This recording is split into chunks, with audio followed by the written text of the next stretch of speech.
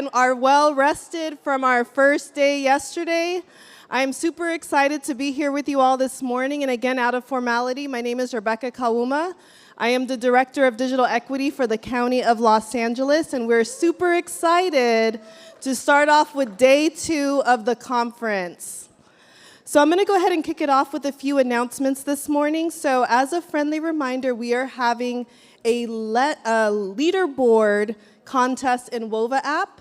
So if you guys haven't been engaged yet, we highly encourage you guys to engage and ensure that you guys are giving session feedback and also engaging in the community board. Raise your hand if you participated in a Birds of a Feather or joined a community as part of the conference. That is a lot of people, so continue to engage in that way, and we'll also be announcing the winners tomorrow morning. And one thing that I want to note in regards to the winners need to be present to be able to receive their prize. And if the winner is not present, we'll be awarding it to the next eligible person. Breakout sessions. We have breakout sessions officially starting at 10:30 this morning. If you haven't figured out what session you want to join yet, please take a look at the WOVA app and see what sessions are available. And as a friendly reminder, we understand that we cannot be everywhere at once when it comes to these sessions, so please, please, please, if you have notes from the sessions that you're attending, put them in the app so that we're able to share them with our amazing colleagues. In addition to that, one announcement that I also want to make is that there is exclusive access for the Net Inclusion 2026 in Chicago. I see Kyla over here from Chicago. It is now open, so feel free to utilize the QR code and start looking to see how you can engage in net inclusion for next year. Now we're going to transition to the next point of the agenda this morning, and I'm very happy to introduce Angela Siefer, who is the Executive Director of the National Digital Inclusion Alliance. And as we already know, we're living through a very momentous time right now, and she'll be talking a little bit more about the state of digital inclusion. So please join me in welcoming Angela Siefer to the stage.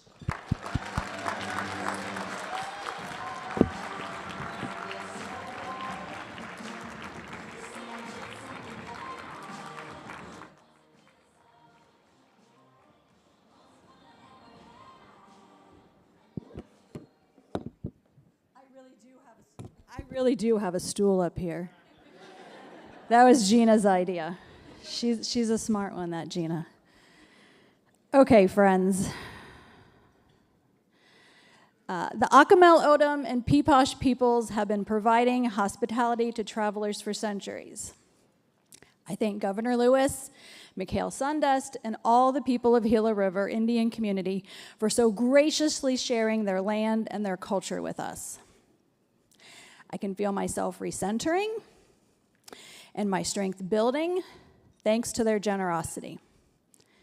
Many Net Inclusion attendees have told me you feel the same. I am also so grateful to all of you for joining us at Net Inclusion this year. So many of you went above and beyond to journey here, like covering your own travel costs. For those watching the live stream, we know you are with us in spirit. Kyla Williams-Tate sent an email to the NDIA team last week. She said, "It's no accident the Net Inclusion was moved to May this year. It feels divine. We are being challenged right before the largest convening of digital equity champions in the nation. I believe deeply in the moment. Though I'm always excited for Net Inclusion this year, I feel I need it more than ever." The NDIA team, whew, maybe a few tears. Friends, so much harm is occurring in our country and beyond right now. Those who had been marginalized are being further marginalized. The cancellation of the Digital Equity Act is but one destructive action we are witnessing. Our issue, your work, and the values we hold so dear are under attack. It doesn't just feel personal, it effing is personal.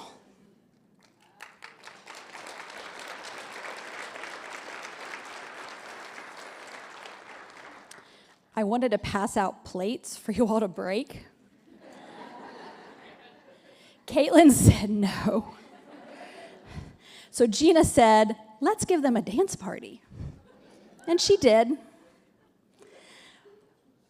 My stages of grief are bouncing around. My chest will hurt so hard, I think I'm having a heart attack.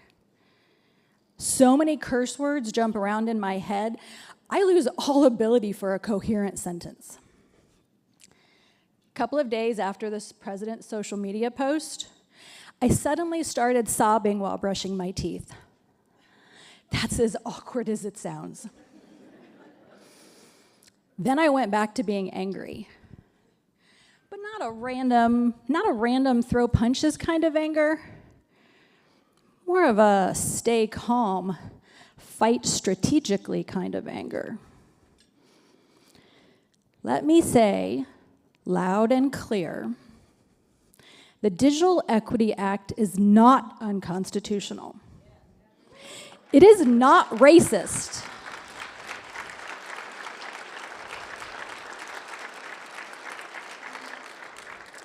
An executive branch canceling a program that Congress legislated, now that's unconstitutional.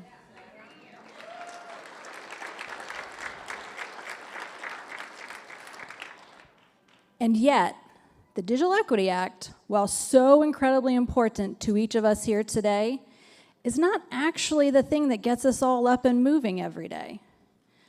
We all do this so that Chase, where are you? Stand up, please. So that Chase can teach Diane in Ohio to use a grocery store app so she can order her own groceries. So that Diane now eats regularly and has a newfound independence. Thank you, Chance.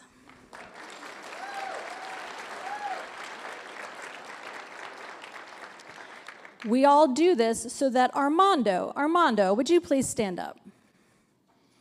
So that Armando can teach Isaiah digital skills. So that Isaiah can achieve a high school equivalency degree and a job as a forklift operator. Thank you, Armando.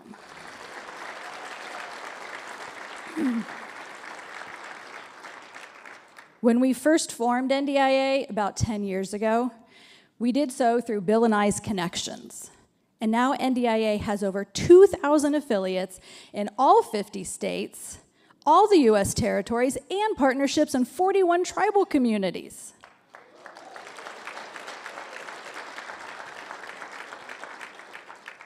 There were only a handful of local digital inclusion coalitions back then. Now we've documented 85 local, regional, and state. And there are certainly more. At the very first net inclusion, the refrain was, I found my people. And all of us here are to support you. My friends, we are your people. When we were first working on the Digital Equity Act, I was truly uncertain how to get it passed, how the whole thing worked.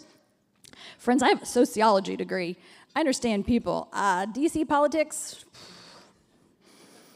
Then the pandemic happened and created an issue awareness we had only been able to dream of.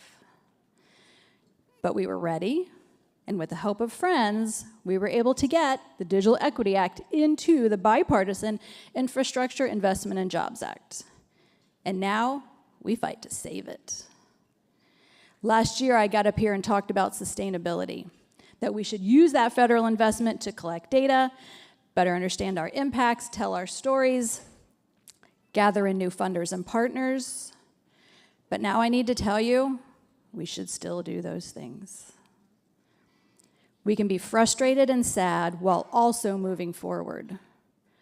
I am already seeing you address this diversity head on. I'm seeing you do this individually in your organizations and together.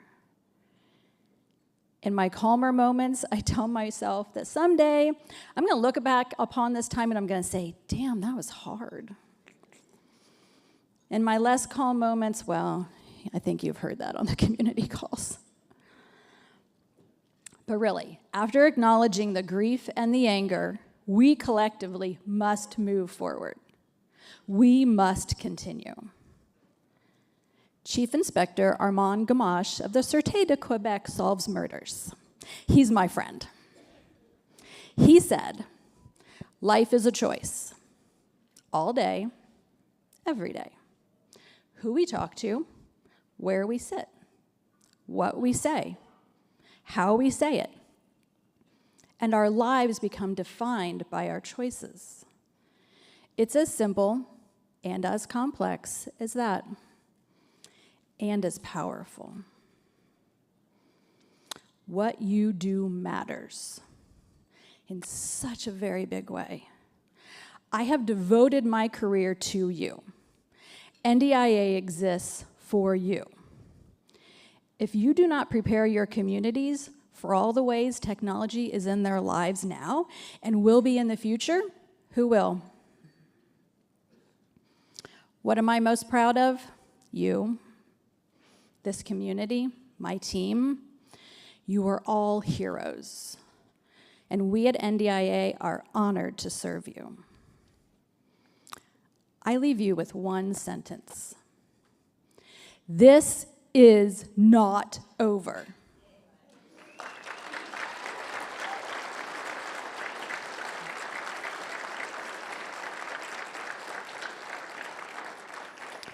This is what? Not over. This is what? Not over. Thank you, friends.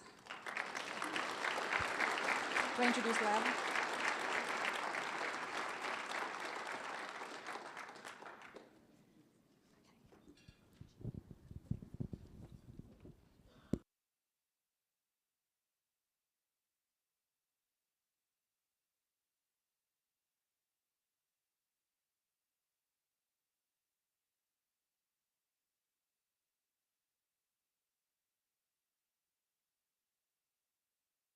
Please join me in giving Angela another round of applause.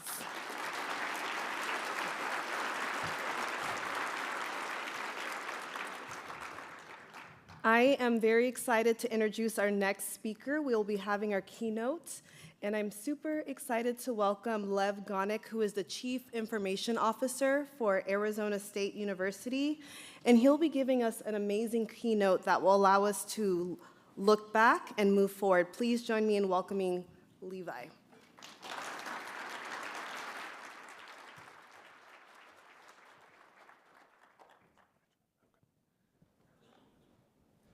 Good morning, everybody. Good morning. Great. So the arc of history is not a straight line. And progress, as we now know, is not the shortest point between A and B. What is even included in our way of thinking about digital inclusion is not a snapshot. It's part of an ongoing historical trend line. And in all of that work, the arc of history, the movement to advance progress, the commitment and the moral purpose of being engaged with digital inclusion work,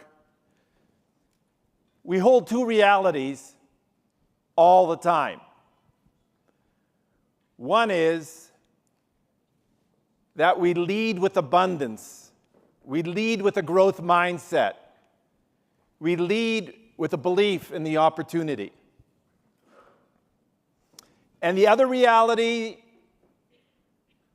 that we all live with is that we manage with the realities of scarcity. That's my preview of my conclusion.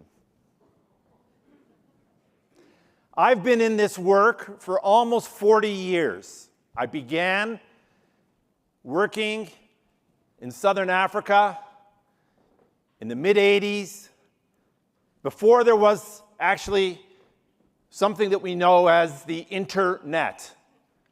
The internet is based on a protocol called TCP/IP. It was once upon a time not the only protocol, and when I worked in Southern Africa, FidoNet was the protocol that we used to connect communities living in the bush who are dealing with what appeared to be the onset of a completely devastating challenge in healthcare throughout the region, throughout sub-Saharan Africa. It turned out that the first indicators were TB. TB being the first health indicator for what became the global AIDS pandemic. And in that moment, communities and individuals committed to using the emergent technology of its day, committed to digital equity and digital inclusion, made it our purpose to mobilize communities all over the world to try to provide FidoNet connectivity to community healthcare organizations in the bush using a protocol that dialed up from the community health center, in this case in my work, to the capital in Harare, a relatively new capital in a relatively new country facing this devastating moment. FidoNet would call Harare not with high-speed broadband, but with telephone lines that were at best made of pretty much colonial copper wire connectivity. FidoNet pulled 99 times trying to get a connection. And then when it did, it uploaded information that came in the form of TB testing for people who would wait days to get their TB tests in the local community. And then from there, again, through this community, this global community committed to digital equity and inclusion, that information would be passed to Harare, the capital. And then once a day using FidoNet, we would connect to South Africa, to a gateway, to GreenNet was what it was called, to allow us to move the traffic from Zimbabwe to South Africa, from South Africa to the UK, from the UK to Sweden and to Canada for healthcare professionals to actually analyze the TB test, and then in return, using FidoNet, find a way to ultimately give healthcare professionals insights as to the condition of the folks living in those communities. I learned a lot about human resilience, and I learned a lot about ingenuity, and I learned a lot about how important it is to actually build and sustain a community dedicated to those kinds of moral purposes. MangoNet was what we created as a series of just scrappy nonprofits. For 5 years, I brought students, between 10 and 20 students each year, to actually roll out to healthcare communities throughout rural Zimbabwe and help healthcare professionals learn how to use FidoNet, what we called MangoNet. Eventually, that became HealthNet. HealthNet has supported that region for the last pretty much now 30 years as an ongoing sustainable effort for global healthcare and population healthcare. In my own world, I found myself in Southern California in the next snapshot, facing a community that was actually being devastated through economic dislocation in the mid-90s, 30 years ago, in which whole communities were being completely shut down as the aerospace industry in Southern California and all of the downstream and upstream impacts on Southern California. I lived in a community called Pomona, California. And South Pomona, the city of Pomona on the south side, was completely devastated. Unemployment rates at more than 30%. Property values decimated.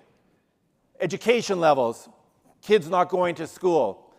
People living out on the streets. A really difficult moment.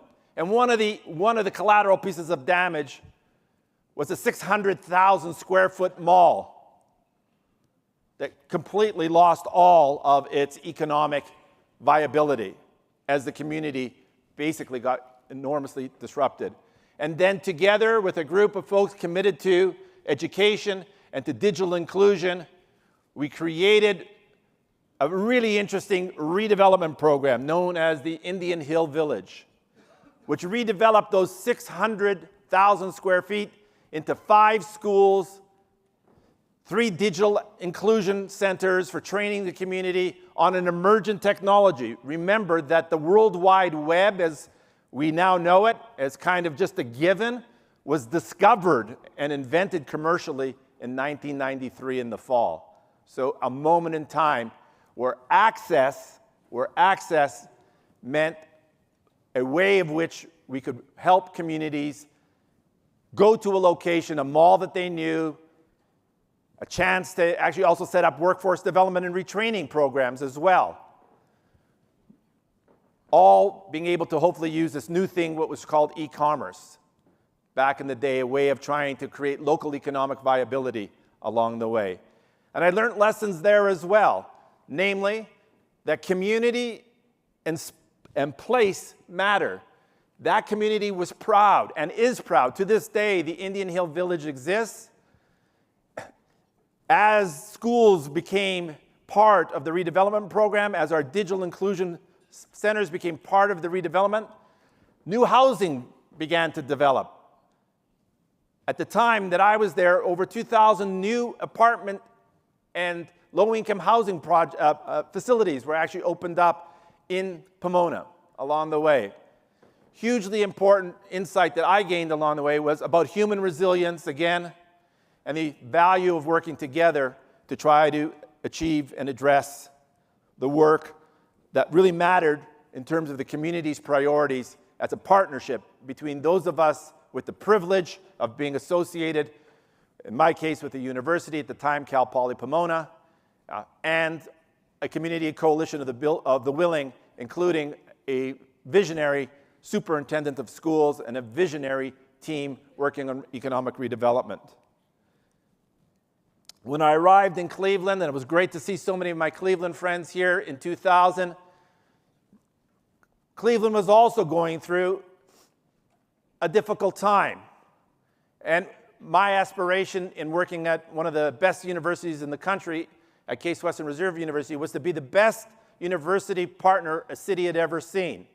And when we asked the community what they needed, including the community that lived immediately across the street from the university, Wanda Davis at the Ashbury Community Center, a senior citizen center, which was a transformed barbershop, said to me at the time and to Bill Callahan, what we need is a place to actually train senior citizens on how to use the internet.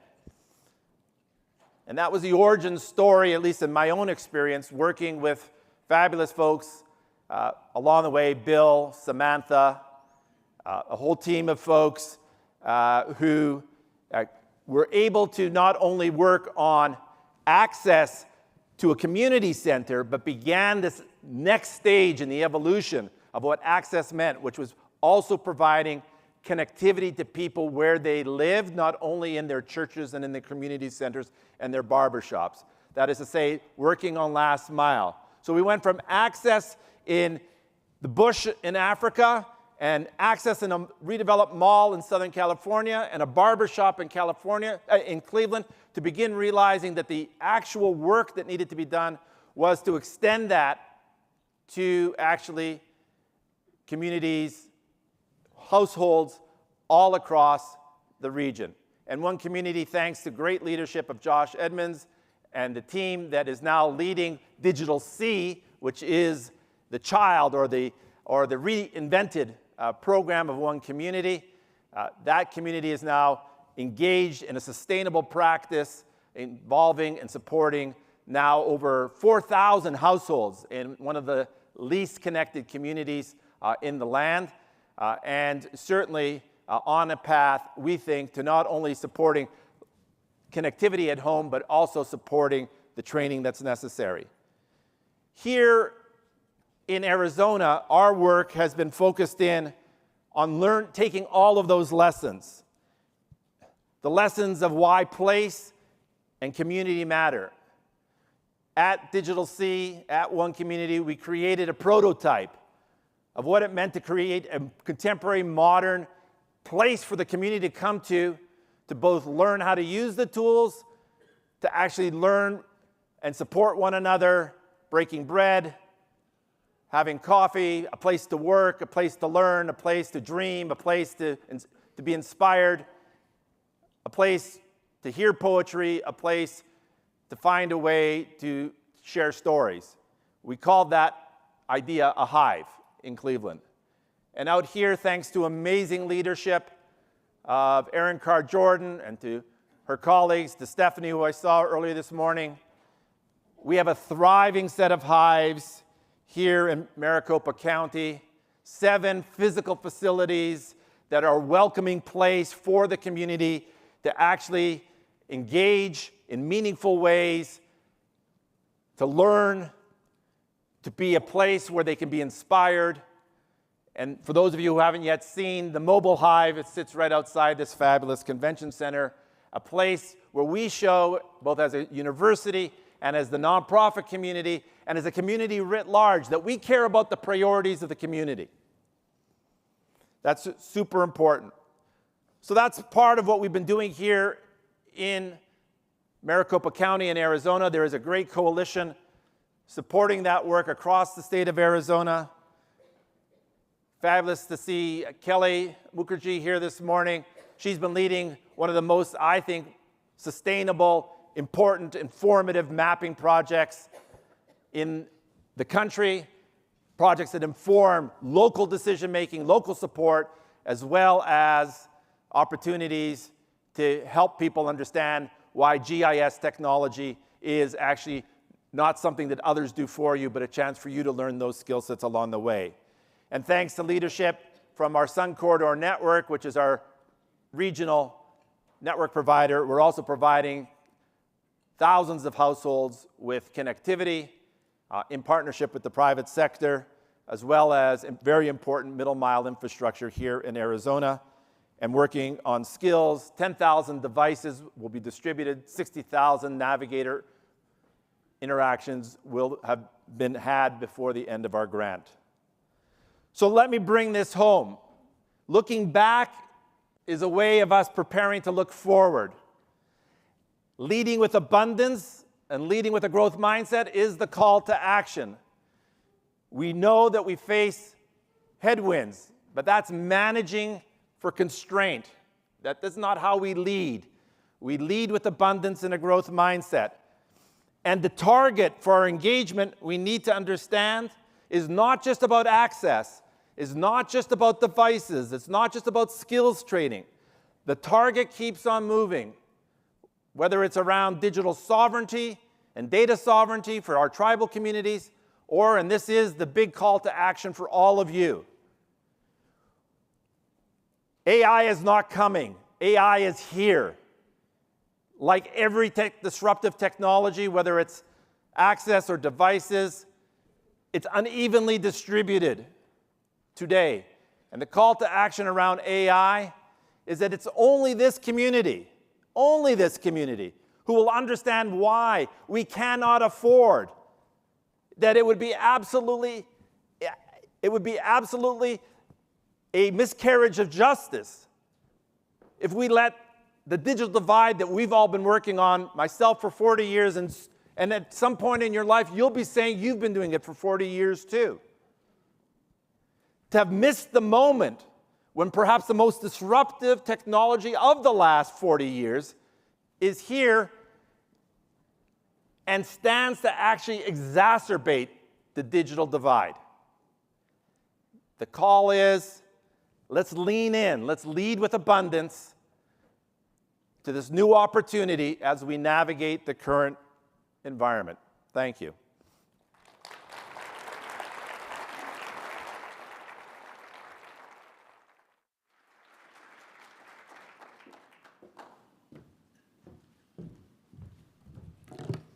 All right, thank you so much, Lev. And now we're going on to one of my favorite portions of Net Inclusion Conference. We will be celebrating and honoring our digital equity champions. We are thrilled to have Rebati Prasad, who is the executive director from the Benton Institute for Broadband and Society, as well as Angela Siefer, together who will be introducing the Digital Equity Champion Awards. Please join me in providing them with a round of applause.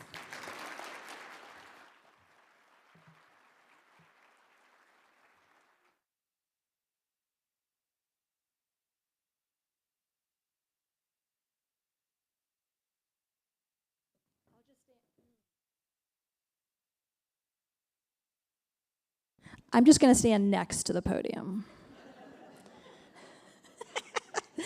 Revity can stand wherever she likes. Okay. Okay. This is really exciting because at this moment in time, who doesn't need champions, right? We need those folks who embody the dedication and the hope for all of us. And that's what we have today. And Revity's going to be the one to give you the specifics about these folks, and I have the honor of handing them a beautiful glass award. So here we go. Revity, you're on. All right. Thank you, Angela. This is only my third net inclusion, so I'm not quite the veteran some of you are, but it's always invigorating and inspiring to be in community with all of you. I've been looking forward to our gathering this year, particularly because I've followed the work of our host, the Gila River Indian Community, to ensure that internet truly serves Indian country. But this year's net inclusion, as Kyla wrote to Angela, became all the more urgent and necessary when the president got to tweeting or truthing, or however history books will describe a social media post that abruptly cancels a program established with bipartisan support and operating across states and tribal communities to meet people's tangible digital needs. Setting aside for a moment whether or not this move will withstand the legal scrutiny I hope is coming, the termination by tweet of the Digital Equity Act has been a blow. Everyone here and many, many more people around the country who couldn't join us today worked hard to win a long overdue national commitment to the simple idea that everyone should be able to access and use the internet in ways that benefit their lives. And since the passage of the Bipartisan Infrastructure Investment and Jobs Act, our community has been working and planning and writing grant proposals while trying to keep our vision trained on the horizon of what is to come and what should come. So yeah, this is a setback, and yes, it stings. But it does not erase the progress we made collectively. It cannot diminish the work of the champions we're celebrating today. And it will not, and I know this from Angela, from all of you, it will not derail the movement for digital equity that emerged long before the Digital Equity Act hit the floor of the Congress. I stepped into the role of executive director about 5 minutes ago, but the Benton Institute's been around for about 40 years, long enough that we no longer ask Benton how old Benton is. Broadband became our focus in the last 10 years, but the core mission that motivated our founder, Charles Benton, has been constant. We work to ensure that communications policy serves the public interest and strengthens democracy. We do that work through policy wins and political shifts, funding droughts, and breakthrough moments like the passage of the Infrastructure Law and the Digital Equity Act. I've found it really helpful to keep that in the front of mind. As Lev just reminded us, this is generational work. We follow in the legacy of those who laid the groundwork, weathered setbacks, and stayed focused on the long game. The champions we're honoring today demonstrate that progress doesn't come from policy alone.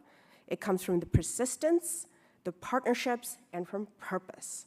So thank you, NDIA, for carving out some time this week to celebrate these digital equity champions that inspire and motivate us. Before we meet them, I'm just going to stretch this out more and more. I'd like to thank the Digital Equity Champions Selection Committee, Caitlin Kovaman, Catherine Crago, Jeff Milner, Pamela Rosales, Gwen Weaver, Kareem Kamwar, Norma Fernandez, Toby Dichter, and someone named, I want to say Grace Tepper? And now our awardees. Ibrahim Imara's approach to digital inclusion is rooted in accessibility, cultural relevance, and strategic engagement. His digital inclusion efforts have directly impacted immigrants, seniors, people with disabilities, and low-income students, ensuring that they are not left behind in the digital age. Building capacity and access takes teamwork and dedication. Ibrahim co-developed and co-taught the Neighborhood Allies Adult Digital Skills Program, a first-of-its-kind initiative addressing digital skills deserts in Pittsburgh and Allegheny County. Ibrahim is developing a digital skills curriculum for refugees, incorporating Mandarin and his native Arabic to remove language barriers for immigrants. Ibrahim empowers his community and gives people control over their decisions and dollars. He created Beyond Cable workshops to equip residents with knowledge of affordable streaming alternatives, helping households cut the cord. With his multicultural fluency, emotional intelligence, and dedication to inclusive community building, Ibrahim exemplifies the service ethic necessary to tackle complex challenges. Ibrahim Imara is our 2025 Digital Equity Emerging Leader.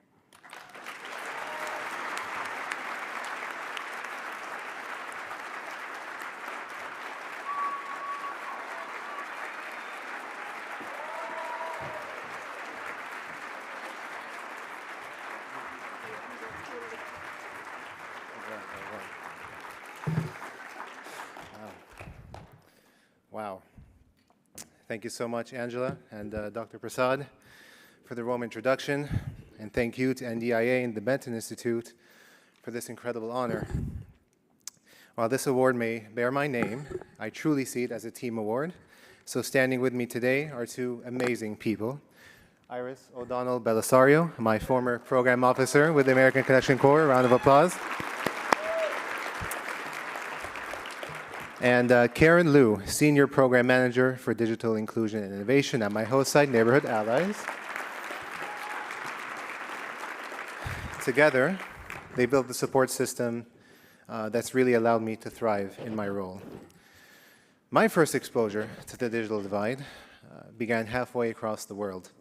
As a teenager in Egypt, I lived through the Arab Spring, when my family and I experienced a total internet blackout by the government in response to mass protests. Those days felt like an eternity, filled with confusion, fear, and silence. It was then when I learned a powerful lesson, that digital access isn't just about online services or entertainment. It's a lifeline to democracy, freedom, and human dignity. That experience stayed with me.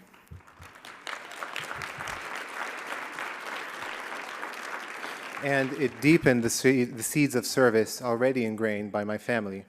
As a child, I would spend weekends with my grandfather, distributing clothes and organizing community feasts, because to us, service was never charity, it was a duty. Years later, after settling in the US, I was able to bridge these formative experiences as an ACC AmeriCorps member in Pittsburgh, made possible by Lead for America. It's especially fitting because Pittsburgh is known as the city of bridges. And like those iconic yellow steel structures, my service has been defined by building bridges between underserved communities, across cultures, and to socioeconomic opportunity. Thanks to Karen's guidance and our various partners, we've engaged over 2,600 residents with the ACP, began developing a multilingual digital skills curriculum for refugees and immigrants to address language access gaps, co-developed the region's first digital inclusion asset map to identify digital skills deserts, and supported over 400 minority and women-owned businesses in their transition to the digital economy by revamping our internal directory. And yet, one of the most meaningful acts of bridge building happened at a small food bank when I met Phil, a 58-year-old ex-engineer living on government subsidies. Months after I helped him enroll in the ACP, he won a Chromebook that we were distributing, and he used it for a special project to build a robotic arm for a retired professor to teach math remotely to school-aged children. He even gifted me a prototype of the arm as a thank you, which I hold very dearly. My experience with folks like Phil embodies Lead for America's core values of bridge building, innovation in all things, and a commitment to place. It reinforces the lesson I learned during that fateful internet blackout years ago, that true digital inclusion is not merely about technology, but dignity, opportunity, and lasting impact. Thank you so much again for this honor. Let's keep building together.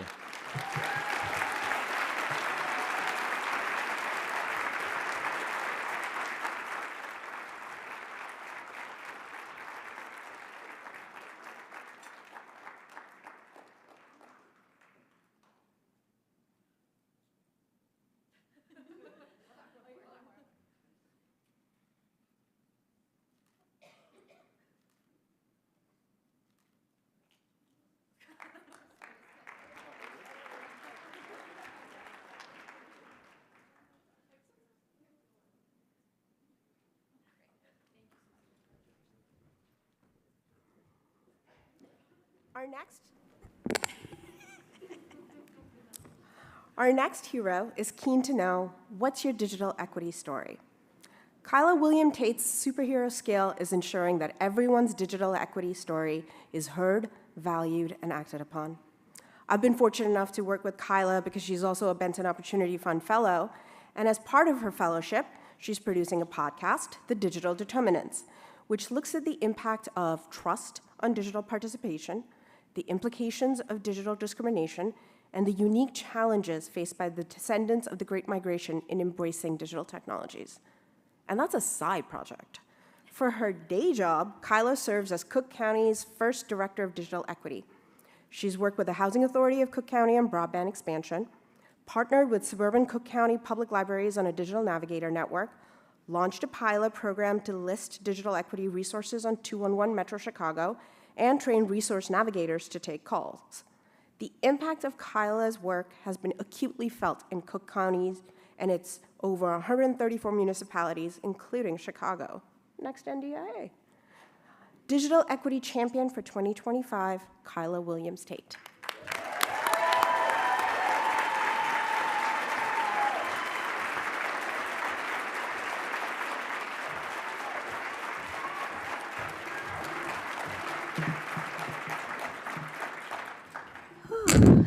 Hey, y'all. So I want to thank NDIA for this incredible opportunity, and also thank the Benton Institute and every other person who submitted my name for this honor. When I saw that email, I had to read it twice. I was shocked and humbled, but I'm deeply grateful to be here today. To my fellow awardees, what a moment. Stand tall. You are shaping a more connected and more equitable future for us all. To my husband, James, watching at home, and my kiddo, thank you for letting me bring my full self to this work, because this is a lot of work, y'all. To my parents, the late Henry, and to my mom, Betty, thank you for showing me what it means to care deeply about people and to work hard. To Cook County Board President Tony Pretwinkle, the President's office staff, the offices under the President, the Council of Digital Equity, and the Digital Equity Action Committee, thank you, thank you, thank you for trusting me to lead on behalf of Cook County residents. And special thank you to my partner, Mauricio Jimenez, and to all my sisters. Y'all know who y'all are. Thank you for your support. Now, let me make one thing clear. I accept this award with a lot of pride, but I can't accept it alone. This award is for the people. It's for every single one of you who rolled up your sleeves and fought for digital equity. It's for the educators who turned their homes into classrooms, the advocates who chased every dollar, the volunteers in libraries, schools, and neighborhoods who made sure no one was left behind. It's for the ones who are passing out devices, for the ones setting up Wi-Fi in church basements, for the ones teaching grandmas how to click join the meeting for the first time. It's for the people who refuse to accept that access to opportunity depends on your zip code, your income, or your background. We fight because access to technology isn't a luxury. It's a lifeline. It's a human right. It means jobs, education, healthcare, connection, human connection through digital means. Yes, we've made a lot of progress, because I know y'all are working hard too, but the work isn't done. Not when kids are still doing homework in parking lots. Not when families are choosing between groceries and the internet. Not when whole communities remain offline. This is not a moment to rest. It's a moment to dig deeper, push harder, and fight for every person still waiting on equity. Because when we fight for digital connectivity, we fight for dignity. By connecting the unconnected, we're building futures. So yes, I am indeed honored, but I dedicate this to all of you. And today I ask every single person in this room and any of those that's listening or watching to reconnect and recommit to this movement. We have to stand together. We have to keep going until every community is connected and no one is left behind.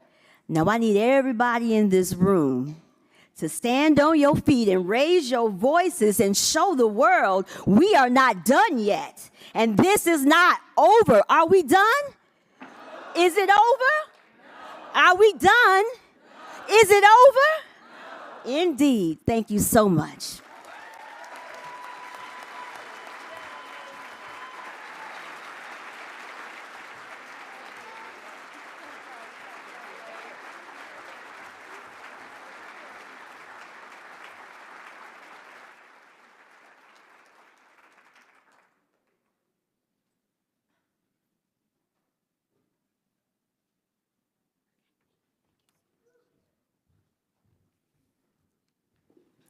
Today, we also honor the work of Susan Corbett. Susan has been a digital equity champion since the days of BTOP, and if you don't know what that is, you might be a digital equity emerging leader. Susan's a founding member of NDIA. Her leadership in the state of Maine is unparalleled, so much so that they call her the Maine Lady. Yes? Well, they should. As the executive director of the National Digital Equity Center since 2017, her approach to digital inclusion is best embodied by the motto, partnering to create disruptive strategies to close the digital divide across the United States. Throughout Maine and beyond, Susan Corbett guides partners to create the most effective disruptive strategy for digital inclusion to make a difference in the lives of those they serve. Digital Equity Champion for 2025, Susan Corbett.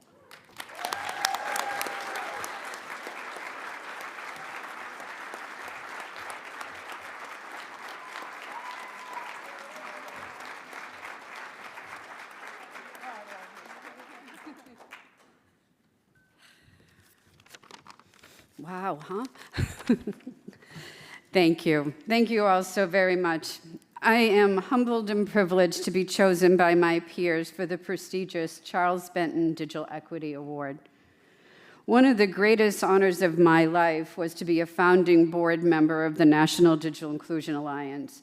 Many thanks to Angela and the NDI team for all that you do for us and the people that we serve. I have so much pride as I've watched this organization grow, strengthen, and have a profound effect in our digital equity world. I'd also like to thank Marita Fairfield and the fabulous team at the National Digital Equity Center, our supportive board of directors, and our many partners for their endless dedication and commitment. We are indeed a village. And a special thank you to Maggie Drummond-Ball and the team from the Maine Connectivity Authority. I cannot think of a better partner to be on this mission. You know, when I founded NDC back in 2017, I did it for a couple of reasons. One, this work is important, and I was passionate about it. And two, this was going to be the last chapter of my career, and that it needed to matter, and that this work matters. We've come a long way from a time when there were only hundreds of us across the country to today where there are thousands of us, all trying to close the digital divide and to improve the lives of others. Mahatma Gandhi said it so eloquently, the best way to find yourself is to lose yourself in the service of others. And that is what all of us do each and every day, helping others and expecting nothing in return. Being in service to others means having a deep, positive impact with the people that you help, creating a ripple effect of kindness and good. It has been an honor and a privilege to walk this journey with all of you. It's been a heck of a year, but we are not done, and we are not giving up. We have worked too long and too hard, and when something is right, You just keep doing it. Thank you all so very much.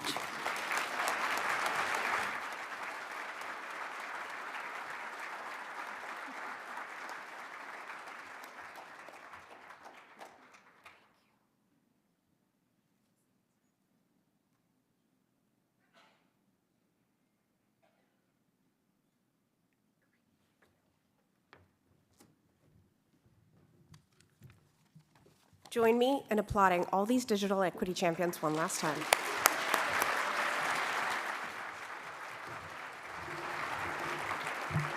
Thank you so much, Revati and Angela, and congratulations again to all of our digital equity champion honorees. We have more celebrations to continue with our agenda, and we will be now honoring our digital inclusion trailblazers, as well as our 7-star communities. I'm very excited to welcome Arin from the National Digital Inclusion Alliance, who is a director, as well as Davida Delmar, who is the Digital Inclusion Manager with Aramin Critical Infrastructure, who will be presenting these awards.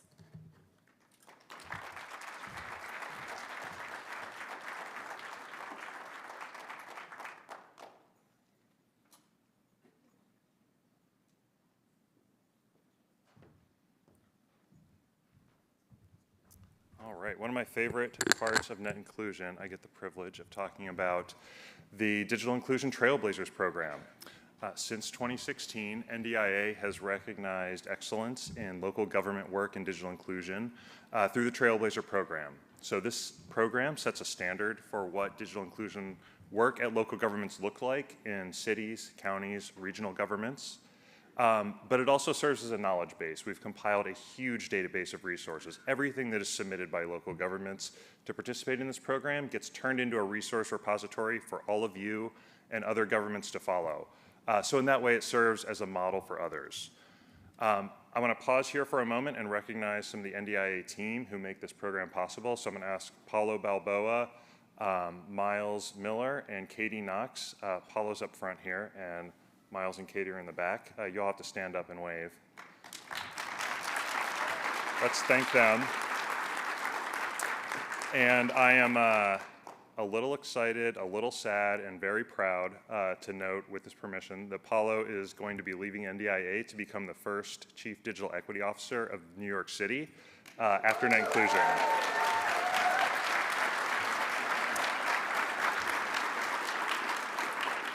So with that, let's meet the 2024 class of Trailblazers. So 2024 was our largest cohort ever. We recognized 60 local governments who are Trailblazers across 25 states. And what really struck me this year was we had longtime Trailblazers since the start, like Boston, the city of Portland, San Antonio. We have the largest county in the country, LA County, representing 10 million residents. But what really stood out this year is the 17 new Trailblazer communities. A lot of them are small towns, rural counties, and suburban communities for the first time ever. So we had Aurora, Colorado. We have the town of Shutesbury, which is 1,700 residents, is a Trailblazer this year. So really exciting to see that class. And you can see over 900 resources submitted. So if you're interested in seeing almost 50 job descriptions of what digital equity coordinators and staff look like at local governments, you can find it in that resource repository. If you want to find 48 descriptions of digital navigator programs, it's there. And I don't know why it might be relevant, but if you wanted to see how local governments, 39 different local governments have dedicated non-federal funding to supporting digital equity work, you can find it there also, so really exciting. So actually my favorite part of net inclusion was yesterday, when we got to recognize each of the Trailblazer communities individually. And when you see this list, you'll see why we can't do that today on stage. But I do want to ask all the Trailblazer communities in one moment to stand up and be recognized. But if you don't see your community on there, whether there is no community that's too big, cough, cough, New York City, Paulo, we expect to be on there. And there's no community that's too small to apply and be a Trailblazer. So we encourage you, if your community's not on there, make sure they are next year. With that, I want to ask all the representatives of the Trailblazer communities to stand up and be recognized.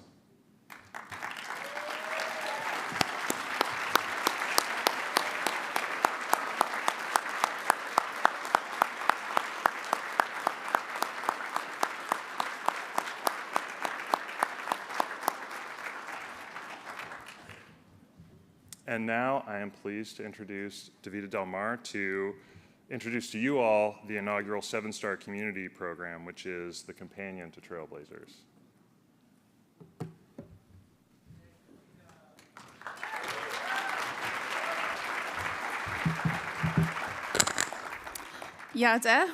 Hello. So yes, I'm here to announce the inaugural recipients of our program, 7-Star Communities. This program is the first time Native nations and entities are being honored and recognized for their excellence in providing sustainable digital inclusion solutions that address their community and nation's digital connectivity and access. Digital inclusion and equity is essential to effectively impact a Native nation's educational, health, economic, cultural, and social needs.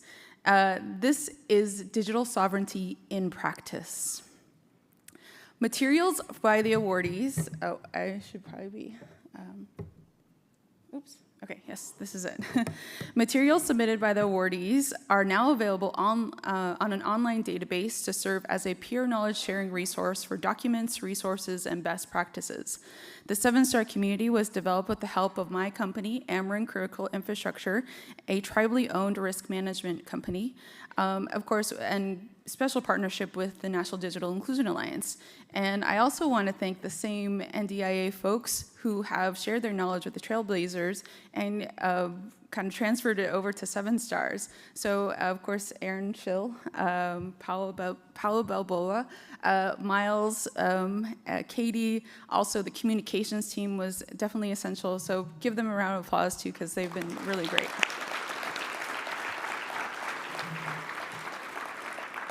So we would also especially like to thank our mentor group. They are made up of Indigenous practitioners who have been doing this for several years in the field. Sorry, I lost my... so one of those mentors is actually Ernie Rasmussen, who's been a personal mentor as well, and he just said this week in regards to the 7-Star Communities, tribal telecoms are unique in their role, bringing a duty of care founded not in bylaws, articles, and incorporation or mission statements, but rather a bloodline across generations calling us to serve. This is true for the tribes who are working towards digital equity, because we are called to this work. And looking back now, we have seen the collaboration, sustainability, and innovation that has been accomplished. So by recognizing Native nations, we also want to uphold the sovereign status of tribes and their ability to invoke effective, sustainable community development. So with that, and I tried to warn them yesterday, but I'm not sure if they're all in the room, I would ask that each one of those folks come up, the representatives of the 7-Star Communities. It's really great because we're building up to 60 awardees, but right now we have just 8. So please join me on stage as I call out your accomplishments, if that's okay. If you're here, like I said, I tried to warn them, but you know, it's kind of busy this week. Alliance for Navajo Broadband, who's joined by Joy Thompson, they advocated to state representatives on the importance of Lifeline and Affordable Connectivity Program by providing important data and important original data from the Navajo Nation. So thanks to Joy and her team.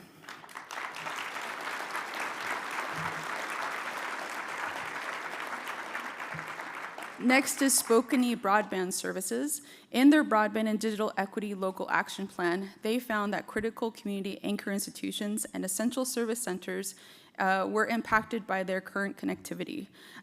They found that they were all lacking, or most of them were lacking access to robust broadband, which affected their health, their safety services, and a lot of different things such as their education as well.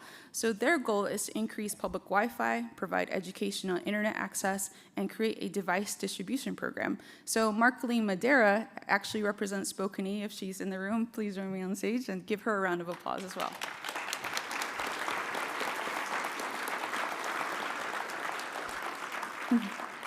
Hoopa Valley Public Utilities District. So we're joined by the Honorable Jordan Haley, who's hopefully in the room, and their team at Hoopa.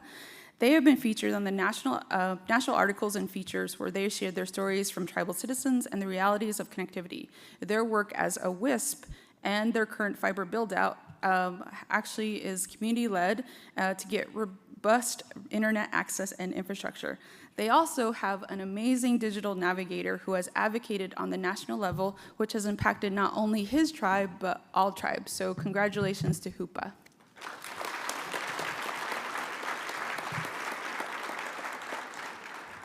Choctaw Nation of Oklahoma. They built a centralized platform for the Choctaw Nation and, of course, citizens on their land to find accurate and up-to-date information on internet access in their communities. Folks can locate internet service providers, coverage areas, and connectivity options in their region.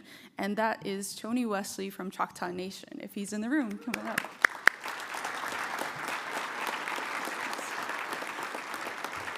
And of course, Gila River Indian Community. As a nation, they support computer labs in each of their 7 district service centers, including the Community Technology Center and the Ira Hayes Memorial Library.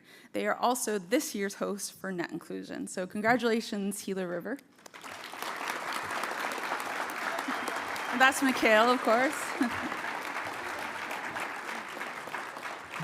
So, as a subsidiary of the Gila River Indian Community, Gila River Telecommunications Incorporated also has amazing programs such as the Digital Connect Initiative.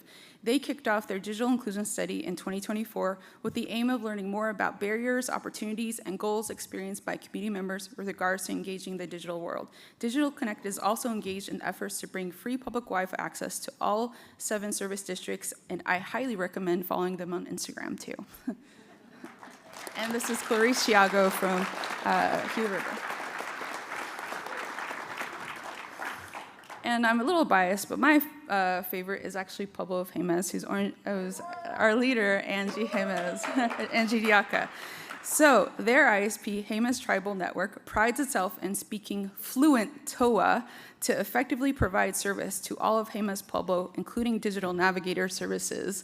So if you want to know how to say the internet in TOA, please ask their crew. And their entire crew is joining us on stage. And a big thanks to Angie Diaca.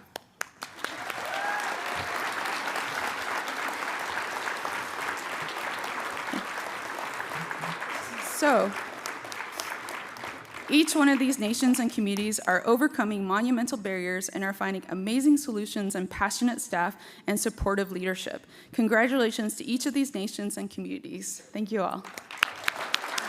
Oh, actually, I actually skipped someone. I'm sorry. My scrolling messed me up. I apologize. This is my best friend, Jason Hall, Mohawk Networks LLC. I'm so sorry. Their digital navigator, Brenda Cook, reflects on her role. Quote, "We were not just connecting people to the internet, we were connecting them to opportunities, education, and each other. I will assist individuals in understanding how to utilize technology to their advantage, ensuring they have access to the internet and can maximize their digital experience." So thank you, Jason and Mohawk Networks. And of course, thank you all. This has been a great project, and just one last congratulations to 7-Star Communities.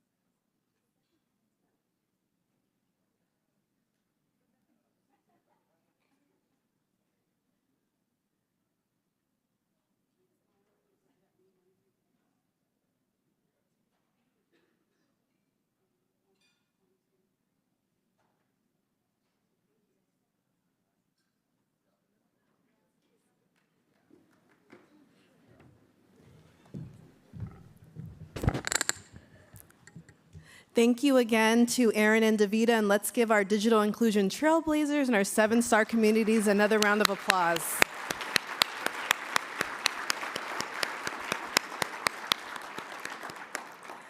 I am excited to welcome to the stage Pamela Rosales, who will be kicking off our official segment, which will include our lightning rounds.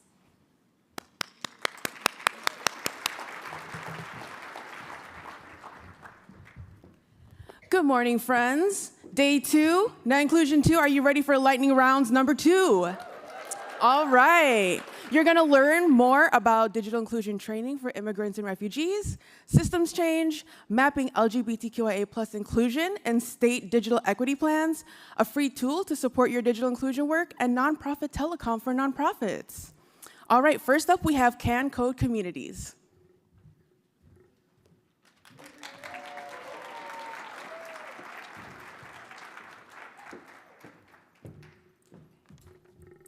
Hola, ¿hablas español? ¡Que viva el español! Sí, soy Delma Wood, instructora bilingüe y coordinadora comunitaria para CAN Code Communities. Estamos aquí para compartir un programa especial. En CAN Code Communities ofrecemos capacitación gratis en computadoras. Entregamos laptops, servicios Wi-Fi y clases virtuales en inglés y en español. En colaboración con la Oficina de Nuevos Americanos del Estado de Nueva York, tuvimos más de 300 aprendices nativos de español y de otros idiomas. Enseñamos Microsoft 365, navegación en la web, inteligencia artificial y Google Workspace. We don't translate those names. Este programa está disponible para todos los Estados Unidos. Para más información, contáctanos o escanea el código QR en la pantalla. Y ahora les presento a nuestra CEO y fundadora Annmarie, quien compartirá esto en inglés. Gracias, Delma. Hola, mi amigos. Hello, my friends from across the United States and around the world. We're here to share a program that's transforming lives and opening doors to the digital economy for immigrants and refugees. This work is more critical now than ever. At CAN Code Communities, we provide free digital skills training to immigrants and refugees. We ship laptops to people who have never owned a computer before and Wi-Fi hotspots directly to their home. And we train them online, virtually. It's instructor-led training in English, Spanish, and we have also Haitian Creole support. Launched in 2020 through a partnership with the New York State Office for New Americans, the program has served nearly 300 individuals, many of whom have had no prior computer experience. To date, participants have reported speaking 24 different languages. Our trainees come from the following countries: India, Bangladesh, Burma, Kenya, Uganda, Rwanda, Tanzania, the Dominican Republic, the Democratic Republic of Congo, Brazil, Afghanistan, Ukraine, Mexico, and all across Central and South America, from Guatemala, El Salvador, Ecuador, reaching out to Chile and Peru. I don't know if I have any more minutes, so I'm going to take a pause. I got 30 seconds. Thank you. Our curriculum teaches basic to advanced computer skills. We teach in Spanish and in English. Microsoft 365, Introduction to Artificial Intelligence, navigating the web, Google Workspace, as we just heard, is not translated, drafting a resume and a cover letter, and how to utilize those new skills to connect to the workforce, to find employment opportunities that offer a better quality of life. 92% of all jobs now require digital skills. Yet for immigrants and refugees, public learning spaces feel out of reach. That's why our home-based model matters. It meets people where they are in the language they trust with the tools they need. Que vive el español, te amamos. Thank you.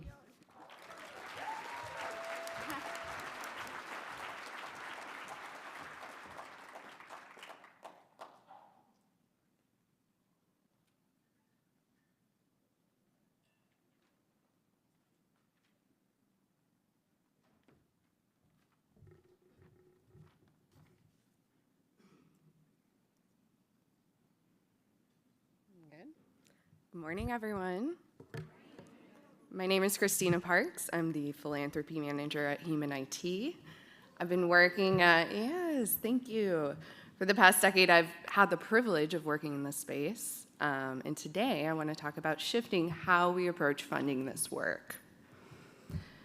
So oftentimes we start with devices. They're tangible, immediate, very important, but if we stop there, treating funding purely as charity, we're only addressing surface symptoms and not the root barriers. So it's kind of like giving someone, the proverbial fishing rod. It's great, but then they don't have the access to the lake, the skills to fish, no market to sell their catch. So simply giving things, while well-intentioned, fundamentally limits the potential for true lasting change. We need to go deeper. Everyone in this room plays a part. We all make this ecosystem work, whether that is through technology donations for nonprofit computer refurbishers, the direct on-the-ground support offered by the practitioners in this room, philanthropic funding to fuel the work that we do. It really does take all of us. So how can we build up these ecosystems? It starts with thinking about how we partner and really rethinking about how we partner. So for funders, we need to move beyond transactional grants, engage with us as strategic partners, trust our on-the-ground expertise, and invest in full ecosystems. So not just pieces of the programs, but really the whole picture, right? Or just give us general operating support and we can go do it, right? For practitioners, really own your expertise. Speak up about systemic gaps. Share your data, your stories. Don't be afraid to push back and ask for what you actually need as an organization. Strategic dialogue begins with clarity and confidence. So we need to support each other. Organizations like Human IT, we need to build each other up, mentor, share resources, collaborate, and play to our strengths so that the entire field can grow stronger. And let's put the best team forward. So health experts lead health efforts. We'll handle the devices and tech support. Libraries provide the on-the-ground resources and in-person access. So everyone contributes their strength so communities can receive the best outcomes. So when we make the shift together, everyone wins. Funders achieve greater, more sustainable impact and gain valuable insights. Practitioners, we gain strategic, flexible funding. We can build capacity and find true thought partners. And most importantly, the communities we all serve will benefit from this holistic, effective solutions that drive real economic mobility and opportunity. It's not about just checking a box. It's about building systems so everyone can thrive. Thank you.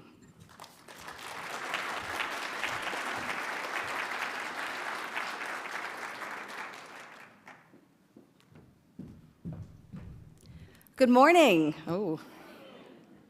Go. My name is Shay Gardner. I'm the Director of Policy and Research for LGBT Tech. We are a nonprofit that fights for digital equity for LGBTQ+ folks.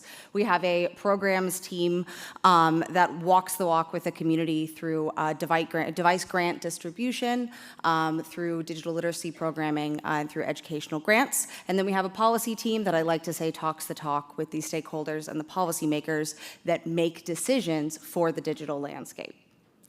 There are 25 million LGBTQ+ adults in the United States. If that were a state, that would be our second most populous one. This is a huge community of individuals. This community relies on digital spaces to overcome the inequities in healthcare and education, in employment, in social connection, in information sharing that are far too real right now in physical spaces. At the same time, we know that this community suffers from the same socioeconomic outcomes that make that technology harder to access. We have high rates of disability within the community. We have an oversized rate of poverty, and we have an increased reliance on public access spaces. So with that in mind, we have to consider what the states and what the federal government are doing to support digital access for this community. And the federal government right now is trying very hard to erase and exclude us in every single space, offline and online. So with that happening, we turn to the states. The states have an obligation and an opportunity to step up and include the community. And there is still a lot of work to be done in that. And we know that when we look back on the state digital equity plans that were recently released. Only 7 of those plans meaningfully included the community, and only an additional 12 even mentioned us in passing. There is a lot of work still to be done here. But that work can be done. We encourage it to be done. We need it to be done right now more than ever. Where sexual orientation and gender identity data can be safely collected, it must be. Where communities, both the LGBTQ+ community and other marginalized communities, can be reached out to share their stories and their needs, they must be. And I hope this is not the first time you're hearing this, but digital equity planning, above all, must center inclusivity and intersectionality, or it will leave our most vulnerable people behind. And for those of you that are here at 6 p.m. tonight, you must come join us for our LGBTQ+ and Allies happy hour in the Kamatka Ballroom. Thank you for your time. Thank you for your allyship. Thank you for joining us in this fight. We will protect ourselves and we will protect each other offline and online especially. Thank you.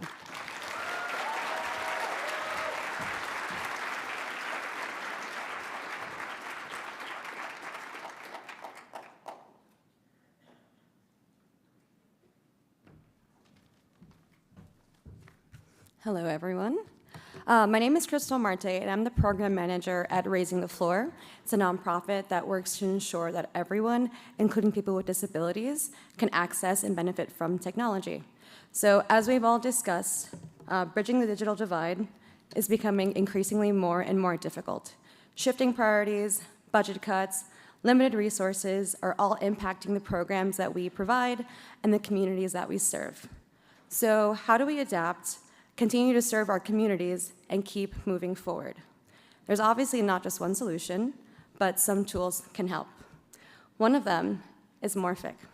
So Morphic is a free tool that we developed at Raising the Floor that can help support your digital inclusion work by making computers easier to use for everyone, but also for older adults, people with disabilities, and those who have limited digital literacy.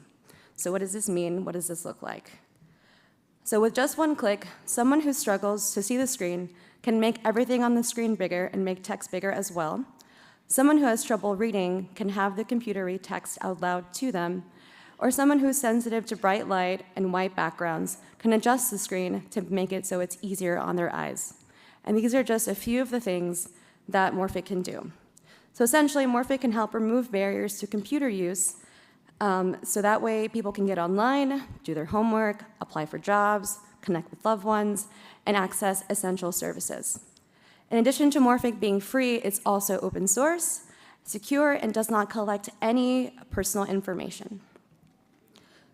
So in the past year alone, Morphic has been used to make computers easier to access and use over 250,000 times on over 10,000 computers, in over 24 schools, libraries, and community centers, also job centers as well. But of course, numbers only tell part of the story. Here's what one person shared with us. My husband is in the late stages of cancer, and it has affected his vision. He wants to complete a document, but could no longer use Word. No corrective lenses are available. I just installed Morphic, and it solved the problem in about 30 seconds. So even the simplest of tools can make a powerful difference in someone's ability to fully participate in today's digital world. So at a time where resources are becoming more and more limited, Morphic is a free way to make it a little bit easier to keep doing the work that matters. If you're interested in bringing Morphic to your community, feel free to pull me after this or scan the QR code. There's a link to download and learn more about it as well. Thank you.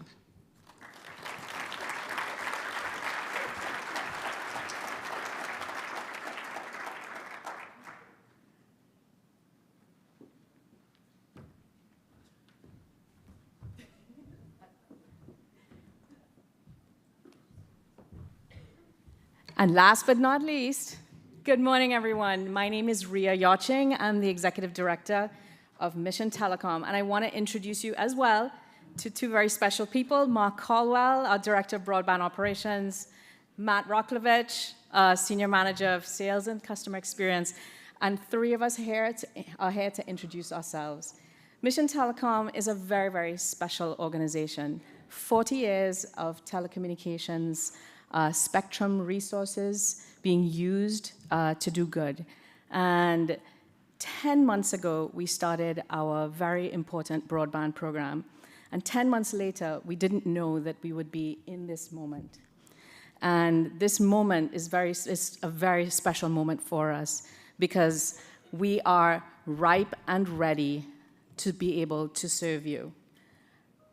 I want to be able to show the OG crew, many of those who are already here in this room, who've invested in us, who've partnered with us, who we are serving right now with high quality, affordable connectivity solutions for the people that need it, for the communities that need it. We serve in several sectors, in housing, in schooling, refurbishing, disaster response, you name it. The list is there, but that's not where it stops. And we all know that the internet is extremely important for all the sectors in the world today. So I want you to challenge us. I want you to challenge us in the areas that you want service, the areas that your communities are suffering, in the areas that we can help you so that we can find our solutions in your areas so that you can thrive, your areas and communities can thrive. Now, what makes Mission special? We are a nonprofit. We're a 501c4 nonprofit that provides broadband services, but we also have a grant-making program that focuses on systemic change. That's unique unto itself.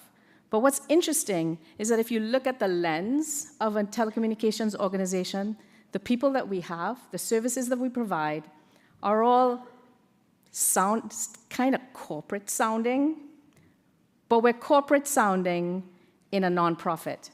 So we have all the technology and the telecommunications experience and expertise in our staff, and we pride ourselves in investing in all of the technology and all of the devices and all of the testing to be able to bring first-class service to you and customer experience to you.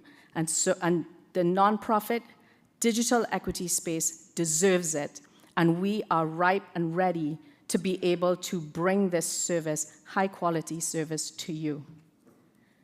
We provide mobile hotspots right now, fixed wireless internet access, connected transportation, connected laptops. You can bring your own device, or if you want to bring an entirely new model to us, we will interrogate it and we will work with you. So thank you very much, everyone. We stand ready to serve you.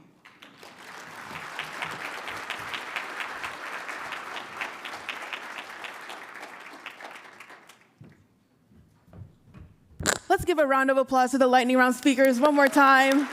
Woohoo! This is your peers, everybody. This is your community, and our community is so amazing. Make sure to connect with them on the HOVA app. And all right, we ended a little early, so we've got a 20-minute break until our second breakout session at 10:30. Check the HOVA app for the list of breakouts in the rooms. All right, bye, everyone.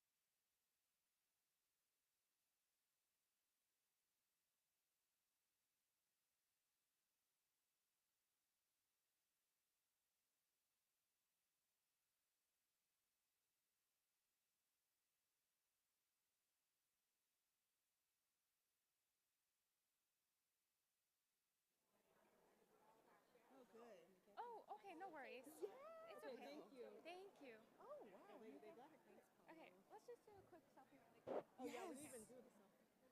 1, 2, oops. So sorry, let me hurry. Get it quick. Okay. 3 and 1.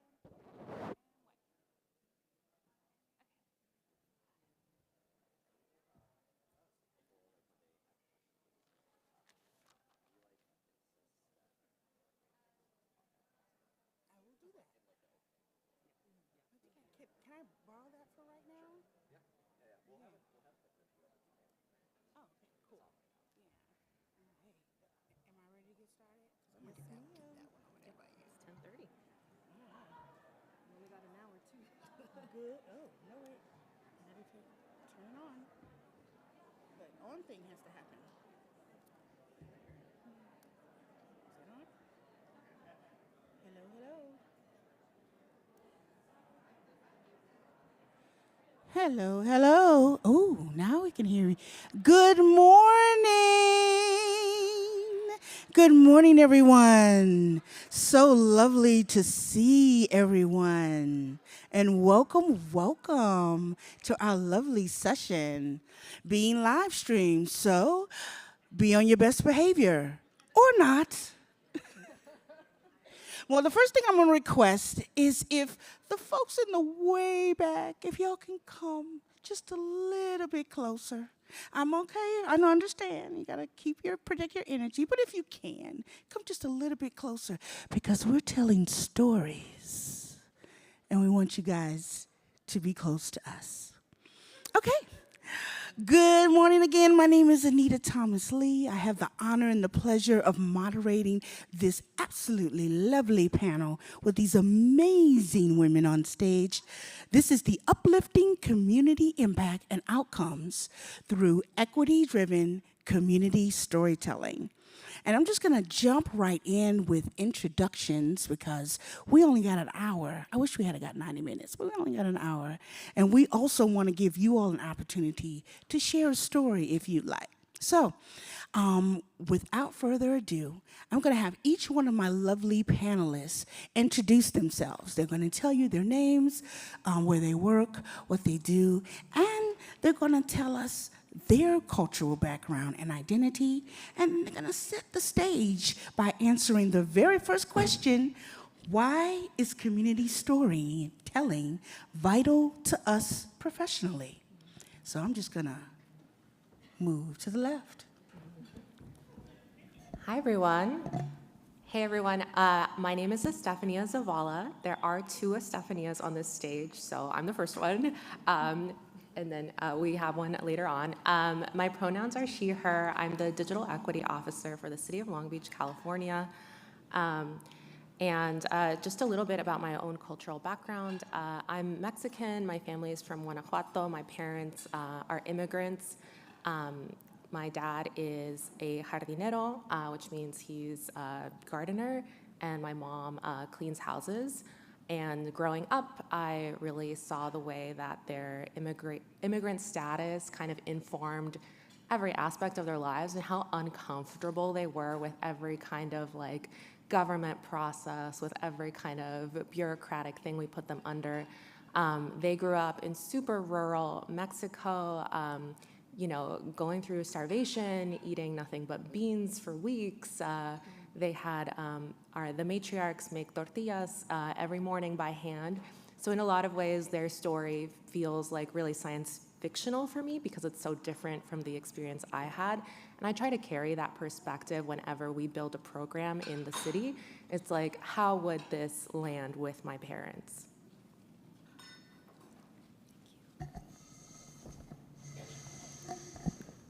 Thank you so much, Estefania. And I know I've met many of you guys already, but just out of formality, my name is Rebecca Kawuma, and I am the Director of Digital Equity for the County of Los Angeles. And for me, just a little bit about my background. I'm actually Ugandan American, so my parents immigrated here from Uganda. And I'm also Nigerian as well through marriage. My husband is Nigerian, he's Igbo. And for me, similar to Estefania, when my parents moved here from Uganda, they very much raised me in somewhat traditional Ugandan aspects, but also they wanted to ensure that I can get ahead.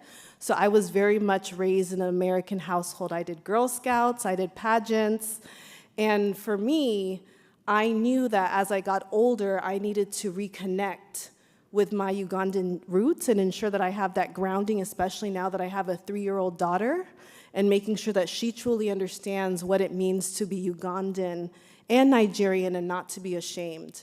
Even for me, when I was younger, I would remember my parents speaking their language in public, and I would be ashamed. And I took some time to reflect on that. I'm like, why am I ashamed that my parents are speaking their language in this country? And that is rooted in white supremacy and racism. And part of my approach when we're looking at community storytelling is how we uplift our communities to ensure that they're able to see the beauty in their culture and ensure that they have their voice represented in the work that we're doing. And I'll turn it over to the other Estefania. Thank you. So I don't, oh, it's working, awesome.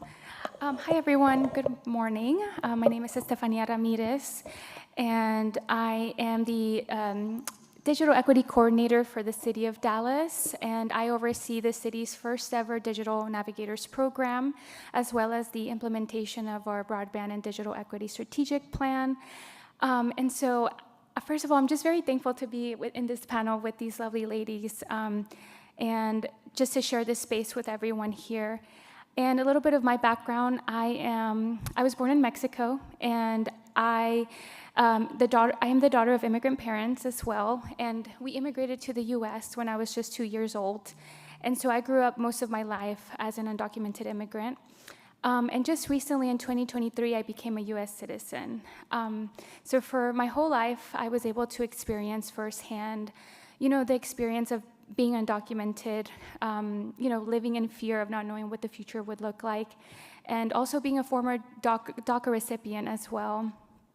So I've been able to just use my lived experience and apply that to the work that I do today in order to empower our communities and let them know about their power and how their voices are so important today, especially in the environment that we're living in today. It's so important to continue to uplift our immigrant communities, specifically undocumented immigrants. And so I take all of my lived experience, I take it with me in the work that I've done in the past, working with refugee communities, low-income workers, and today working with, bridging the digital divide in our communities back in Dallas. Thank you. Thank you so much. Okay, so I am a very unconventional moderator. And so when Estefania R. was explaining that she had just gotten her US citizenship, there was an instant be like, and then you're like, oh, wait, what's going on in America right now? Do we really want to snap? But snaps. Because I know that's an amazing accomplishment. Okay, so the first question, very basic, but I think it's going to be powerful. What is community storytelling? Because that is something that's been thrown around in the nonprofit community total, not even just digital equity. But we want to hone in what is community storytelling for each of you. I'm going to start with you, Estefania Z. Thank you. Get this closer to me. So community storytelling is a way for us to collect data, honestly, for us to collect qualitative data that meaningfully informs our programs, policy decisions, and decisions that we make as government officials. That's how I think of it. It's a way for us to uplift our communities and their lived experiences, for us to honor the work that they do, and for us to take an asset-based approach to that. And I'll share just a really brief example. One pet peeve that I have is that, like, on TV, when you see someone speak Spanish, when you see someone speak English and then they translate it in Spanish, the joke is always like, oh my gosh, it took so many more words in Spanish than it did in English. It was so long. And I think that's just a joke about how, I guess, Latino people are really talkative. But one thing that I think that joke kind of highlights is communities of color are always telling stories. So even when something feels short to us, maybe they're explaining it in such a way that is based in story. And from my perspective as a city official, when somebody tells me a story, when a community member tells me a story, it is my job to find the data in that, to find the truth in that, and to be able to use that to make decisions. Yes, thank you so much. And I also want to take the time to acknowledge one of our colleagues who isn't able to be here today, Alicia Ross from the Illinois Broadband Office. And I'll also be uplifting some of her words today throughout our conversation. And so for me, I really like to focus on the asset-based approach. Similar to Estefania, one of the things that I truly dislike when we're trying to engage in community and asking them to tell their story is that we literally always frame it from a deficit mindset, that the communities are so poor, they don't have resources, they don't have what they need to do work. And one of the most important things that we need to remember as we're looking at community storytelling is that communities are resilient, and many of them were doing a lot of great work before we brought in digital inclusion resources and services.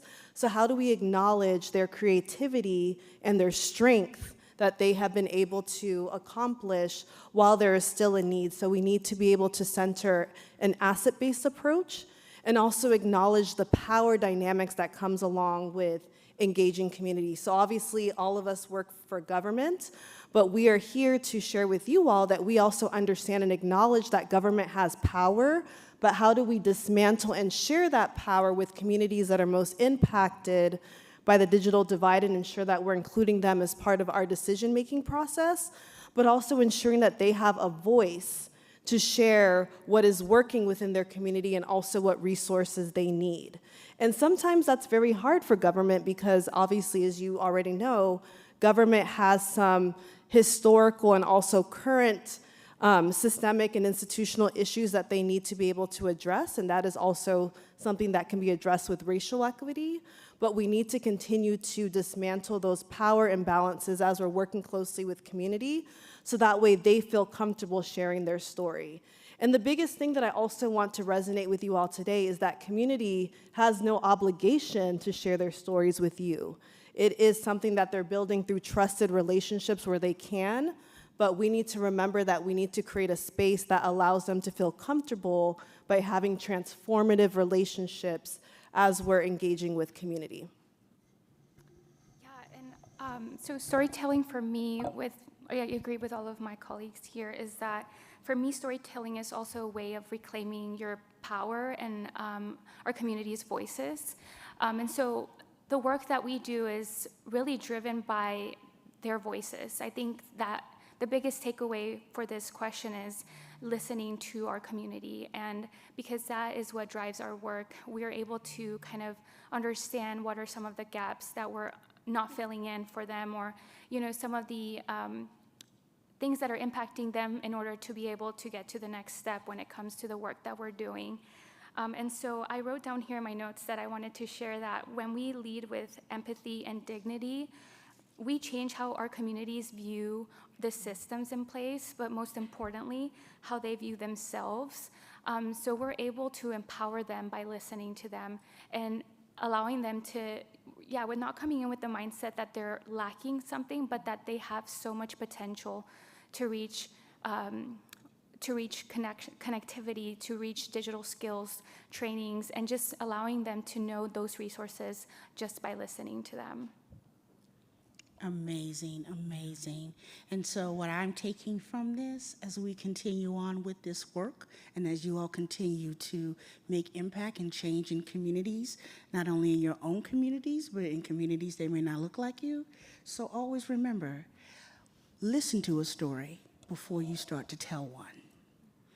So the next question, how do we include equitable and inclusive community storytelling in our digital inclusion work? So let's focus it into the work that we're doing, and how do we make sure that we do that?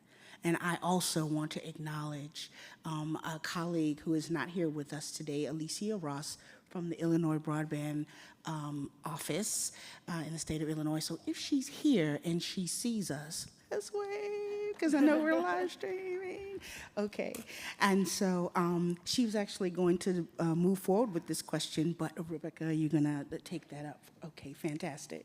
Yes, I'll go ahead and share some words that Alicia shared with me via text, and I will be reading them directly to ensure that I have the accuracy of what she shared with me this morning. So from her perspective, building partnerships from a perspective of friendship is key. When we see others, no matter what their background is, we should see them as equal. There is no form of relationship. Sorry, I'm reading this wrong. My apologies. This is when you form a relationship that leads to stories being shared. In this field, it is the stories that shed a light on how much work is needed to close the digital divide.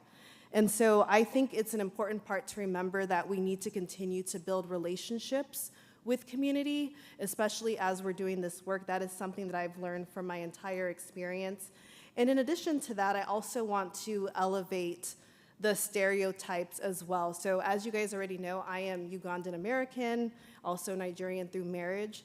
And one of the things that always makes me very upset is when they show the continent of Africa and also countries in Africa, there is a stigma that always emphasizes that we're poor, we don't have any money, we live in the bush. And that is something that is very much, I would say, disrespectful, but also it doesn't acknowledge the beauty of my people and my community. And so, like Estefania mentioned, we have a responsibility to ensure that we are uplifting the positive narratives that come along with storytelling, and to ensure that the stories that we're telling really center the beauty that comes along with community. And if something doesn't seem right, we need to call it out and be very intentional with that as well. And another thing that I also want to mention is be mindful with the type of images that you utilize. So for me, we like to use very diverse photos with the work that we're doing, which is great. We always want to make sure that we're representing the diverse community that we have in Los Angeles County, especially considering that we're the largest county in the nation. But even for us, as we're utilizing those images, are we portraying our communities of color in a positive light? Are they going to respect the photos that are being shared? So those are some things that we also need to keep in mind as we're looking at community storytelling as well, and to also acknowledge and understand that those negative stereotypes can harm community. And I know many of you may be thinking, like, I don't know what to use then. How do I know if I'm using something that is going to reflect the community positively or negatively? You can ask. You need to continue to work closely with those trusted messengers that understand the community and that can validate and ensure that the work and the images that you're utilizing reflect them in a way that is positive. And I would also say it's a learning journey, being able to center this work in equity. So even if you make a mistake, I would say we can approach it with grace and still course correct in a way that we're still having respect for the communities that we're serving. That is wonderful, and thank you for reading Alicia's words. Estefania R., would you like to add to that? Yes, so, and basically how to include equitable and inclusive community storytelling in our work is, this is kind of in the city of Dallas, and just in Dallas in general, how we've been able to build trust, for example, through our Digital Navigators program. And we have some of our staff members here that I'd like to give them a shout out. They've done a lot of great work building trust in our communities. For example, we've been able to hire some of our digital ambassadors that come from the neighborhoods where we have got community anchor site. So they graduated from the Eagle Scholars program and now became digital ambassadors in a mostly refugee immigrant community. And so, you know, just being able to have them be the ones connecting on a deeper level with the community, it has been such a full circle moment. And that's how we've been able to kind of bridge that gap and be able to implement that in our work. And also, as Rebecca mentioned, we've been able to just give attention to the visuals and the language in our outreach material. We've had a situation where we've had to change some of the images in our outreach material because it didn't reflect the communities that we were serving. And so I'm very mindful, and that just shows how intentional we are with reaching those communities, making sure that they feel reflected. And also, I can give another example really quickly. So there was a situation where I attended one of our resume workshops, and one of our digital ambassadors shared with me that there's been a lot of fear in our community recently with, the immigration climate. And so a lot of the people that we serve are either in mixed status families, they're immigrants themselves. And so I felt the need of myself as someone who is connected so deeply with this community to provide resources like Know Your Rights cards.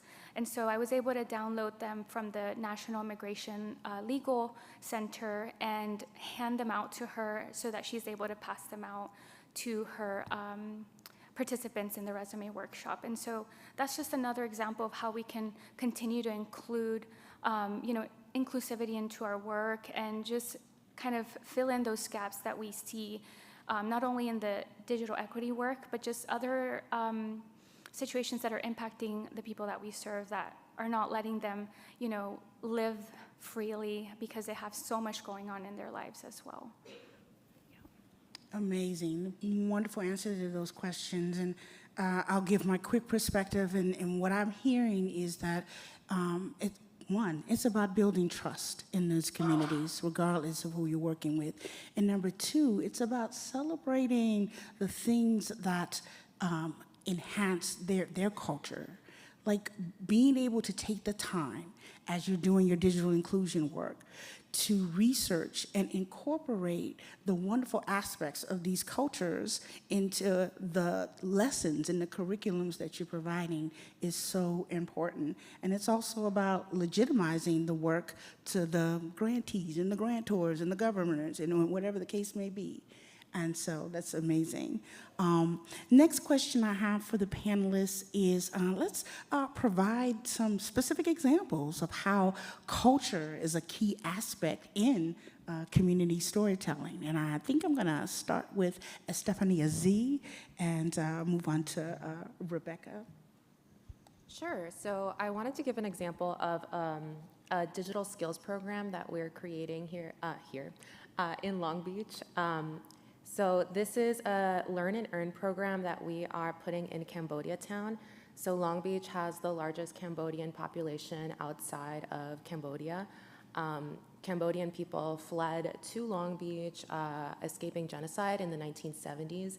And ever since then, we've had this really unique community that have sprung up, all these amazing restaurants, jewelry shops, just really specific kind of culture in this neighborhood.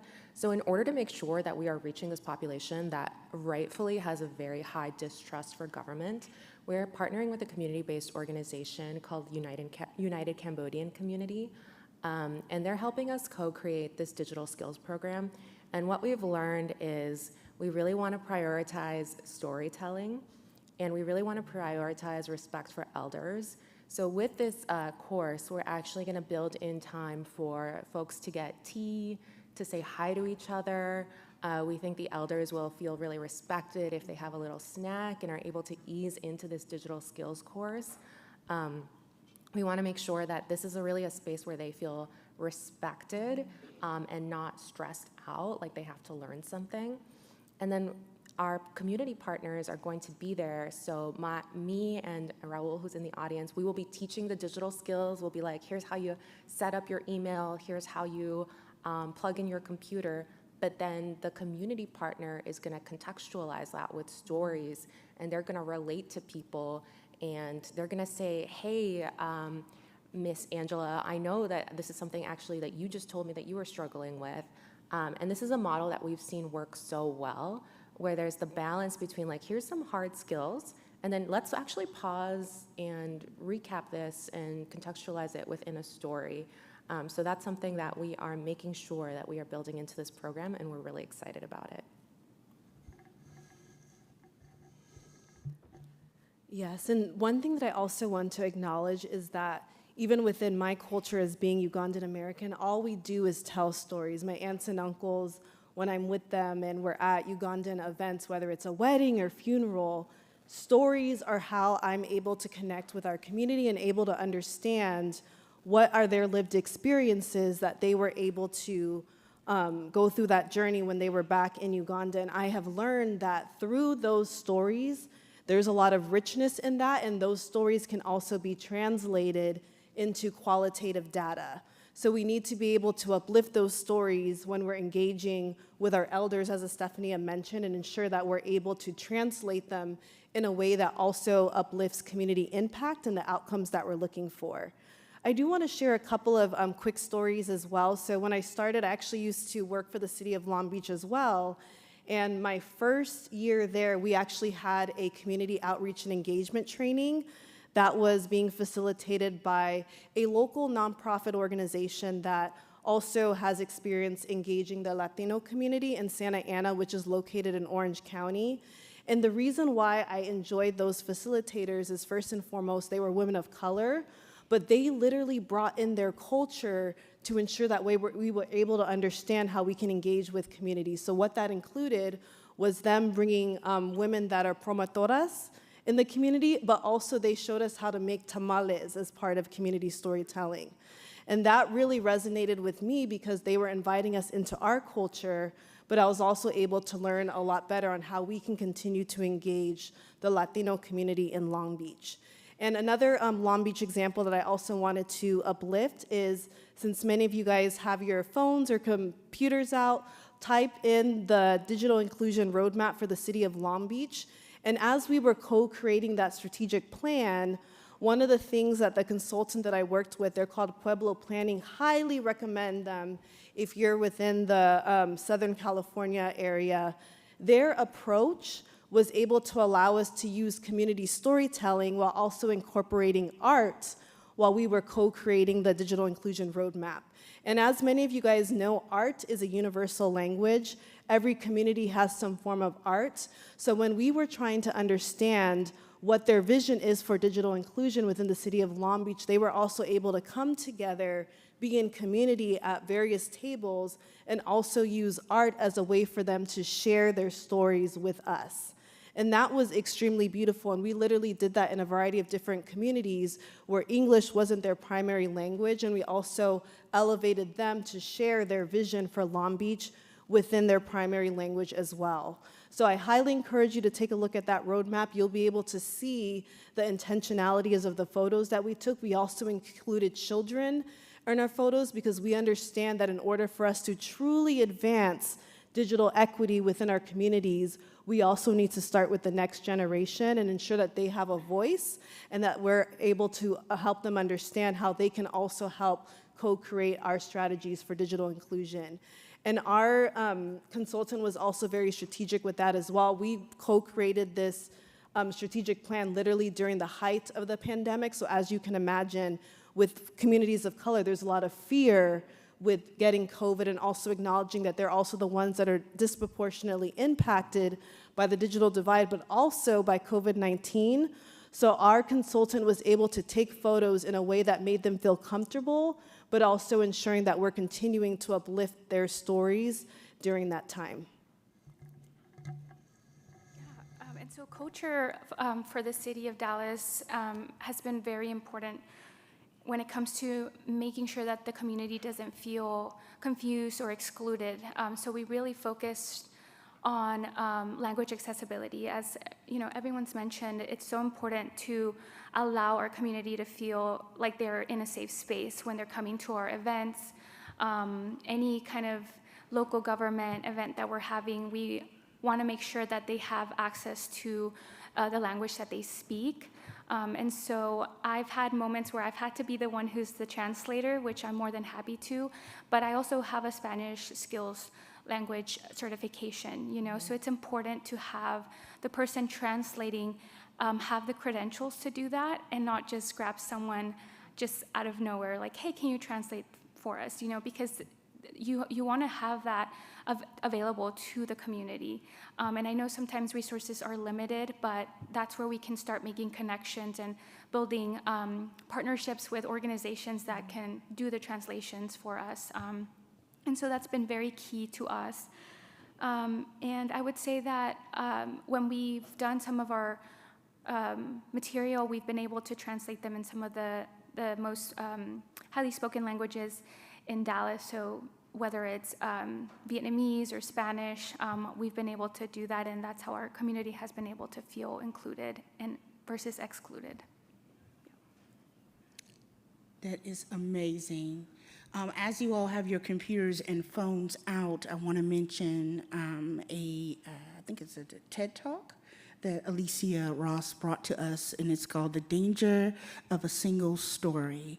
The young doctor that did it had a very unique African name, and so I don't want to try to say it since I don't have it practiced.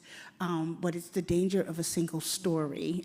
It is on YouTube, and it talks about the harm that comes from mainstream media, about having this single narrative story about a particular culture or people or country or things of that nature. So add that in. Don't watch it now because we're still up here.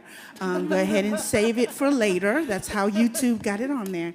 And take a look at that. It's very powerful, and it's a great way to inform your work as you move forward. Okay, so then our next question for our panelists, and we're going to start with you, Estefania Z.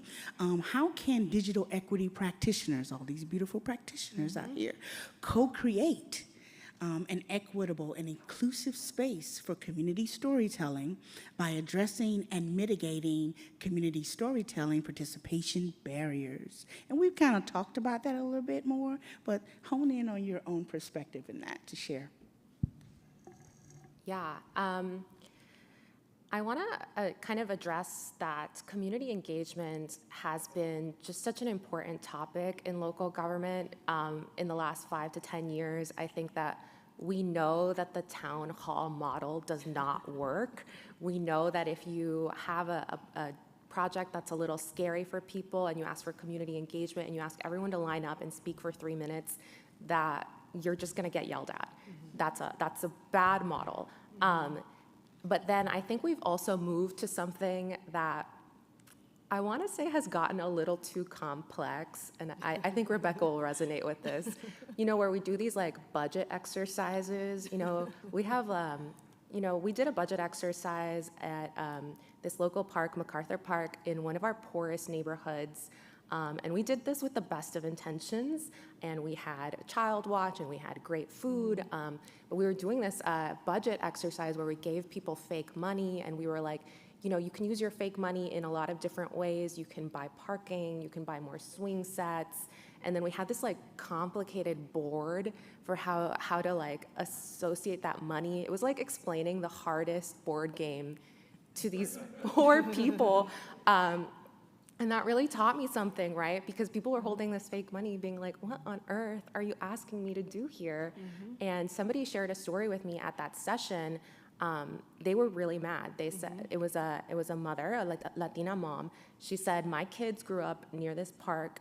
I was never able to send them to this park because this park has always been so dangerous. There have always been drug deals. There has always been gang activity in this park. My kids are grown up now. They never got to enjoy this park. What are you doing about it? And we're sitting here with our fake Monopoly money being like, oh, can you actually assign that on the board, right? So I think that when we design community engagement, it has to be more meaningful. Just safety cost. Yeah, it has to be more meaningful than that. We have to let people share their stories. We have to have, like Rebecca mentioned, these other exercises, making tamales, drawing pictures, playing with Play-Doh, dancing, things that allow people to feel embodied, that don't have this high barrier, things that don't make people feel stupid, that allows us to have an asset-based approach, that allows them to be the experts that they are, sharing their insights with us. So that's really some key takeaways that I have on that.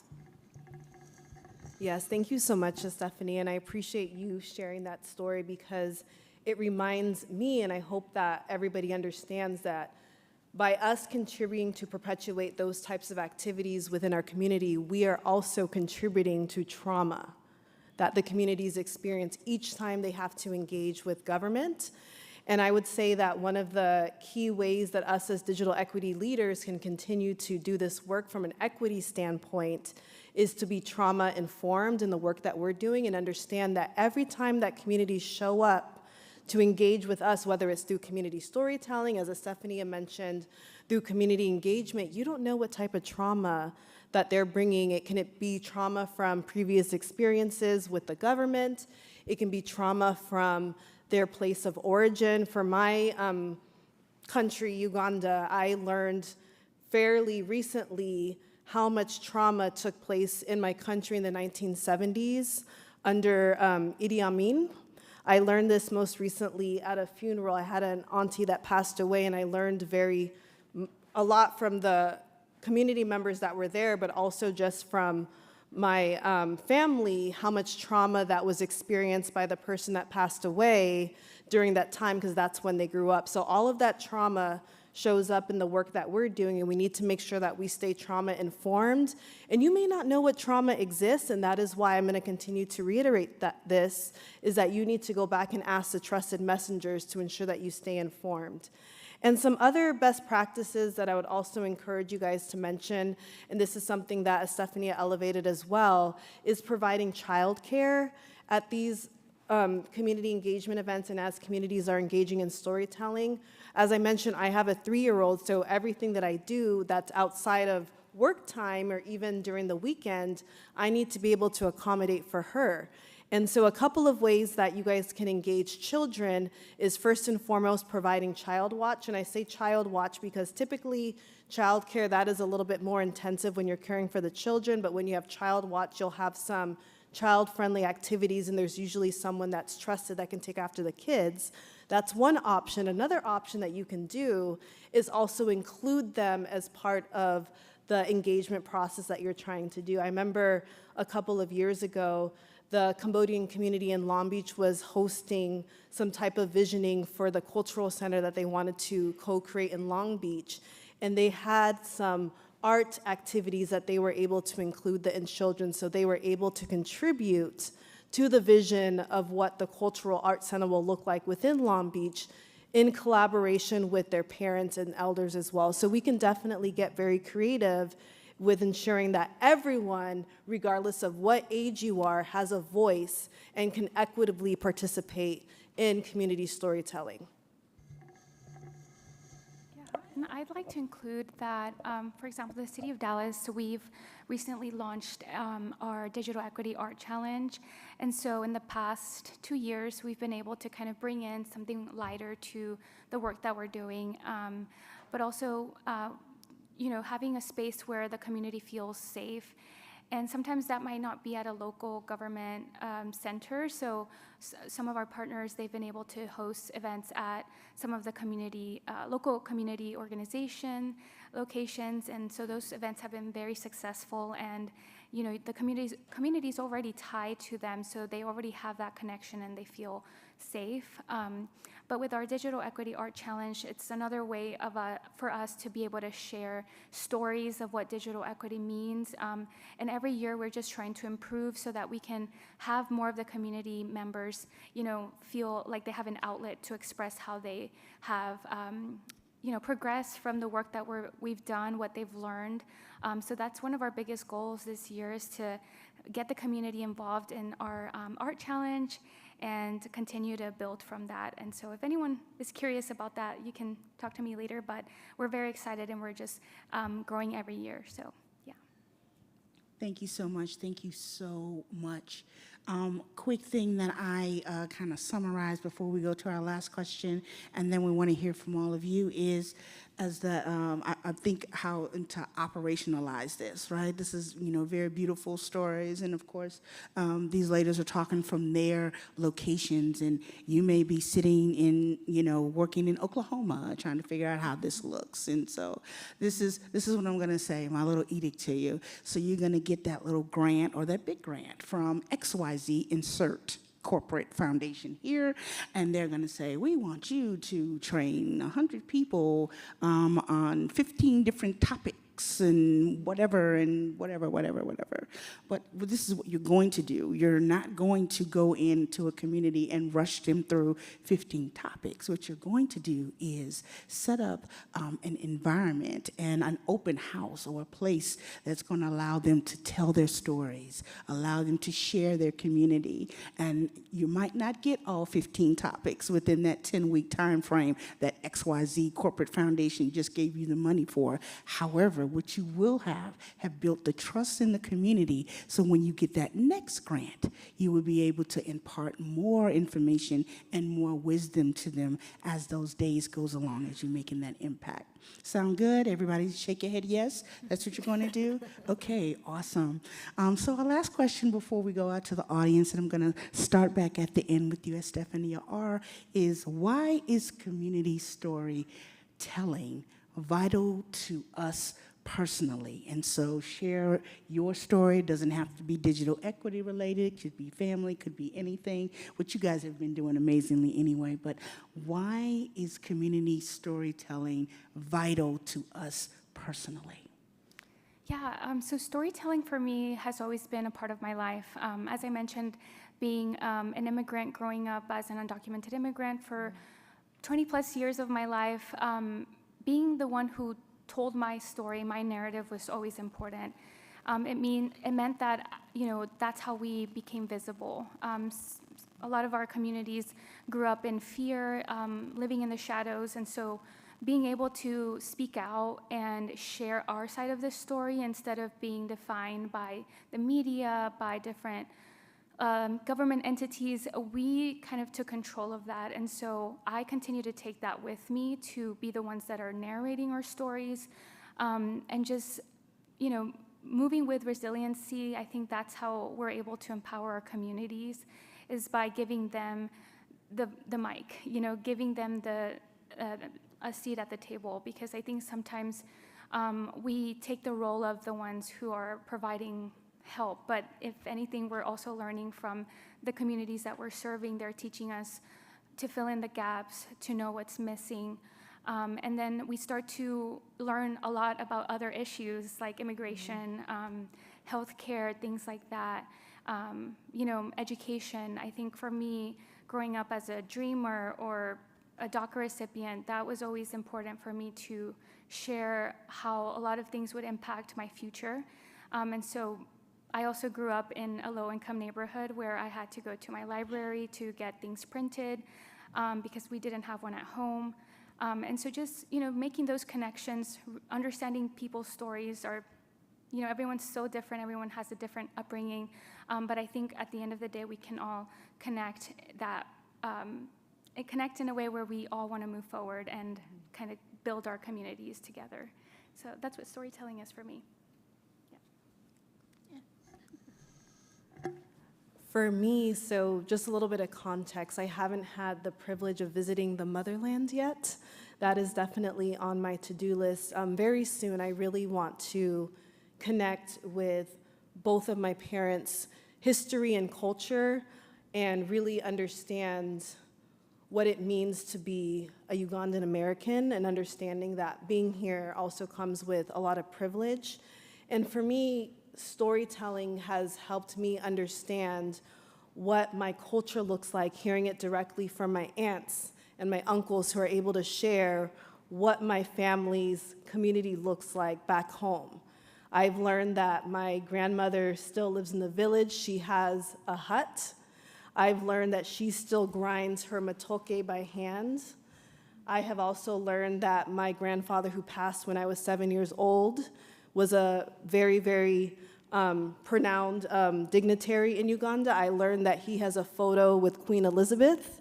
I have learned so many stories just from hearing it directly from my family members, and I want to keep those stories alive. And I also want, as I mentioned, I have a daughter who has a very strong Igbo name, and my husband and I did that intentionally. I want to ensure that she continues to have pride in where she comes from as a Ugandan, Nigerian, American, and making sure that we continue to share those stories with her as we continue to pass them down from generation to generation. These stories are what help keep our culture alive, and making sure that we're being very intentional with continuing those stories as we continue to have more people added to our families.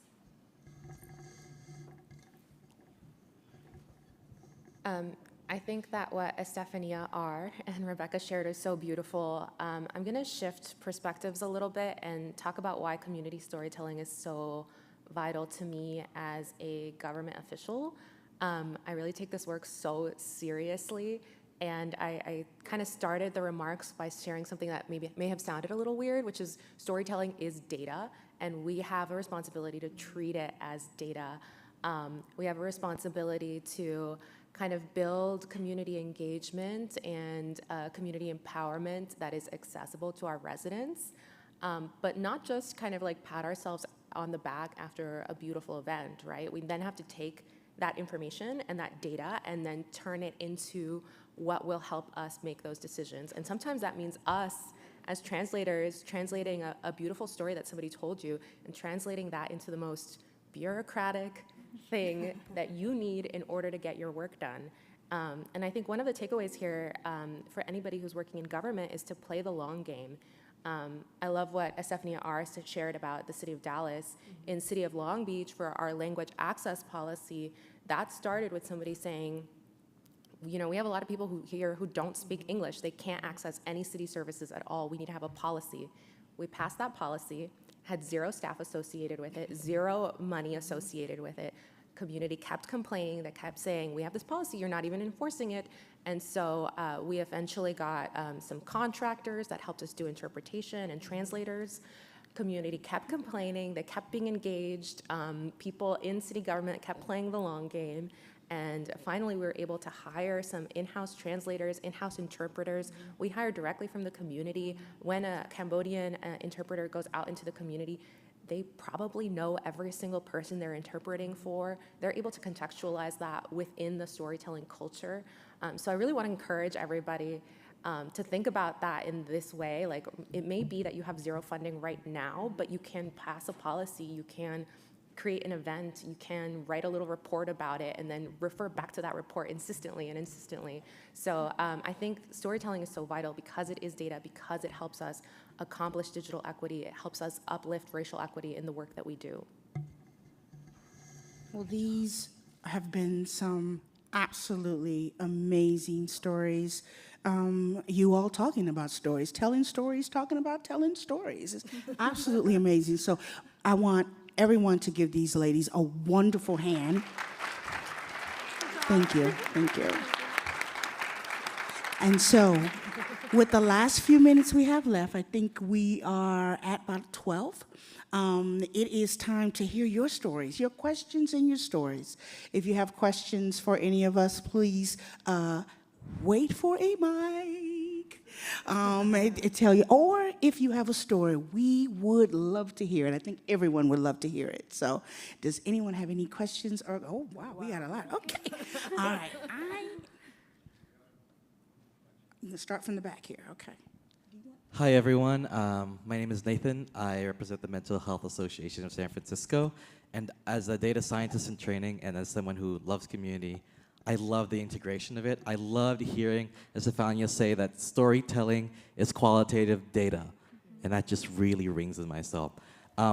My question for you all, or whoever else in the room, is how do you recommend making sure that when we are collecting stories from community members, they're not just telling us what we want to hear, or they're not just doing it to maximize our services, like to appease us so that we can keep coming back to help them, but genuinely hear like complaints also, because that's definitely something we've run into. Sometimes we have surveys with certain communities and we're like, we can't be 10 out of 10 with all things. Even I don't think so. So yeah. Yeah, I love that question, and you know, I think it's cool that your community members are nice. Sometimes that's not the case. There is this sense of like attitude of gratitude where people feel that they can't ask authority for anything. They're just like, oh, thank you so much, we love this park. Oh, thank you so much, we love this program, and thank you for my computer. So we really need to build that trust with people in order for them to know that it's okay for them to give us specific feedback. And so we really want to think specifically about the questions we're asking. In that digital skills program that I referenced earlier, we are doing a pre and post survey on every single session that we have. And we're doing that like in terms of like smiley faces. So it's like, how comfortable are you with email? And then it's like unhappy face to smiley face. And then we're doing that pre and post. So making sure that we're asking those questions really specifically and getting as specific as we can to get the data that we need so that we know that people are sharing their truth and not just, you know, thanking us for giving them what we can give them. I'd like to get somebody up front. Hey, good morning, everybody. I'm Devin Montserrat from Computers for People. I don't have a question, but would love to share a story with you guys. We did a digital literacy skills building class in Arabic late last year. It was pretty successful. Highlight from that class was there was a gentleman who ran his own halal food truck, which is, you know, very prominent where I'm from, so shout out to him. And you know, we asked, hey, what's your goal? What are you trying to learn out of this? What are you trying to leave with from this class? And he described to me a situation where he always has to pay someone to create his invoices for him. So we taught him how to make his own invoices, and like now he doesn't have to pay someone to do it. So I just thought that story was pretty cool. It just made me, listening to everybody, just made me think of that. So.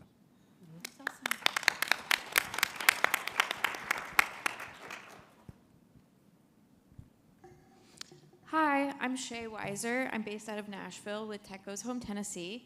I forget who, sorry, but someone mentioned that the town hall model hasn't really been working. It just sort of ends up being like a barrage of complaints and getting yelled at. I was wondering what community engagement forums you find most effective. Yeah, that's a very great question. So I'm very fond of community conversations, and I want to emphasize community conversations because oftentimes we call them focus groups, but I think to ensure that we have community coming and engaging with us, I would recommend community conversations because they're smaller in nature, and we also co-create a place where they feel comfortable sharing their lived experiences and wisdom with us. In a space that is smaller, there's also a facilitator.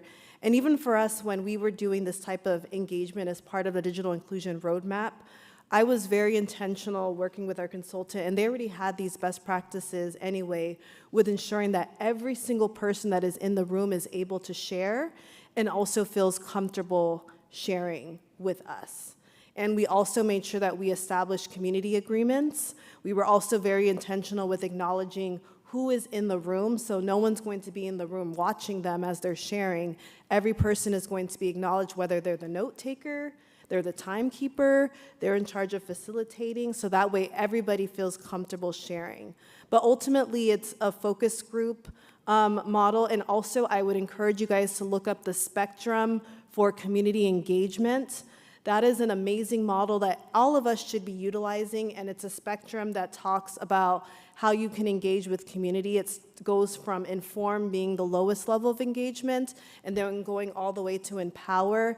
And ultimately, in a perfect world, we should be operating on the empower side because that means that community has ownership in the process.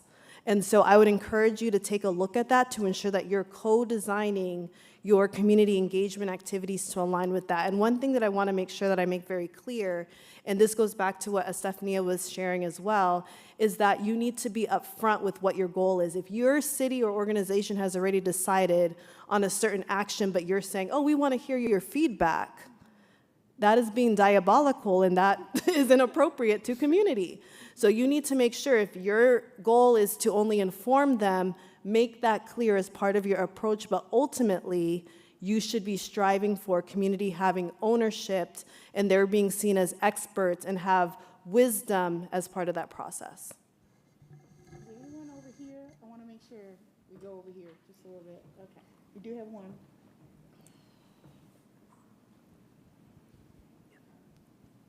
Good morning. My name is Kaya Edwards, and I serve as a senior program manager for the North Carolina Department of Information Technology.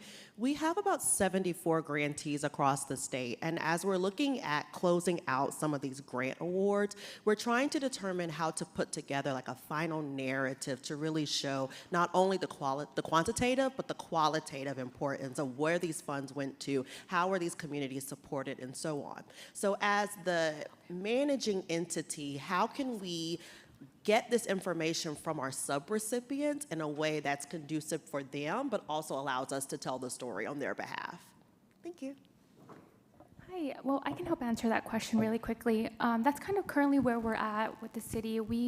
Something that we've always asked of our subrecipients is to continue to ask our communities and residents for just stories. And so we've kept records of them. And currently we're asking them to kind of highlight and just give us like a one-pager of their accomplishments, like some of their biggest accomplishments. So that's kind of where we're at right now, but we are continuing to ask just more of the kind of, even with the digital ambassadors, every single person that played a role into that program, we want to hear from them, not just the community members, but also the digital ambassadors, the staff members, everyone, because everyone played a role in the success of the program. And so that's kind of what we've been asking for, just an overall achievement, one-pager of their biggest highlights of the program. Time for one more.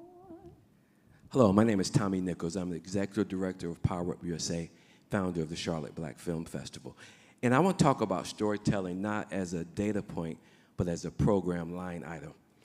We were able to solicit the city of Charlotte, and we were able to get funding to create a micro film grant that we were able to give to 20 content creators, African American and Latino American filmmakers in our city, and as a result of making storytelling a program line item. We did some training, and then we let them go, and then we're kind of monitoring the activity. And the city loved it because now they're getting diverse stories from many folks across the spectrum of the city to share throughout our film festival space as well. So I just wanted to encourage folks to look at it not just as data point, but also as a program line item. I think a lot of funders might be interested in that. I think we may can get one more in, if the mic can get to you. There's one more right here.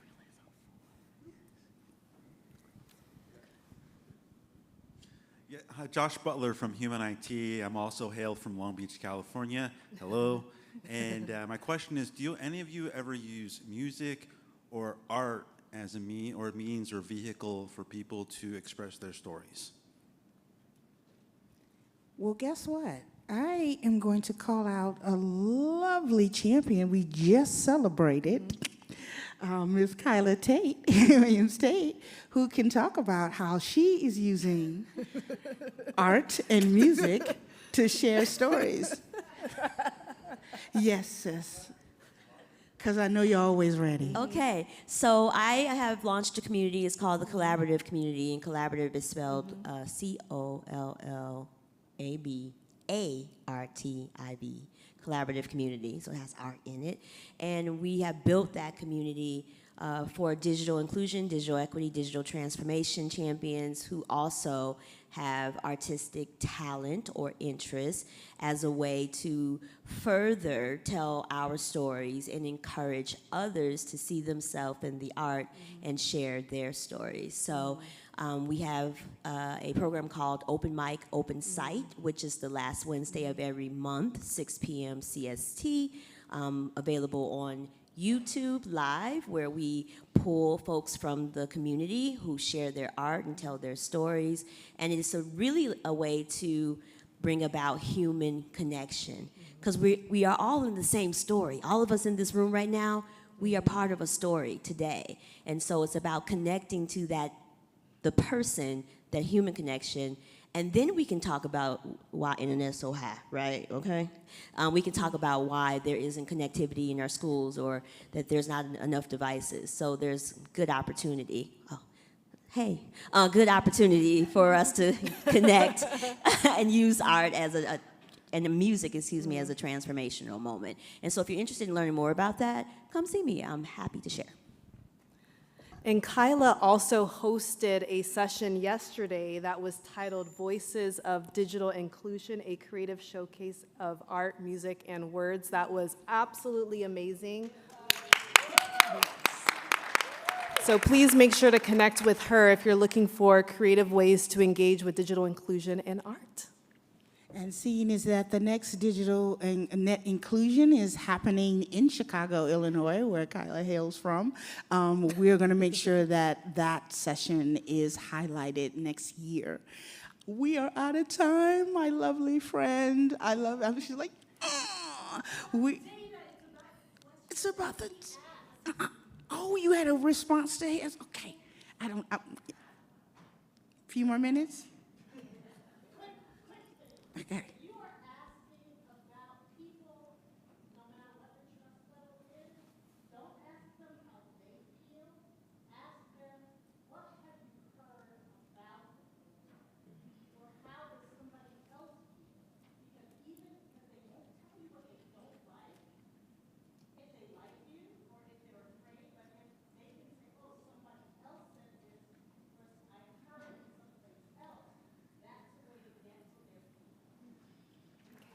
Absolutely wonderful point, wonderful point. Right, because it's all about building that trust. I don't think we're starting to recognize how important that trust is to get the most deeper of level of information and how to make that deeper impact when you have that trust. So if you're looking to go beyond the surface level, that is such an important thing to have. So once again, please give a round of applause to these wonderful ladies. Give a round of applause for you. Thank you all so much for coming. We will stand here and be pretty and talk to you all and have a great rest of your Net Inclusion Conference. Thank you.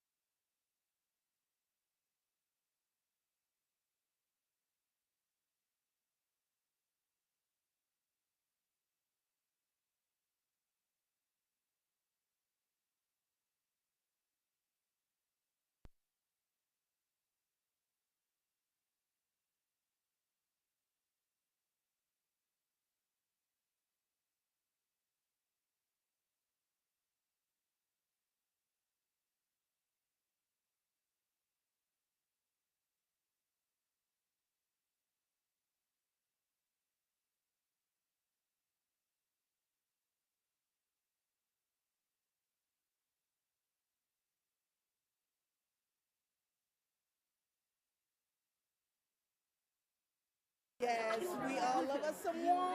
But you have that, Yeah, I have the digital one. I was about to say.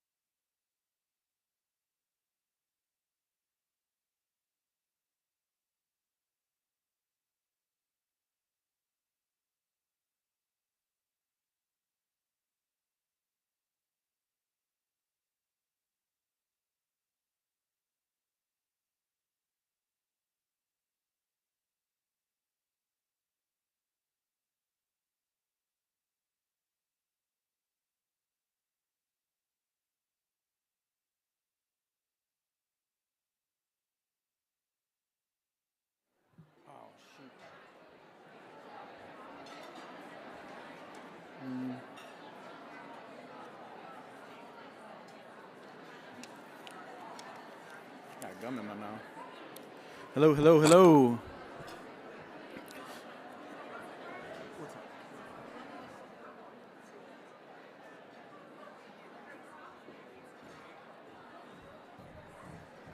I think I'm good, yes? Yeah, what do you think? No, too short. Well, I would like us to.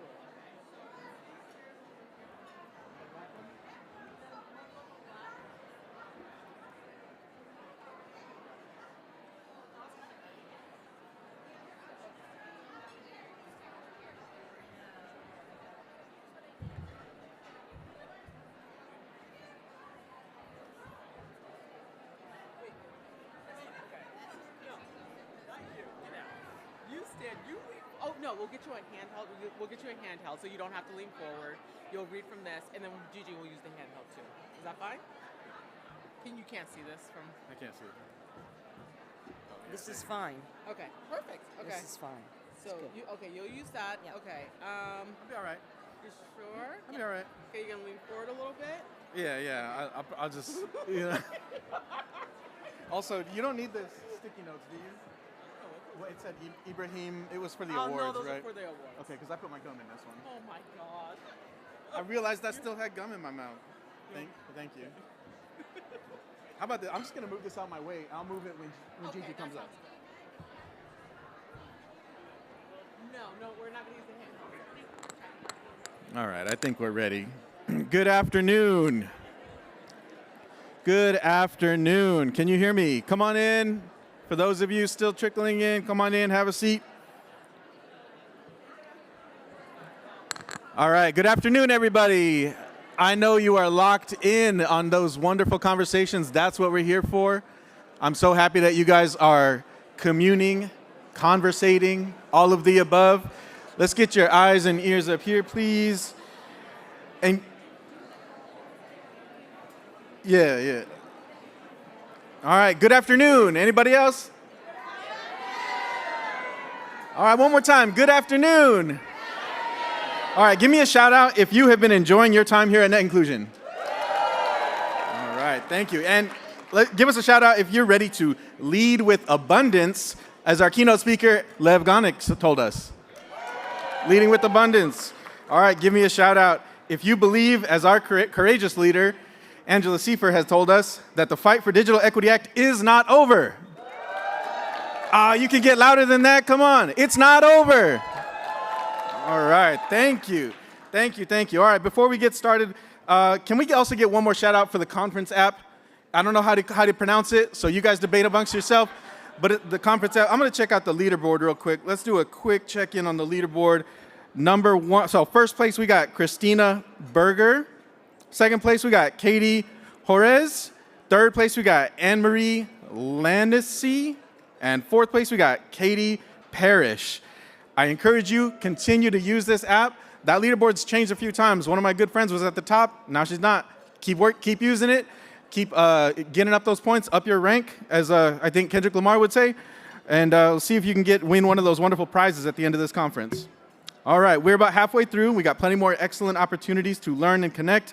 Before we move into our next segment, I've got a couple of quick announcements to make. First, if you haven't already, I strongly encourage you to make your way down the hall at some point to the IDIA's Tech Hive mobile lab, and check out the University of Arizona's VR experience. Both are that away towards the Comac Ballroom. Second, a quick reminder that Net Inclusion 2026 will be in Chicago, Illinois from February 3rd to the 5th, and we are announcing today that a call for breakout and session proposals for Net Inclusion 26 will open next week. So after this conference, the juices are flowing, the inspiration is inspiring, and that's the time to consider your proposals for next year. For more information about how to submit your proposals, check out the NDIA listserv. All right. Let's bring this down to a dull hush. I am very excited to introduce our next keynote speaker. Gigi Sohn is the Senior Fellow and Public Advocate with the Benton Institute for Broadband and Society. She will share her thoughts on defending, educating, and advocating for the Digital Equity Act. Gigi, please join us on stage. Let's give her a welcome. Thank you, thank you. Let me get all this stuff out. Wow, I gotta have my step stool here. Thank you, Mikhail, and thank you to all of you. Good afternoon, everybody. It is an honor to be here. I'm in awe of the work that all of you do every day to help people get connected to a network that is so central to our lives that most people take it for granted. I want to thank Angela Siefer and Amy Huffman for inviting me to speak at such a critical time for you and for the entire country. On Monday, May 5th, Amy and I got on the phone to discuss what I'd be talking about today. This was, of course, before President Trump's now infamous tweet about the Digital Equity Act. But even back then, I knew morale was rather low. Many of you were preparing to submit grant applications, and some of you had already won awards. But it had been months since we'd heard any updates or saw any progress from NDIA, and the silence was really unnerving. On May 5th, as I outlined this speech, my goal was to buck you up. I wanted to remind you how much our community has grown and how much we've accomplished. In 2016, when I was counselor to FCC Chairman Tom Wheeler, I spoke at the very first net inclusion in the beautiful Kansas City Public Library. Shout out if you were there. Was I awesome or did I stink? I don't remember. Good answer. There were about 200 attendees, and nobody knew what the future would hold for those digital equity and inclusion practitioners. I understand that there are over 800 attendees here today, with hundreds more unable to come because of grant restrictions. So in under a decade, every one of you in this room created an entirely new field of work, one that is critical to ensuring that every person in this country can succeed. So give yourselves a round of applause.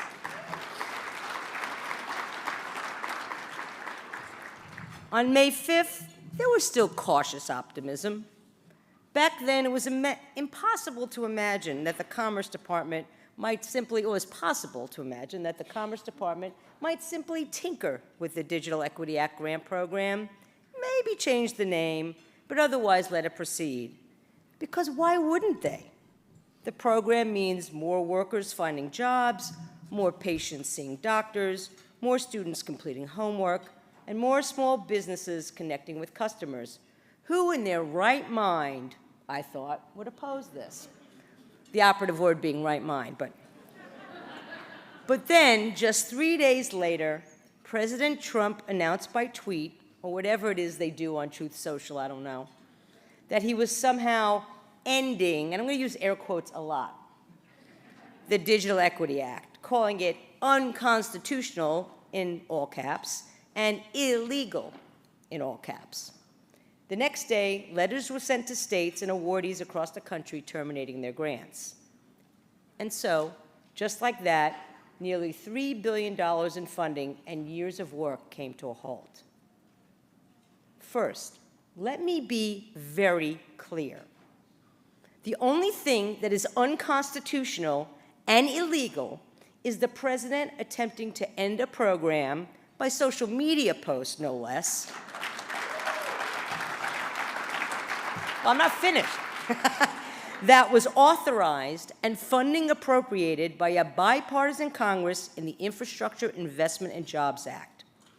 Whatever the president and his wonderful Secretary of Commerce, also in all caps, might think, Digital Equity Act funding belongs to the American people, and you, the people in this room, have been tasked by Congress to ensure the American people get the full benefit of that investment.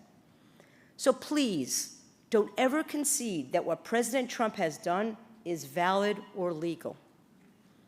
But don't expect this Congress to defend its constitutional role as one of the co-equal branches of government and push back on the president's power grab. That hasn't happened yet when it comes to the numerous funding programs that this president has purported to end. Now, I won't discourage you from reaching out to your congressional delegations, and I was just on the Hill last Thursday, and I understand many of you did, so bravo. But to be frank, with your limited time and resources, it shouldn't be your first priority. The change we seek is not going to happen on Capitol Hill. It is sad, but it is true. So what are we going to do about it? When President Trump illegally and unconstitutionally attempted to end the Digital Equity Act, I became angry, really, really angry. Is anybody else in this room angry?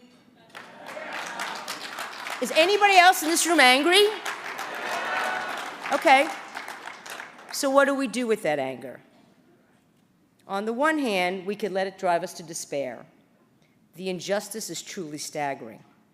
Our friends and colleagues are losing their jobs, our organizations are losing funding, and our words and ideas are being scrubbed from the public's vocabulary. It's easy to feel as if our life's work is being erased. On the other hand, we could choose to fight.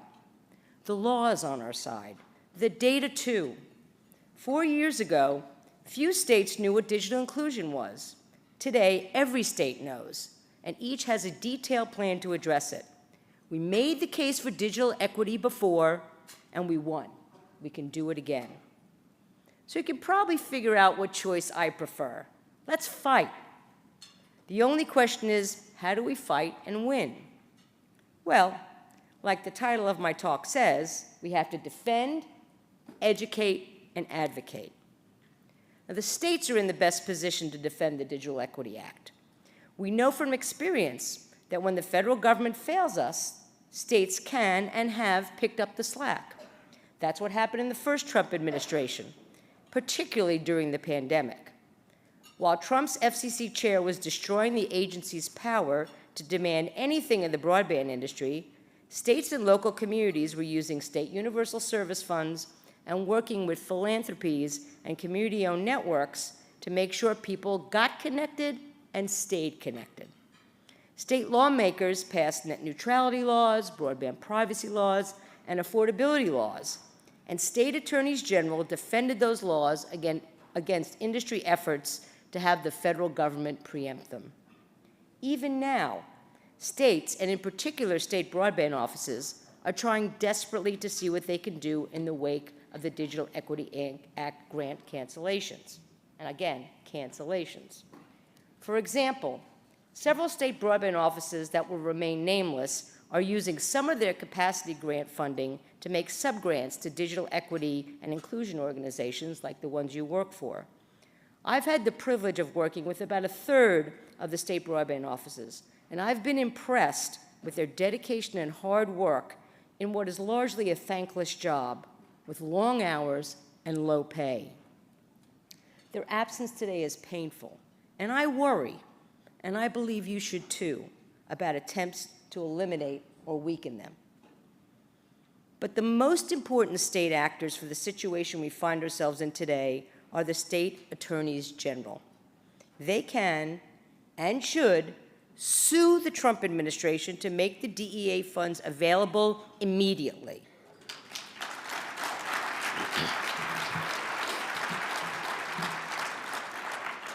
I understand that several states are already considering doing this, so this is great.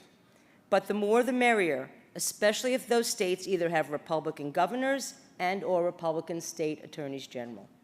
Without a doubt, state attorneys general, I gotta say, it's so hard to say state attorneys general. Like states attorneys general, states attorney general, no, but it's state attorneys general.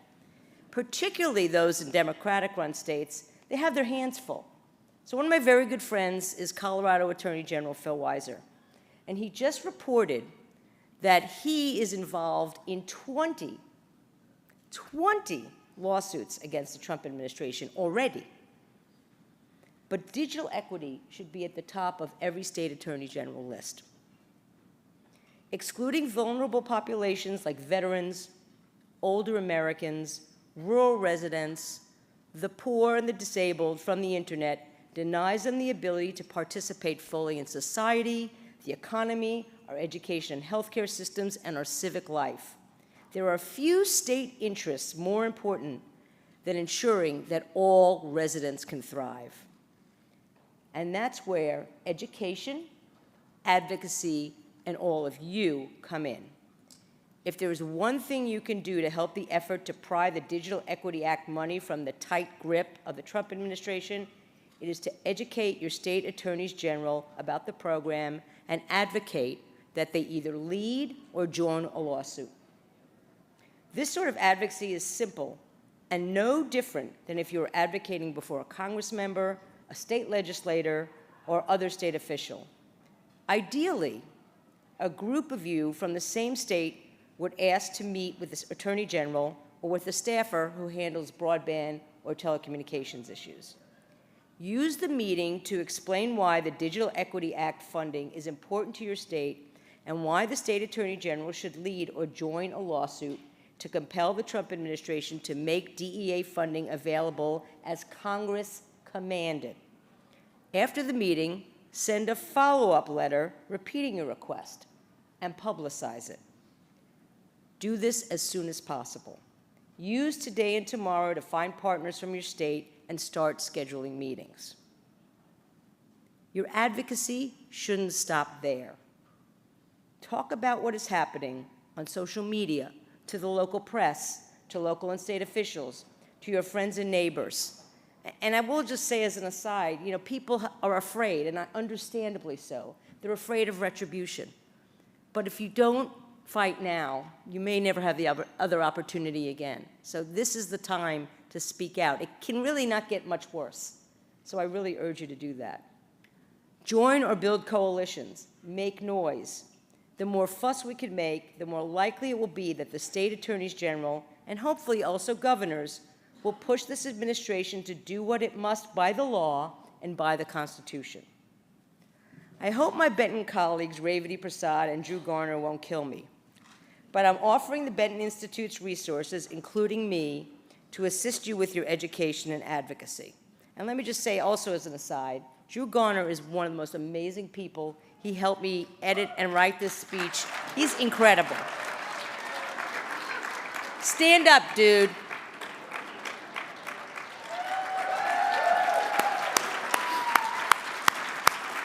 And if you haven't met Revati, she's the new executive director of the Benton Institute for Broadband and Society, and she's also amazing. But you didn't edit my speech, so I'm sorry you don't get the same props. He did not. Naturally, we're going to be working with NDIA hand in hand to make sure that you have everything that you need. So please, I know it's easy for me to get up here and say, you guys go work, but we want to help you. What it's not easy for me to do is to stand before you and urge you not to give up hope. Trust me, there are days when I feel the energy just drain from my body after listening to the daily outrages coming out of the administration that respects no boundaries in our democracy and is just plain cruel. And I know that most of you, or many of you anyway, are practitioners and not necessarily pugilists like me. I mean, I've spent 35 years just fighting with people. And I know that doesn't necessarily come naturally. But again, I'll repeat myself, if we don't fight now, there may not be another opportunity. So stick together. Endure this hardship. Protect what we have built, because the alternative is unacceptable. So thank you for listening, and I look forward to continuing to work together.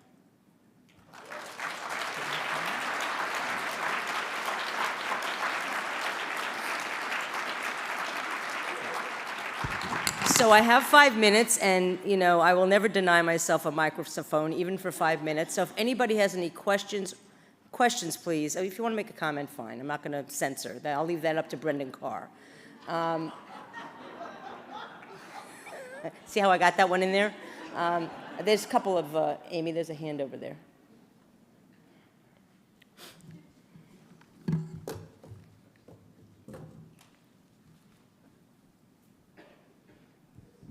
Thank you for being here, Gigi. It's wonderful.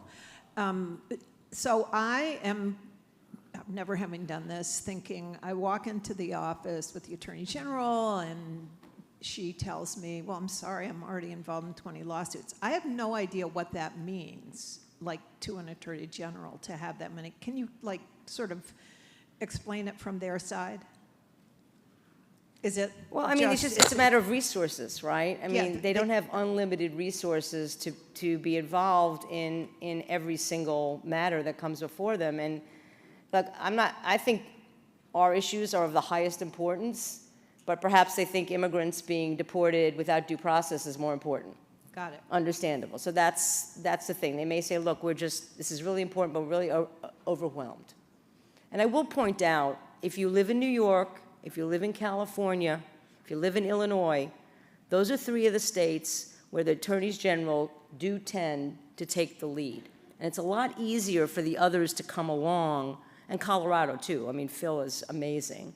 The others tend to more come along rather than lead, but you always need at least 1 or 2 offices that are going to be the leaders. So if you're from those states, I would particularly urge you to reach out. Letitia James, she's fantastic, New York.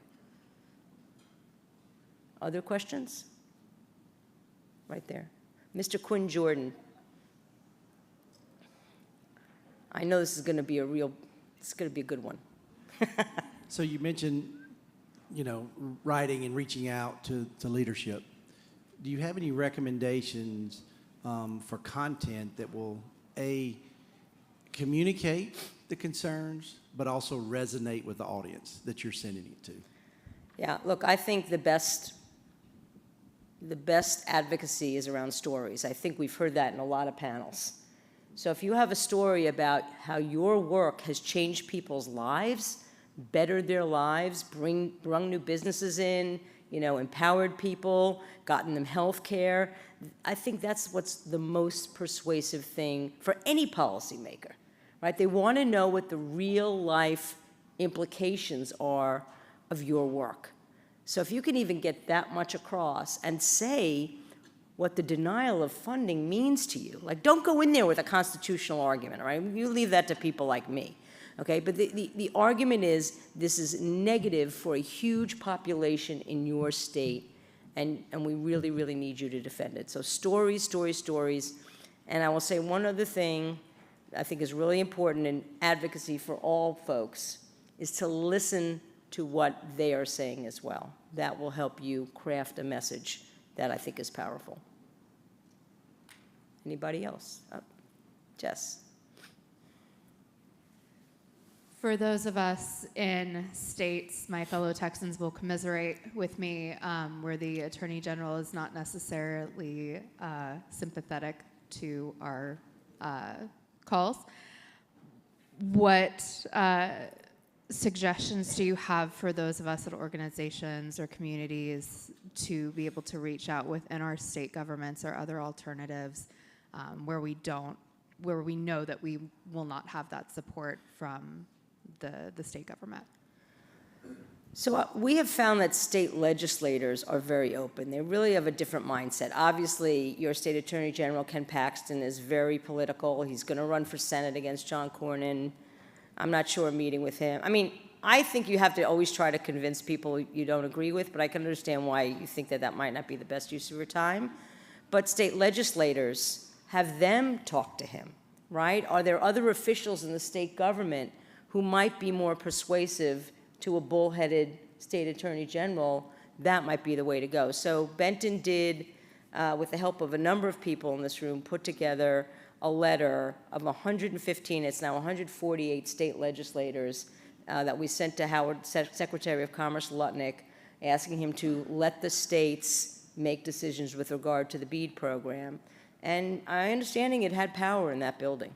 So state legislators, and a third of them were Republicans, which I thought was extremely powerful.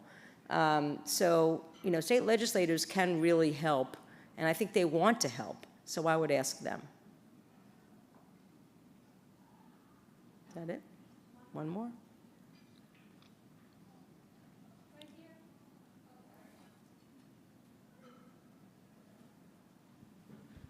Josh Butler with Human IT, and continuing on the state theme, I know you say stick together, but in conversations with people here, people are starting to peel off and think about state-level solutions, especially at blue states. Do you think that those efforts would complement or undermine a continued push at the federal level? Absolutely complement, because I don't think, I mean, you know, the states can help fill in the gaps, and I think that's really important, but they're not going to recreate $3 billion or $2.5 billion. And again, it's part of it is the principle of the thing, right? I mean, that is your money. That's your money. And the president cannot just take it away when it has been mandated by a duly passed law by the U.S. Congress. But anyway, I think I'm done. This was great. Come talk to me afterwards. I love you guys. You guys are fantastic.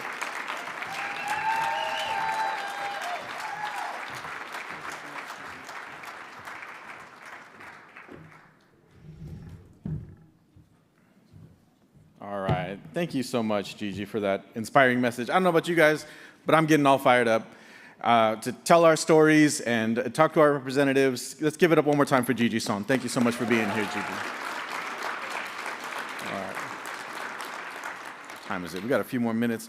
I got a few special announcements to make. One extremely special announcement. Exclusive access for Net Inclusion 2026 in Chicago is now open. All right, this is a special registration. It's only available to Net Inclusion 25 attendees. So the only way that you can access it is through the rotating slides on the side here. There'll be a QR code. You know, keep your eye out for that and scan that QR code. You will get 15% off ticket prices. This lasts until Friday evening. Again, Net Inclusion 2026 will take place in Chicago from February 3rd to the 5th. And it's only 9 months away, so we're going to continue fighting until then, but it's coming up quick, so prepare now. Another reminder, our final Birds of a Feather meetups will happen tonight from 5 to 6 p.m. You can view the full list in the Whova app. Join us back here at 2:10 for a fireside chat between NDIA Policy Director Amy Huffman and Joseph Wender, the Executive Director of Shelby, who will give us a digital equity and broadband policy update. We have snacks available for you at that time as you walk in. And last reminder, check out the Whova app for the breakout session info. AI skills are digital skills is the session that will be in this ballroom, and it will be live streamed. And then remember, of course, to fill out your session evaluations in the Whova app so that you can get those points. All right, I think that's it for me. I release you to your sessions. Take your time. Thank you.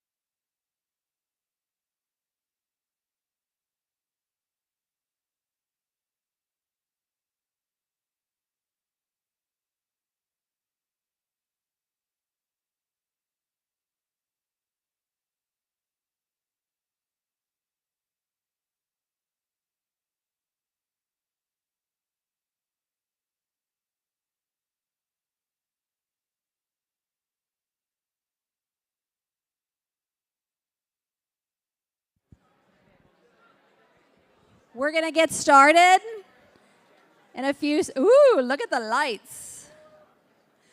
Do we have helpers in the back that can close the doors? Please. Wow, you guys really quieted down. Mikhail's taught you well.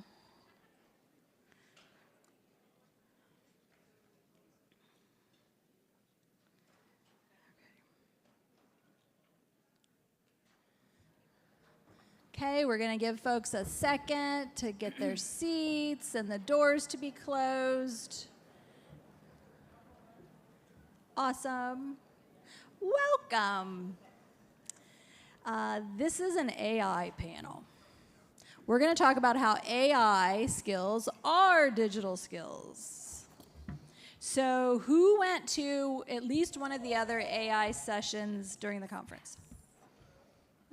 What are we looking at? Keep your hands up. Keep your, not everybody. Okay, I thought it might be everybody. Okay, cool.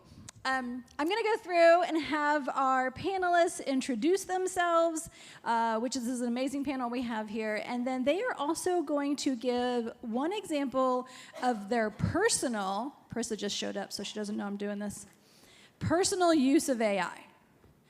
I will start. For those who don't know me, I'm Angela Siefer at NDIA. Personal use. My brother was on vacation over Easter, and his son got the impression that when they got home, the Easter bunny would have showed up. He was like, shit. So his son is 9. I love this kind of stuff. So I was like, fun, great, I'm on it. And so I wanted to create a puzzle kind of Easter egg. They're very careful about how much candy this child eats. So puzzle kind of thing where, you have to figure one thing out, and then it leads you to another thing, and then you get your prize, which was Legos, because, careful about candy kind of thing. So I really like it, but I kind of struggle with how to put it together. I used AI to help me. So it helped me come up with the clues, and then I would go back and forth with it. Like it would say, something about putting something in the closet and the shoes that were in the closet. And I know that in their house, they don't have shoes in their coat closet. Their shoes are someplace else. So I had to change that part. So it was a huge success, in case you're curious. My 15-year-old did come through and make some edits because the AI didn't do it really the way she thought it should be done. So she made improvements on it. And then the nephew, of course, was like, was Aunt Angela here? Because he knows I like that kind of stuff. So that's kind of adorable, too. All right, Brenna, we're going to start with you. Who you are, what you do, and a personal AI example. Is this already on? No. Okay, I think now. Hi, everyone. I'm Brenna Leeser. I'm Tech Policy Counsel with Common Sense Media. At Common Sense, I'm on their advocacy team and largely focused on broadband affordability, digital literacy, as well as AI safety and AI literacy. I think an example of AI use in my everyday life is I recently got married, and my husband's family is from Nepal, so I've recently been learning Nepalese, which, if you've met anyone from Nepal, it's not a very common language that people speak. So it's actually been super helpful. ChatGPT is fantastic in translation and even explaining the grammatical explanations of why does it do this? Why is this different from English in the way that it does this? Because there aren't a ton of resources online for it. So that's one way that I use it a lot. Super, thanks. We'll just keep going down the line. Hello? Okay. My name is James Jack with Human IT. I'm the co-founder and chief innovation officer. Human IT is a leading national nonprofit that really focuses on providing digital navigation, which includes free or low-cost devices, internet assistance, digital literacy training, and tech support. And we really partner with community-based organizations across the country that don't want to have to reinvent that wheel themselves.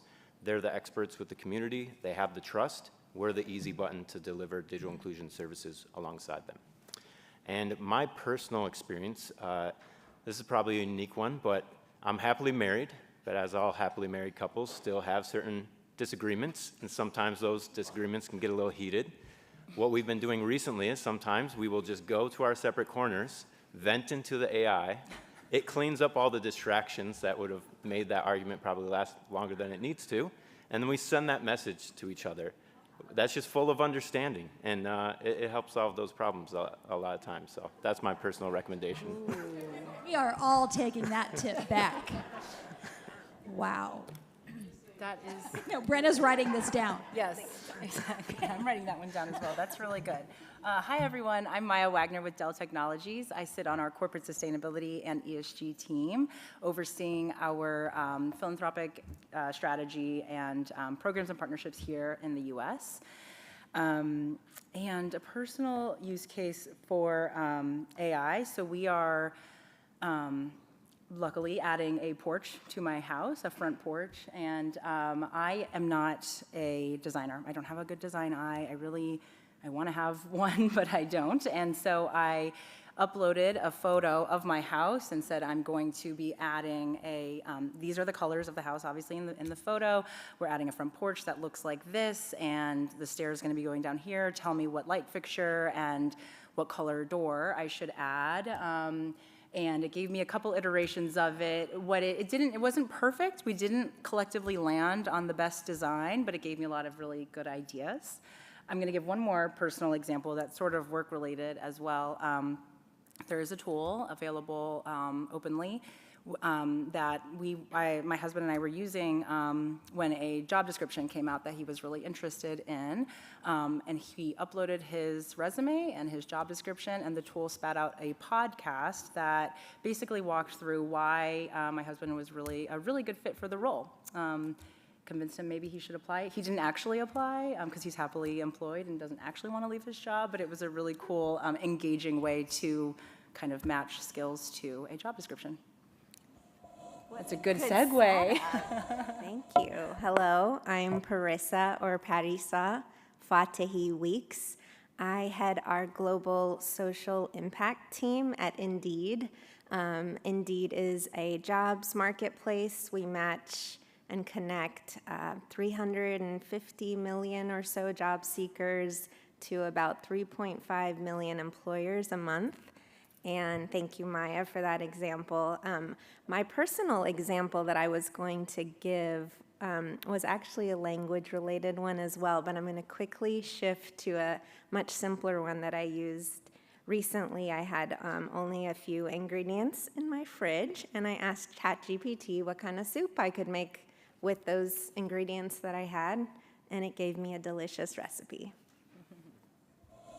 Fabulous. Thank you all so much. So NDIA has been experimenting with AI. A few years ago, we created an AI policy, and I'm happy, we put it on the NDIA listserv, but happy to reshare that if anyone finds that useful. Because this is not the kind of thing where one should just jump fully in, right? There's a lot of caution involved in using AI, which we're going to get into here. But it is a valuable tool. One of the ways that I encourage my team to use it is to be more concise. I really, really hate long-winded kind of things. You wouldn't know it by talking to me, because, you know. But to put in a paragraph, ask it how to just be more concise, but yet be meaningful. So like a really specific use. We are very careful to not have AI create the materials that reflect our expertise. Our expertise is unique. NDIA's team comes from the field intentionally because they know things. They have been in your shoes.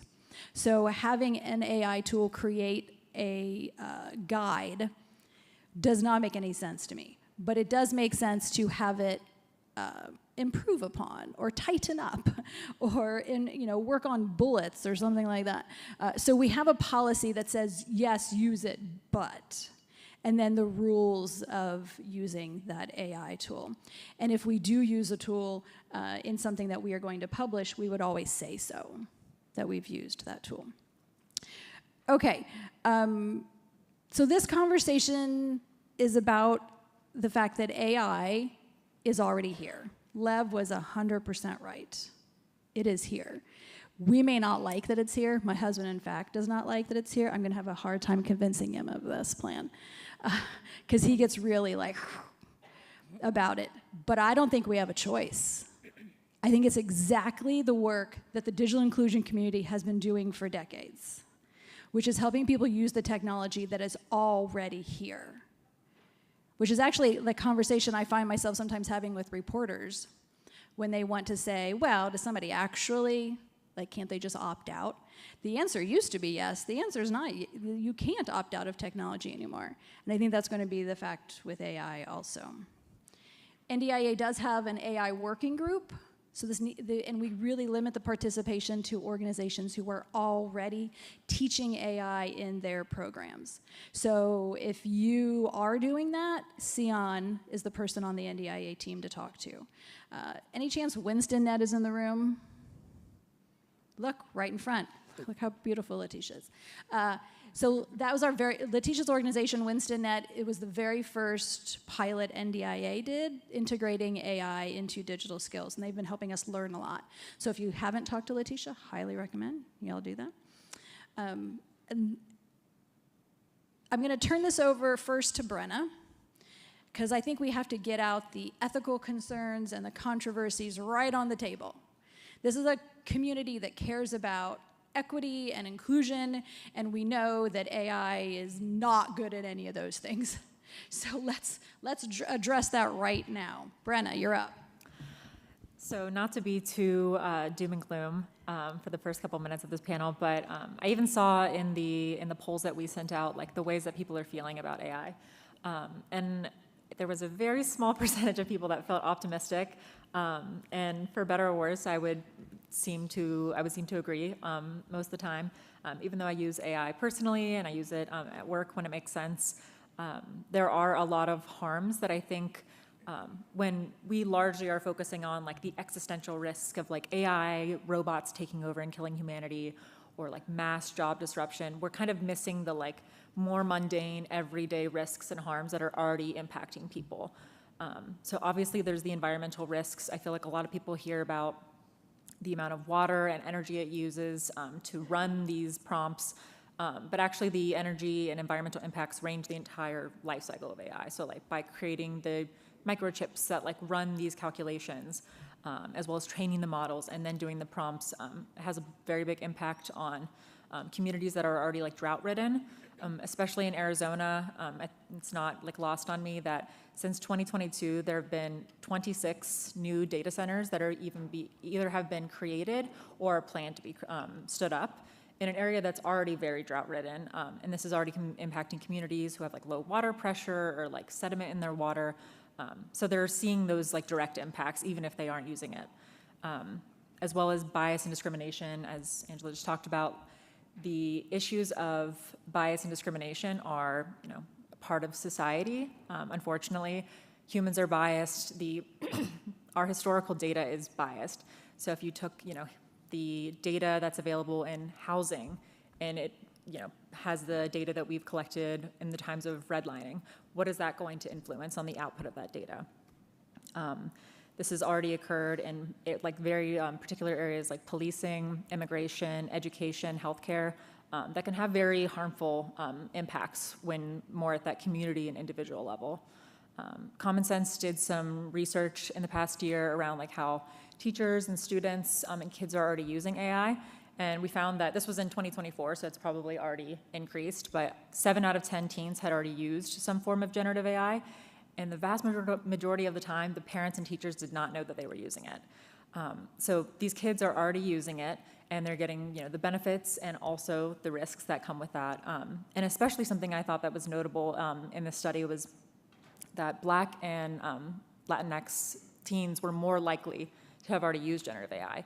And I think a lot of times people view these communities as, like, slow adopters. They're not the first people to be experimenting with these technologies, and while that's, encouraging that, these kids aren't as scared and they're, willing to engage with these technologies, they're also getting the brunt of the bias that still exists in everyday life, of teachers, incorrectly flagging their homework that it was, generated by AI, things like that.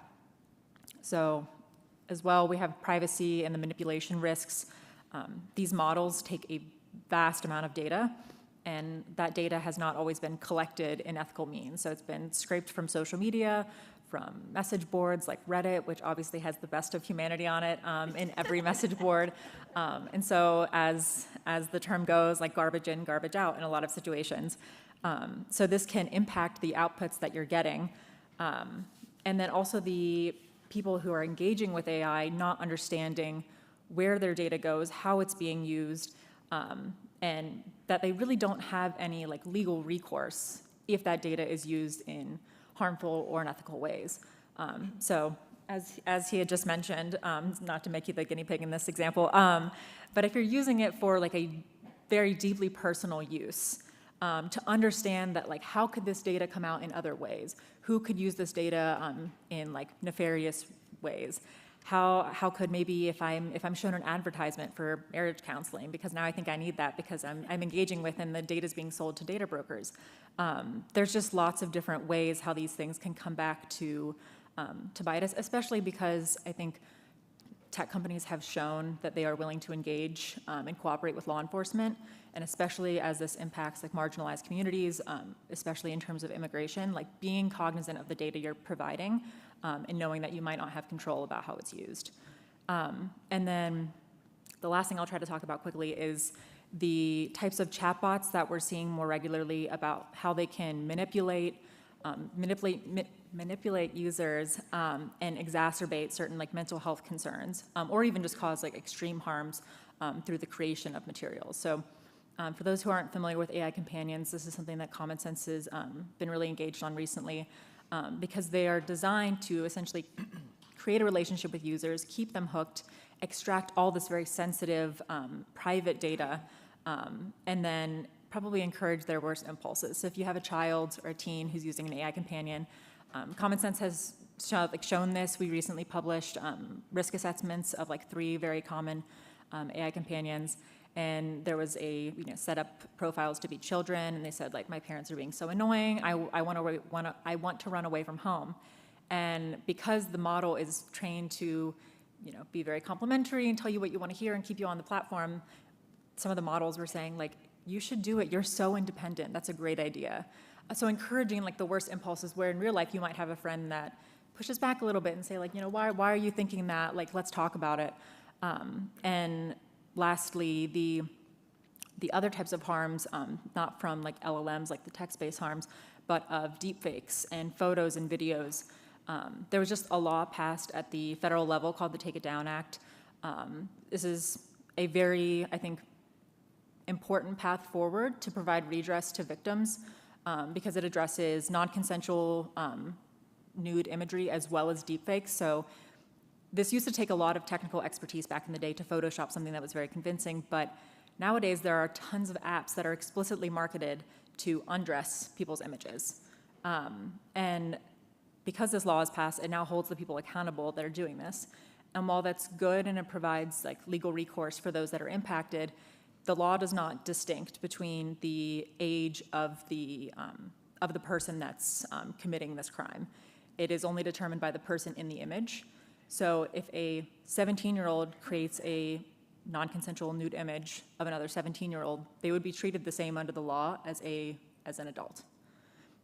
So I think this is really where AI literacy comes into play and why it's so important, because we can pass laws, and Common Sense is very supportive of regulating AI to make it safer, more responsible, especially for kids. But at the end of the day, especially with the news that we've seen on federal AI preemption being considered of the state levels, of all the progress that the states have made, I think AI literacy is so important to determine when, if, how people engage with AI. So that was perfect. That was perfect, Brenna. Thank you so much. We're going to now go to James. James is the one entity up here that is a digital inclusion organization. So James, could you tell us a bit about how Human IT is using AI as like back-end kind of operations for Human IT, but then also the programming that you provide? Yes, absolutely. And I think everyone in this room will be better with diverse perspectives. And so I'm going to lean more towards an optimistic perspective to balance things out. And both things are true. This is not a situation where one of us is right and one of us is wrong. This is everything we have to consider when we're using these tools. I will say that whether we all know it or not, we are all using AI. If you're using a computer and the internet these days, you're using AI. So I wouldn't even frame it in your head that, well, I haven't used ChatGPT yet, or I barely use it. Those are just another form of AI, but almost every website you go to, it's already there. For us internally, it's been a huge success. We started in 2023, and just making sure select individuals had access to it at the organization is more of an optional thing. If people wanted to get access, they did. I'm happy to say now that every single person in our organization, from people at the front lines in our warehouses to leadership, all have access to a paid version of AI. Specifically, Google Gemini is what we use now, but we're always going to be open to using what's best. And we encourage everyone to use AI first as a tool to amplify the contributions they create and bring to the organization, which then we believe in turn will amplify the impact we can create into the community. So what does that look like from a tangible sense? Well, I can tell you, as someone that probably can speak fairly well, but barely graduated high school and I struggled in college. If I had to communicate purely through writing, I would be just horrible. And that was happening. That was my life. If I didn't partner with someone at Human IT to really get my thoughts distilled down in a clear manner, I was just trapped in my head about these ideas of what to do. And so for me personally, now I can do much better. And there's other people at our organization that maybe verbally have more of a language barrier. They're not maybe natively born here. And now the communication is so much better throughout our organization. If you've never heard of a term, communication debt, it's something you should all be aware of at your organizations. And that's when you're not concise, you're not specific. That ends up wasting time or gets people going in a different direction. And AI is a great use for something like that. It really empowers people to get their thoughts down in a clear manner. And for me, that's additional voices being heard. I'm just one example of that happening. Aside from that, we also essentially now have specialists on staff. If we wanted to assess large data sets of how many people are getting internet and where they're maybe falling out of the pipeline, we weren't able to afford a data analyst to go through all that and say it's definitely at this stage, right, where 80% of the people, and we can make this small tweak and maybe help that. Now everyone has access to a tool that we can share internal prompts about to be able to put spreadsheets in. So there's numerous ways that we're still exploring of how to use it internally. My main plea to everyone is to use it.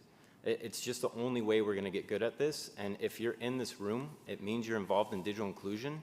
And this is now on the menu. Like this, we have to use it ourselves if we're going to expect us to help people actually use it. And so I hope you can suspend your fear and just find ways to use it. I'll wrap up with saying just how we're offering it to the community. In 2023, we started with a game called Prompting Pirates.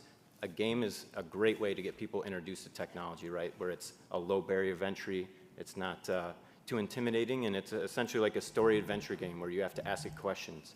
But now we're about to launch an AI digital literacy course focused on everyday uses. I think there's a lot of amazing courses out there.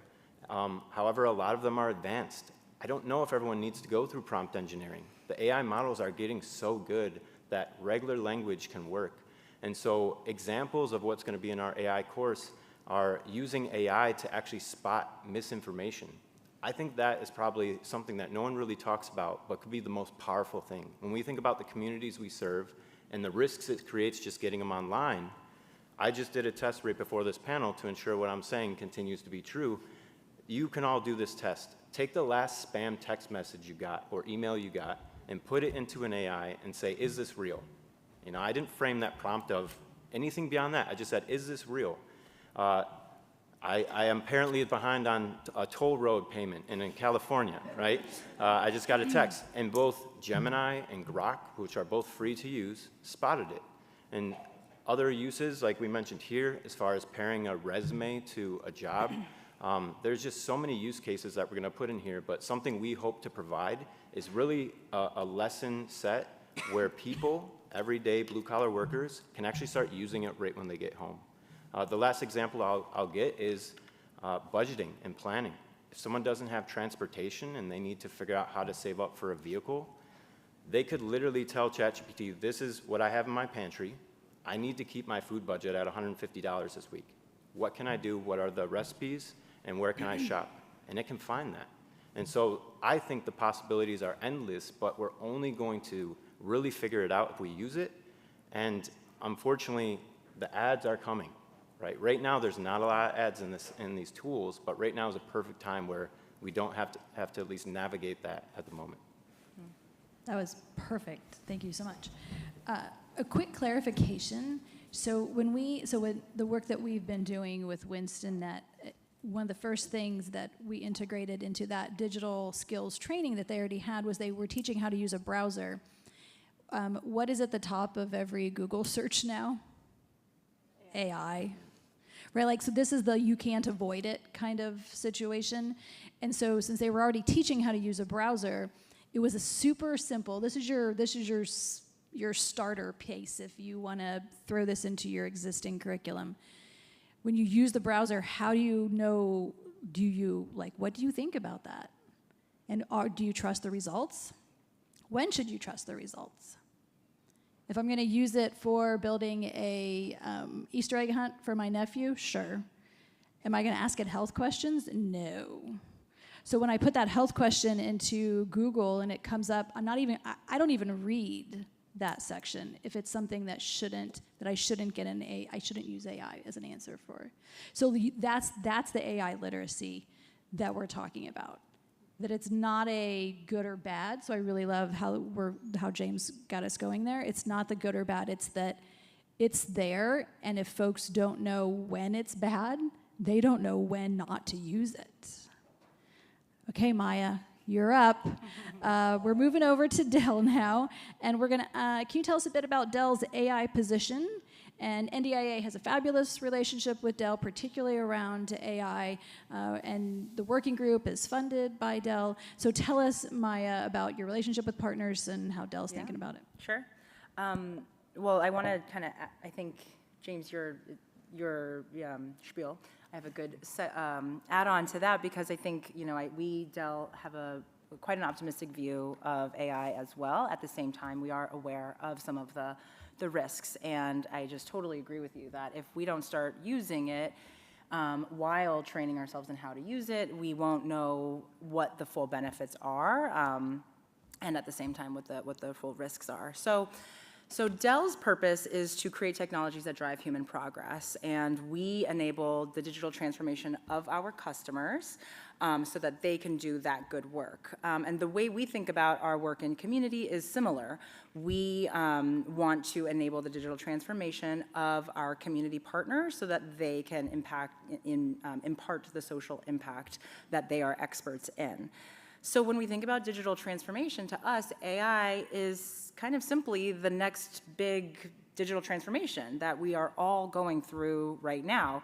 And it does have the potential to help us solve some of the world's biggest challenges. And if we don't help and facilitate the digital transformation of all of us on this AI journey, then we will see those risks amplified. We will see a further digital divide. So that's kind of our position and where we're coming in. So I want to talk a little bit about how Dell has been going through our own AI transformation, because I think that's also important to note that AI is here, everyone's on this journey, and even companies like Indeed and Dell, we're still going through it. But Dell's position is as we go through it, we want to help our customers. We want to share our learnings and say, hey, this is what we learned through our transformation, and here's how we can facilitate, encourage, and learn from all of our collective experiences. So, and I guess the other reason why it's so important that we share some of those learnings is that, yes, AI is the current, digital transformation, but it's also happening at a rate that we haven't seen before in the past. It's happening so fast that if we don't, again, prioritize sharing the wealth of knowledge that we're all collecting, it'll slow down other folks going through it. So when you think of your own AI journey, I think maybe this is going to break down a little bit what James was saying. There are two questions you can ask yourself. What are you trying to achieve with AI? And how are you going to do it? So pretty simple, and I think if you take sort of an intentional approach to those questions and putting together a plan, then you have a structured plan. You're not just kind of experimenting, playing, you actually have a plan on what are your end goals with AI. So what are you trying to do with AI? The way to kind of answer that is to figure out what makes you really special. Angela, you alluded to that. Don't have AI do the things that make you special. Those are the things you want to free up more time to do. Those are your superpowers, right? So have AI take away the tasks that, that give you more time to focus on those strengths. That will help you as an organization win in a material way by really focusing on your superpowers. And we all know, this is true of large corporations and startups and nonprofit organizations.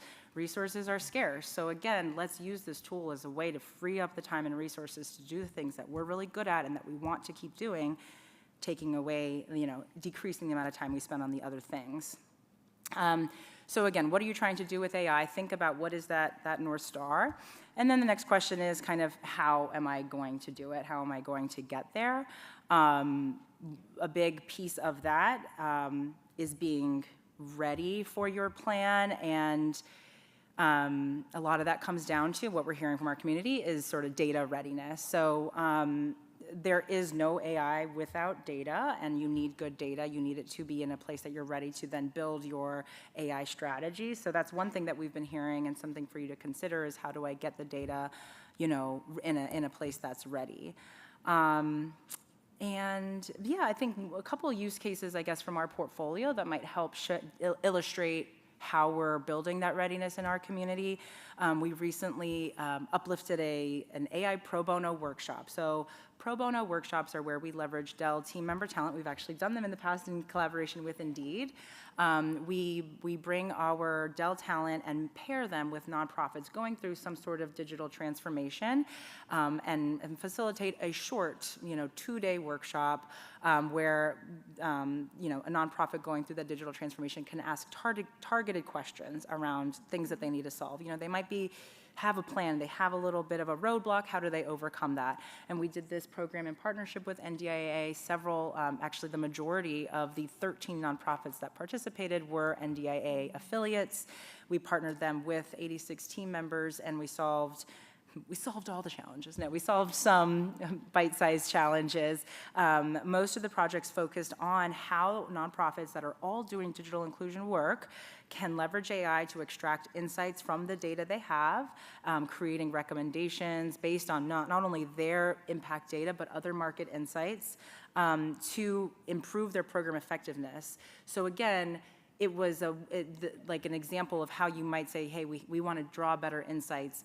You, people to people, gather those insights, you input the data, and have the AI spit you back trends, little pieces of it that enable you to go back out in community and do that work better and stronger and more effectively.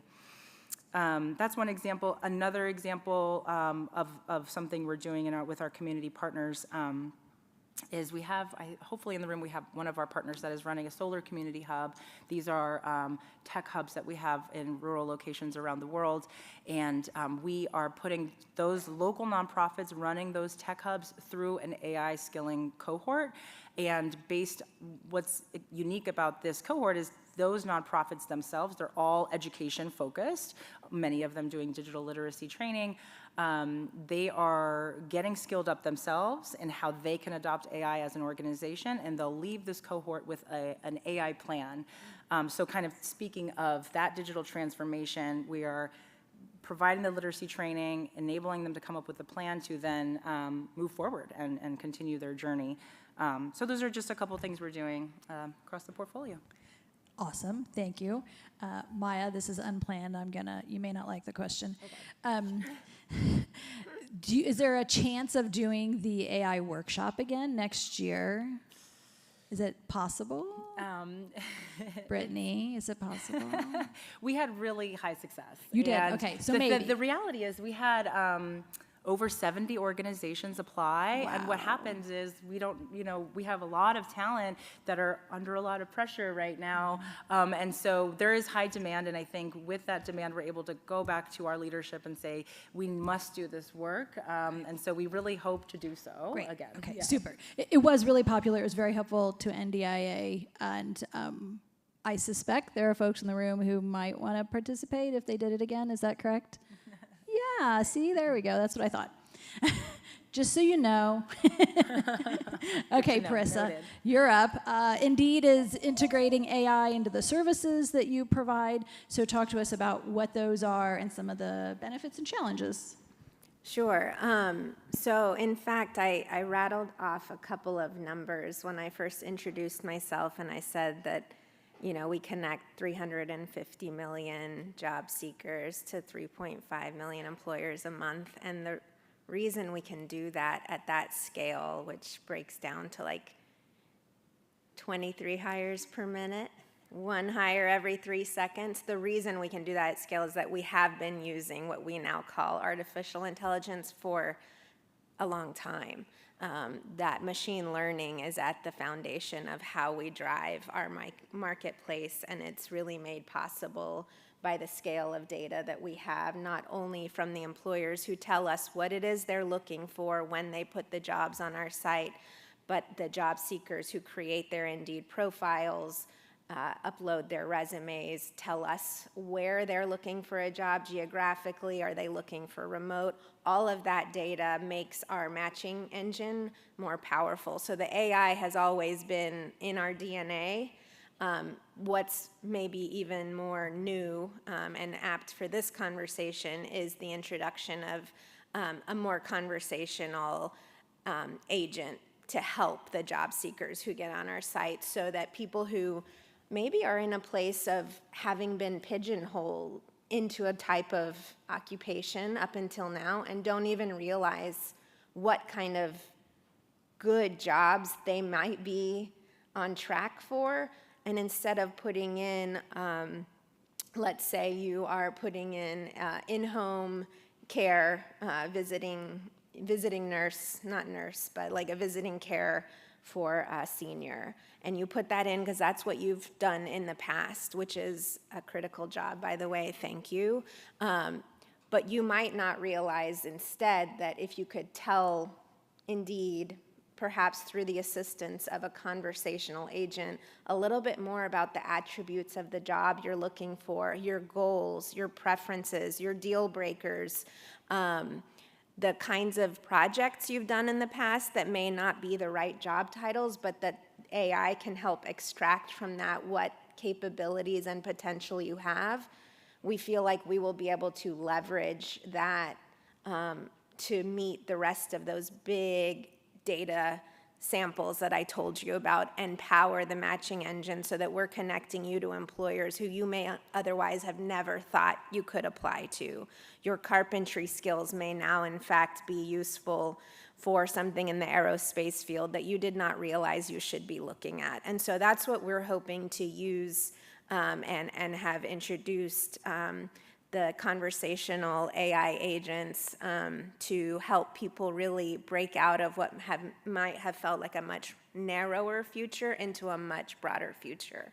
And the same for employers. We offer AI tools to, for example, employers when they're writing their job descriptions.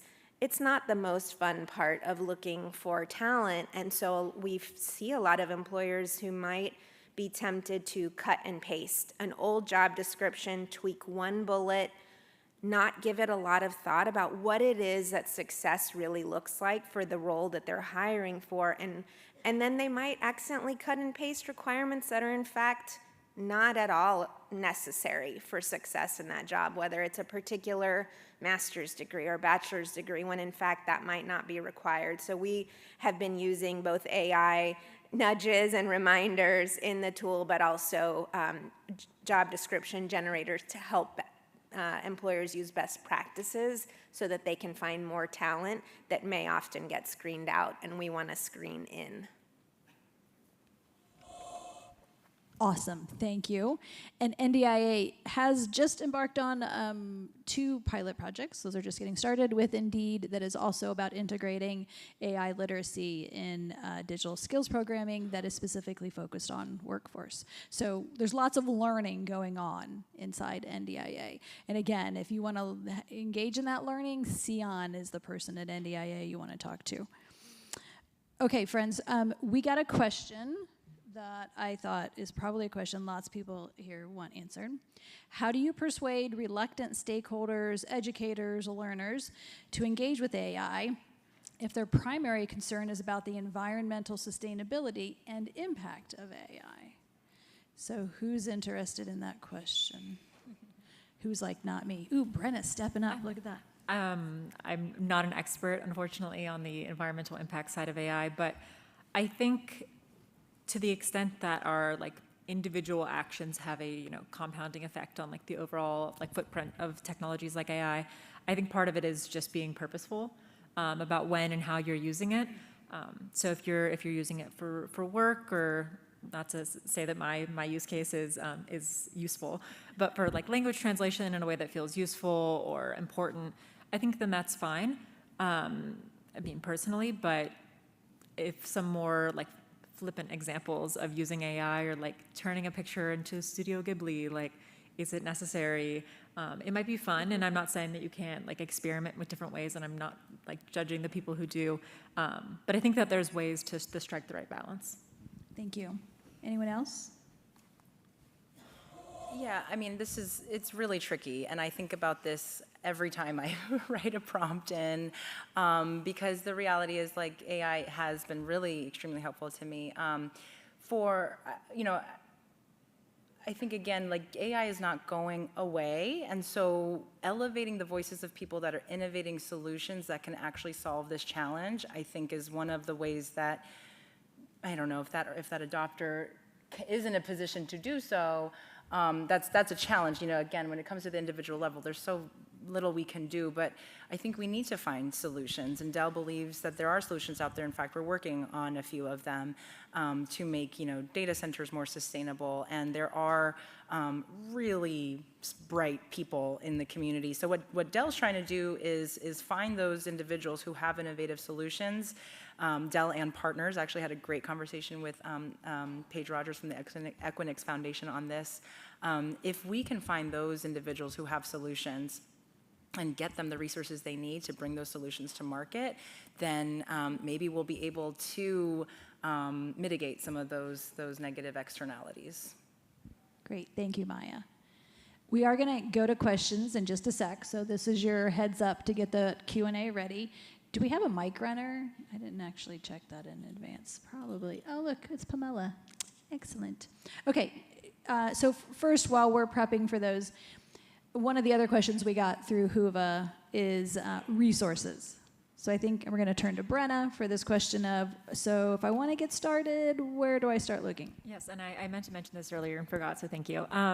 So Common Sense, we have multiple areas of our organization, and one of them is our education team that focuses specifically on digital literacy and digital citizenship materials for schools. So over 80% of Title I schools already use our materials, and they engage on a variety of different topics, but of course we have AI now. So we have specific digital citizenship lessons currently for 6th to 12th graders.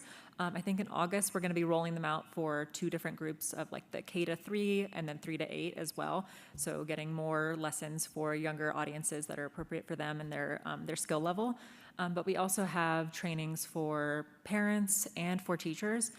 We have the Parents Ultimate Guide to AI, which of course is targeted to parents, but personally, I've used it, and I think it's a great deep dive explainer, especially if you're in the very beginning stages of AI, as well as some specific teacher professional development. So we have one that's an AI 101 course with lots of interactive videos and a worksheet that you can engage with the material, as well as one that is specific to ChatGPT, and I think more focused on prompts. And again, targeted to teachers, but you just need to make an account, and then it's free to look at. So I think those are helpful as well for a lot of the digital navigators that are engaging with communities, doing more of the train to trainer. I think just to help you get started of where do I start with the basics. That's super. And the parent one, that's one that could be used to help folks whose kids might be playing with it and, want to make sure that their kids stay safe. So that could be really helpful. Thank you so much, Brenna. Okay, Pamela, now we're ready. Okay, Leslie. I wanted to follow up on the environmental question because clearly AI is not going away, but the majority of us, if not all of us, are working in communities, Black and brown communities, or at least making sure that we are fighting for Black and brown communities. The funding for environmental injustice has also been gutted. How do we balance the promotion of a tool like this and also educate ourselves and maybe some advocacy around where these data centers go, because we know that when it comes to environmental injustice, that's where they go is Black and brown communities. So I know you're not all environmentalists, but I'm just curious if anybody has any thoughts on that. Prissa, stepping up. Thank you. Well, I think what I wanted to do was validate sort of the earlier point of multiple things being true at the same time, and likely a lot of, or at least I'll speak for the two of us, likely at large corporations that are struggling with balancing these trade-offs and these tensions. And tangibly, I would say Indeed has made a set of environmental social governance commitments by the year 2030. The one that the team that I'm a part of drives is around helping 30 million job seekers facing barriers get hired by 2030, but right alongside that is achieving net zero in our carbon emissions by 2030, along with a couple of other commitments. And I say that to say that it is something we are actively monitoring. The measurement of the total emissions impacts of this technology, I think there's still work to do to properly even harness what is the true impact, what are the parts of the supply chain and process that contribute most. So while that understanding needs to ramp up so that companies like ours can properly grapple with the competing goals that we have there, I think just speaking personally, I think you're asking the right questions, and I think it's the basic principles that always have applied about how do you make sure that the right people are at the table when these decisions are being made, and whether that's when the data centers are being located or the zoning decisions are being made, like very supportive of making sure that resources are going to have those voices, those seats at the table. And for those of us who are able to pull up a chair, it is our responsibility to do so. Yeah, Brennan, go ahead. And I think it's also the importance of more local level politics for the communities that are going to be impacted by this, obviously making sure they're involved on the lawmakers and policymakers that are providing tax incentives for data centers to locate in a certain area, for people to just be on the lookout for announcements of things being built so that they can take into account the negative ramifications they might see from it. But it's hard because obviously a lot of individuals who may be politically disenfranchised or not have the power and means and time that other communities do is hard. Angela, can I just echo one other thing, which is it's such a good testament to how this community thinks about issues in a very intersectional way, and how the issues that affect people who are on the wrong side of the digital divide are likely also the environmental justice issues that you're raising. And I think it serves all of us to have the lens that you're bringing of intersectionality. So it helps. And it makes me wonder too if as digital inclusion programs are integrating AI literacy, if even what is a data center needs to be in that education, and what kind of jobs do data centers bring? Because maybe we don't want one, right? So that kind, because I can't give you a good Like, I don't know exactly what jobs take place, right? So we should all know the answer to that. I will go home and do homework. And so I think that's a very good point, Leslie. Other questions? I think I saw some more hands.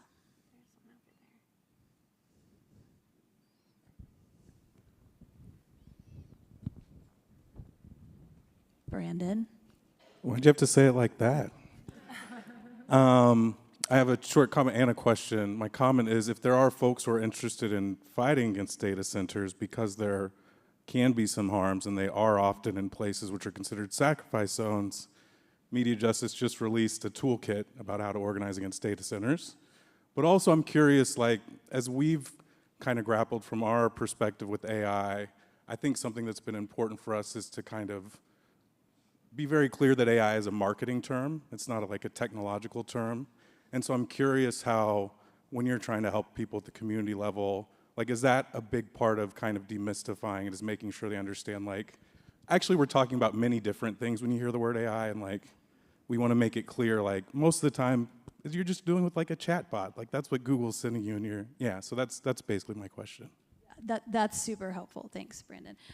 James, I think this is a question for you. Yeah, is this on? Okay. We have an AI assistant, right? That's a term we like to use. Chatbot as well.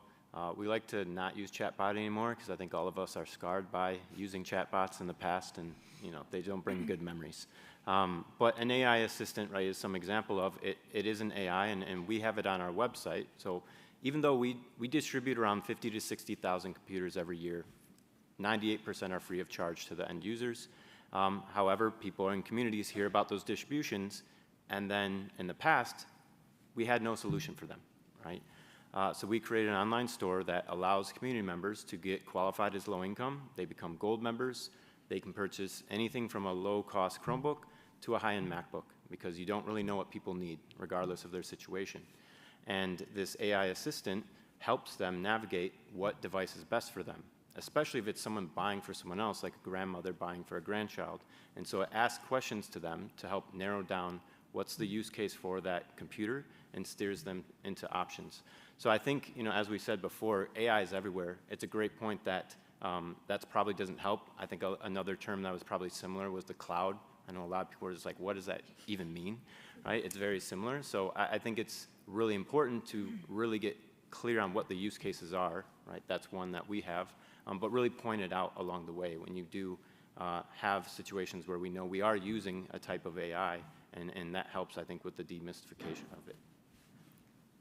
Perfect, thank you. Maya? Just to add on to that, so part of the activities we run out of our portfolio of our social impact portfolio includes AI navigation, and this is really getting in community, and maybe it's setting up a few devices with some basic tools, and really sitting down and saying, this is how I use them, this is a tool you can use, and so you get people playing with it, right? Just use it, like James said. And then people really start to see the limitations behind it, and then they're like asking these questions.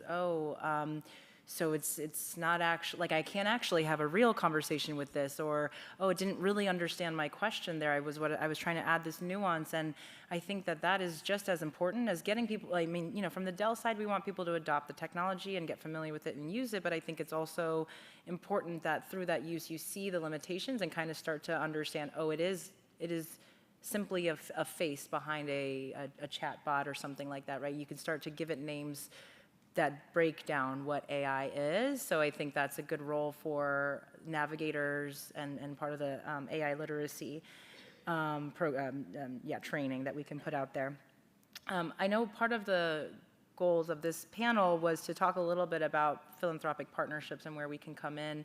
And I really like the way you said that AI is a marketing term, because as a donor, working for a company like Dell, getting the buy-in from our business to say we are doing AI skilling is very important. But if I'm being real, we've been doing AI skilling. We were doing, computational thinking, computer science. We're doing all sorts of other things that are part of what we are calling today is a big bucket of AI skills. now I need to call it AI skills to get the resources where they need to go. So I think that, I don't know, I guess that's just, I don't know if it's an answer to your question, but I like thinking of it as a marketing term because it is what people are gonna bite onto, even if we are then breaking it down. And then I think it's really important in the actual training that we make those connections for people, that it's a combination of a lot of different skills, yeah. I think a reality also is that there's so much going on around AI that it is also, unfortunately, it's a fundraising, or maybe fortunately, it's a fundraising opportunity, right? So the fact is that we do need the folks that we all serve, that you all serve, to be literate, right? So they can be safe and thrive. But also, you should not hesitate to figure out how to use that to, like, it is a marketing term. Put the terms on. You do this all the time, right? You frame something in order to make it fit the interests of the funder. When the funder's interested in a workforce, then it's workforce. When it's health, you focus on health. Change your message, not your mission. That's exactly right. I think this is another example of that. But the reality is you've been teaching AI. When you've been teaching how to use a browser, you've been doing it. So name it in places where you think it's either going to help you attract students, their clients, to those classrooms, or to raise funds to help cover the cost of that training. Other questions?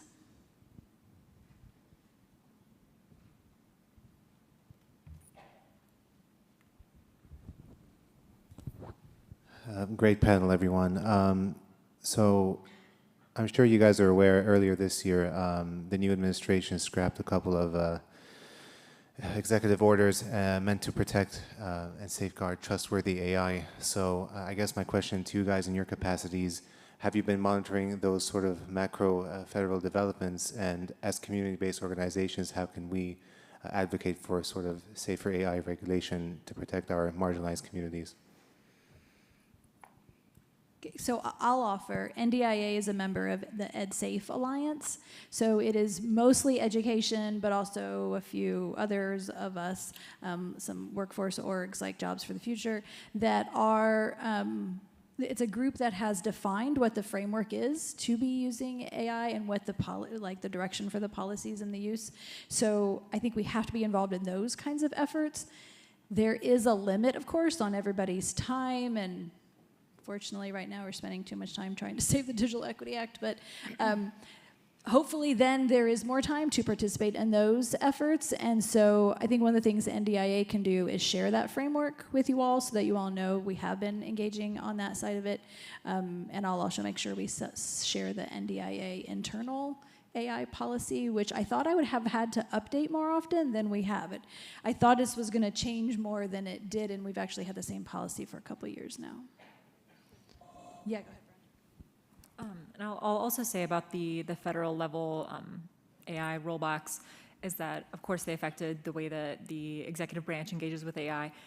But looking forward, we also do need to look about how industry is regulated and how industry operates, because a lot of them are, all of them are currently voluntary commitments, and while those are obviously laudable, they're not permanent. And we've seen how in other sectors, Common Sense works a lot on platform accountability, and Meta had fact-checking, and then it rolled it back because it wasn't politically advantageous anymore.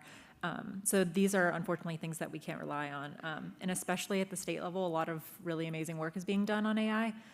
So I think pushing back, especially on like the AI federal preemption, that would kind of stop states in their tracks being able to continue doing this amazing work, I think is really important.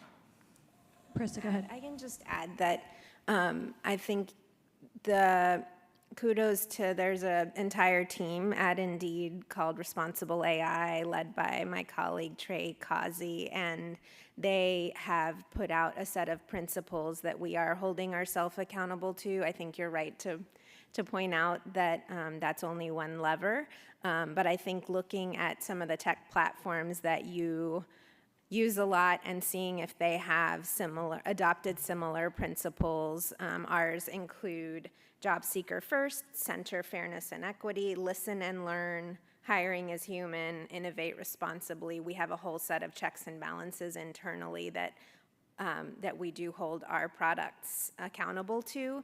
But there's also an entire team looking at the ongoing federal changes.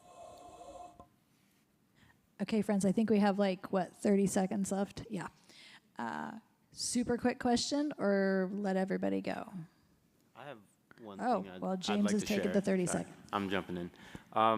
Just something that's the viewpoint of human IT, and this is mainly for the other practitioners out there that are in the community. We truly believe if we want to see better representation within AI, there needs to be more utilization by diverse communities of the AI itself. That's the best way to get the data in there, to get the usage in there. And so we really, again, encourage people to push through the fear and find a place to start to use this. Because right now it's not representative, right? It's not diverse, but we can change that. It's very similar to the internet. I don't think any one group owns these things. Even if these companies do own it, as you saw with the Grok debacle with Elon Musk, right? Like, they have a mind of their own. And I think that can be for the better if we help shape the AI, but it'll only get there if we use it. So thank you. Okay, super. Any other last comments? Yeah, Brenna. Sorry, I was sitting on it. I know time is up. Last thing. As a optimistic way to look forward, I think one thing to keep in mind is that tech benefits by making these things seem too complicated to fix. There's things that you couldn't possibly understand. We should just let industry run wild and see what happens. Like with the internet, you don't need to know how to code to understand generally how things operate. So I think making that point to anyone who's a digital navigator that they can understand this. It's just a program that's guessing on the next best output, and kind of like making it very simple, I think is plenty for the average person. That's the perfect ending comment. Thanks to our panelists.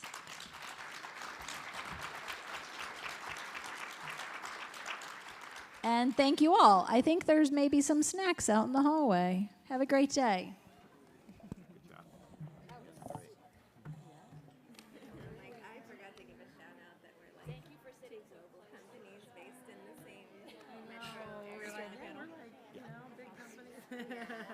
But like the past 2 days, Oh, got it.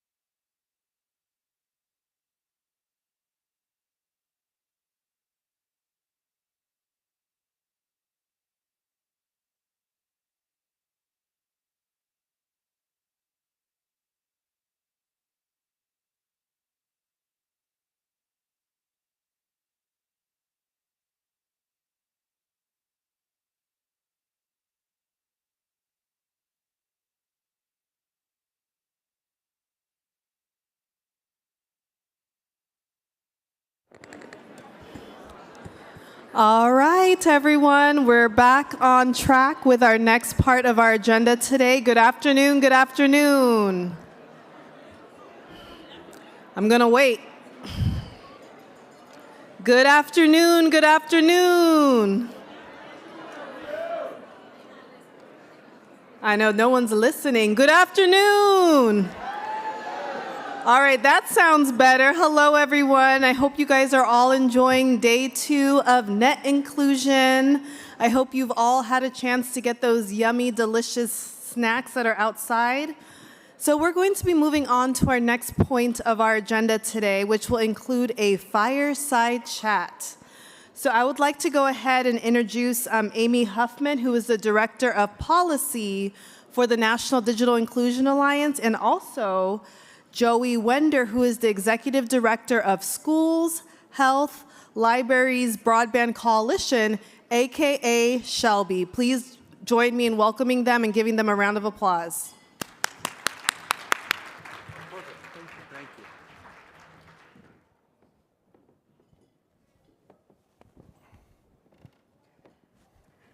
Hi, Joey. Hi, Amy. Is this on? Can you hear us? Oh, great. That's a good start to the Joey Amy show. Or is it Amy Joey show? It's the Amy Joey Show. Yeah, that's it's okay. right. It's That's okay. right. It's okay. It is our conference, so, you know. All right. Hello, everyone. That was a little weak. Hello, everyone. Much better. Good afternoon. I will say from my point of view, this week has been amazing. Just being in this space, being with all of you has taken my anxiety from like here to here. I feel energized, I feel ready to fight, and that is all thanks to you all. So thank you for being here. We're really That's an applause line for the crowd. Yes, Yeah. that's for you. So today from this stage, you've heard from Angela that we're not gonna give up. You've heard from Lev, who reminded us where we came from and that this is a generational work that we are all committed to, and also reminded us to think in a growth mindset from abundance, not scarcity. You heard from Gigi that it's not only okay to be mad, but that it's great to be mad and we should be fired up. I'm here as, you know, I'll give you lots of hugs and be a shoulder to cry on. And Joey can tell really great jokes. So we're here to close the show for the afternoon policy-related things. Expectations have been set.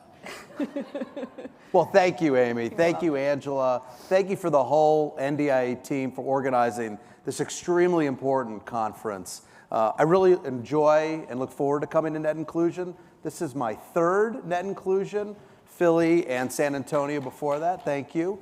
And before I start, I'm going to give an unsolicited endorsement and advertisement for Net Inclusion 2026. People in this room are used to doing tough work, okay? 1. So, nobody better be complaining about Chicago in February. Now, I say that exceptionally biased as someone who was born and raised in Chicago. That being said, if you could survive 105-degree heat in Phoenix, you will be fine in Chicago. So we'll see you next February. So you better be there. Joey's watching. So Joey, the last 2 times you've been here, though, you were, you know, you had a different title, you had a different boss, you worked for a different agency. You were at the Treasury and you were running a $10 billion capital project fund there that did a lot of great work for expanding broadband access, adoption, and use across the country. So thank you for your service. Thank you. And now you're here as the Executive Director of Shelby. So why don't you tell us a little bit about Shelby, what you all do, and you know how people can get involved and how we tend to work together. Absolutely. So for those of you who don't know, Shelby is the Schools, Health, and Libraries Broadband Coalition. Our mission is to bring high-speed internet to anchor institutions, schools, libraries, health clinics, and their surrounding communities around the country. And so the work of NDIA, the work of Shelby are very complementary to one another, right? Anchor institutions are many of the places where you do your work. and they're your partners in reaching community members. Right? I like to say that anchor institutions are the heartbeat of so many of our communities. It's where we learn, it's where we gather, and it's where we seek care. Absolutely. Yeah, and we've had a long history of working with Shelby. John Winhausen, the former executive director, was on NDIA's board for a very long time, a founding member of the board, I believe. Yep, Angela's nodding, I got it right. And Angela is on your board. So She is. We have a She's doing a great job. We're going to keep her too. Oh, good. Okay, good. yeah. I didn't pay her to say that. It was an audition today, but she's fine. Yeah. All right, so. We're going to talk about some tough subjects. We're going to acknowledge that some of them are tough. Some of them are going to be difficult to swallow, but there's also, I think, a lot of opportunity that we see on the federal landscape in 2025. So we're going to cover DEA, we're going to cover the Universal Service Fund, we're going to cover specifically hotspots, we're going to go to BEAD, and then we're going to take whatever questions you all have. Yeah. So let's start with digital equity, and I'm going to give that role to Amy. So how much time do we have? Okay, let's go. All right, so you all have heard from me several times this year. It feels like an eternity. You might be tired of seeing my name in your inbox by now, and you probably don't need me to be the one to tell you about the Truth Social post that President Trump posted on May 8th, nor do you need me to be the one to tell you about the letters that all of the states and territories received on May 9th, and the 4 competitive grantees that received contracts under the competitive grant. Those letters were taking direction from the president and the secretary, who, said the grants were canceled. I'll take Gigi's note and use air quotes here. And NTIA then went and terminated the grants, right? So, that's where we are. Just a reminder that the Digital Equity Act is actually 2 programs. It's grants to states and territories to implement their digital equity plans. All states and territories had received approval for their applications by the end of 2024, and they were on track to begin implementing those programs. And then the competitive grants, which were what they sound like. They go to organizations like you across the country to implement digital inclusion programs in your individual communities to meet the needs of your folks. So the president canceled the program. His administration terminated the grants. And just yesterday, while we were all here learning from each other, getting to know each other, and having, a good time, the folks in the room that applied to the program but hadn't heard anything since they applied got letters from NTIA. Actually, it wasn't a letter. That's an email, a 1-sentence email saying that the program is terminated, or the grants are terminated, and not to expect any grants. And those that had been recommended for award, which were 61 organizations, also received the same email saying that the program was canceled. I will say, perhaps a glimmer of hope is it said that the administration was still looking at the legality of the awards made to or promised to Native entities. And that is a glimmer of hope. I know there are some of you in this room who received those awards or applied for those awards, so it is perhaps still possible that you might receive them. So that is a glimmer of hope. So that's where we are. I think that's all to cover on that. Great. Unless you have any other questions, Joey. No? So the other program, just to note really quickly, the Tribal Broadband Connectivity Program, we have not heard anything about that. So we don't know where that program stands. We don't know its future, but I thought it was worth mentioning in case that comes up. So let's, move on from DEA to USF. That's another suite of programs that we both care a lot about. Can you give us, I'll make this really difficult. Can you do a 10-second primer on what the USF is and why everyone in the room should care about it? And then, tell us more about the Supreme Court case and things like that? Sure. So the Universal Service Fund, the way to think about that was more than almost 10 seconds. The way to think about the Universal Service Fund is it's the original program aimed at closing the digital divide. And it was contained within the 1996 Telecom Act. The Universal Service Fund, in fact, consists of 4 different programs. There's the E-Rate, which is about connecting schools and libraries.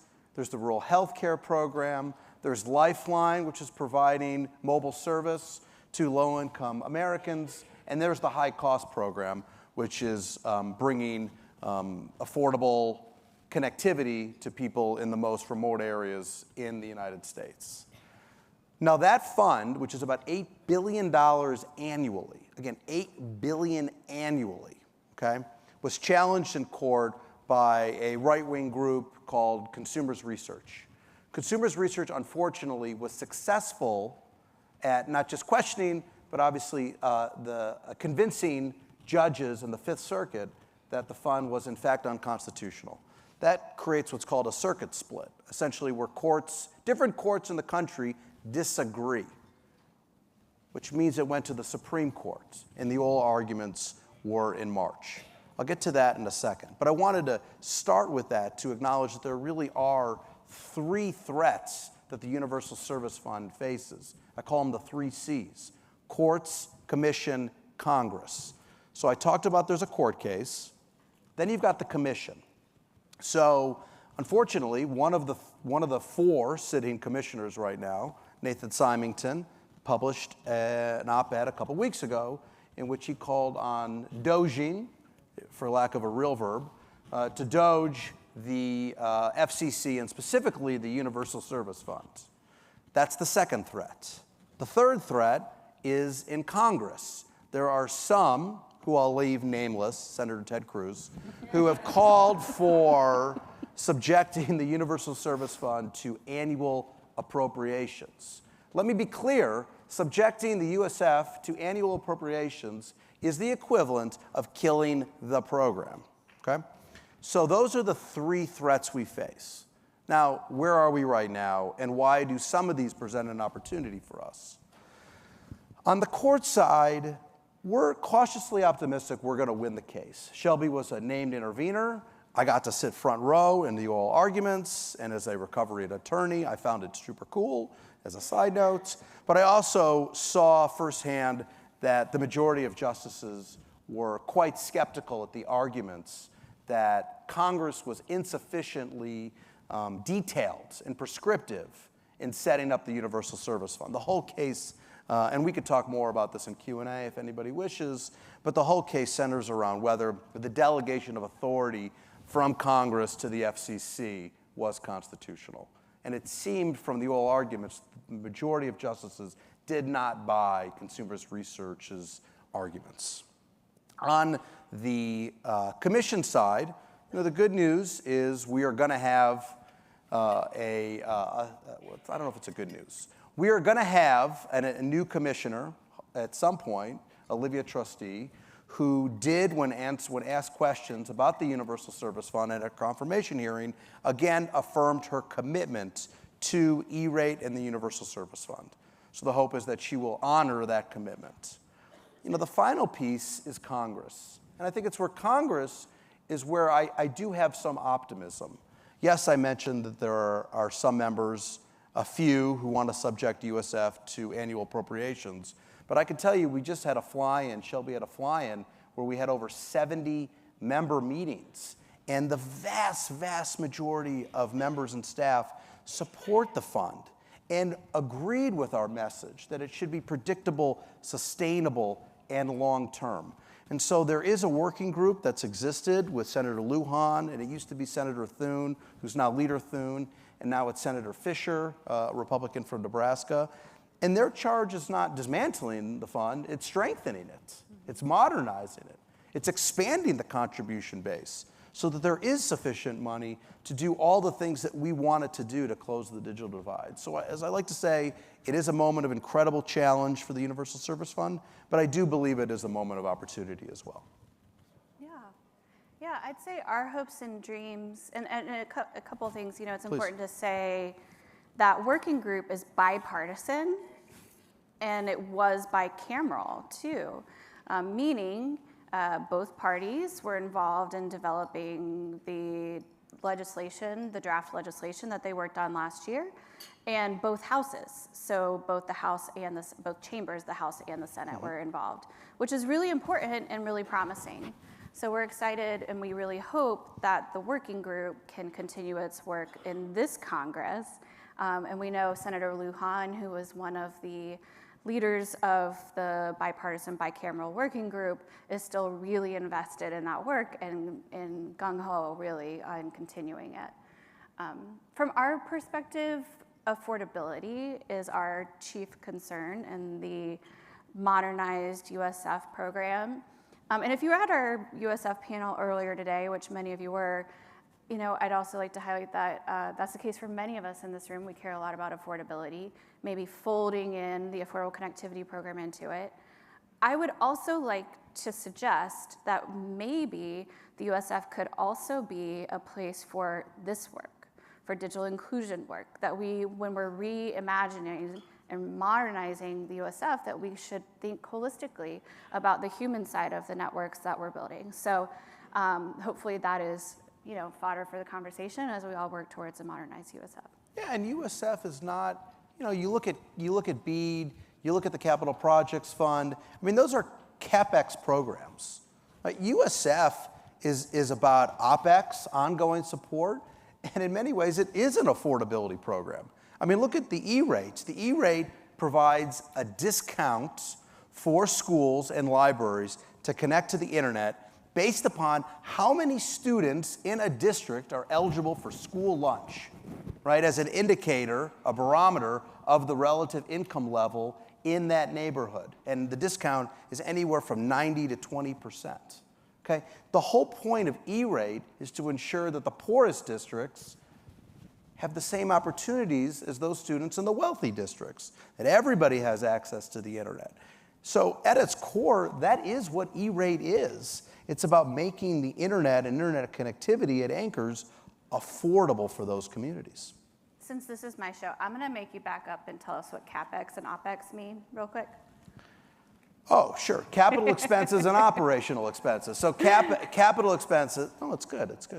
Capital expenses are the expenses of putting the technology, putting the widgets in the ground, right? BEAD, Capital Projects Fund, is laying fiber, stringing fiber, right? Digging holes, bringing it to a location, to a home or business.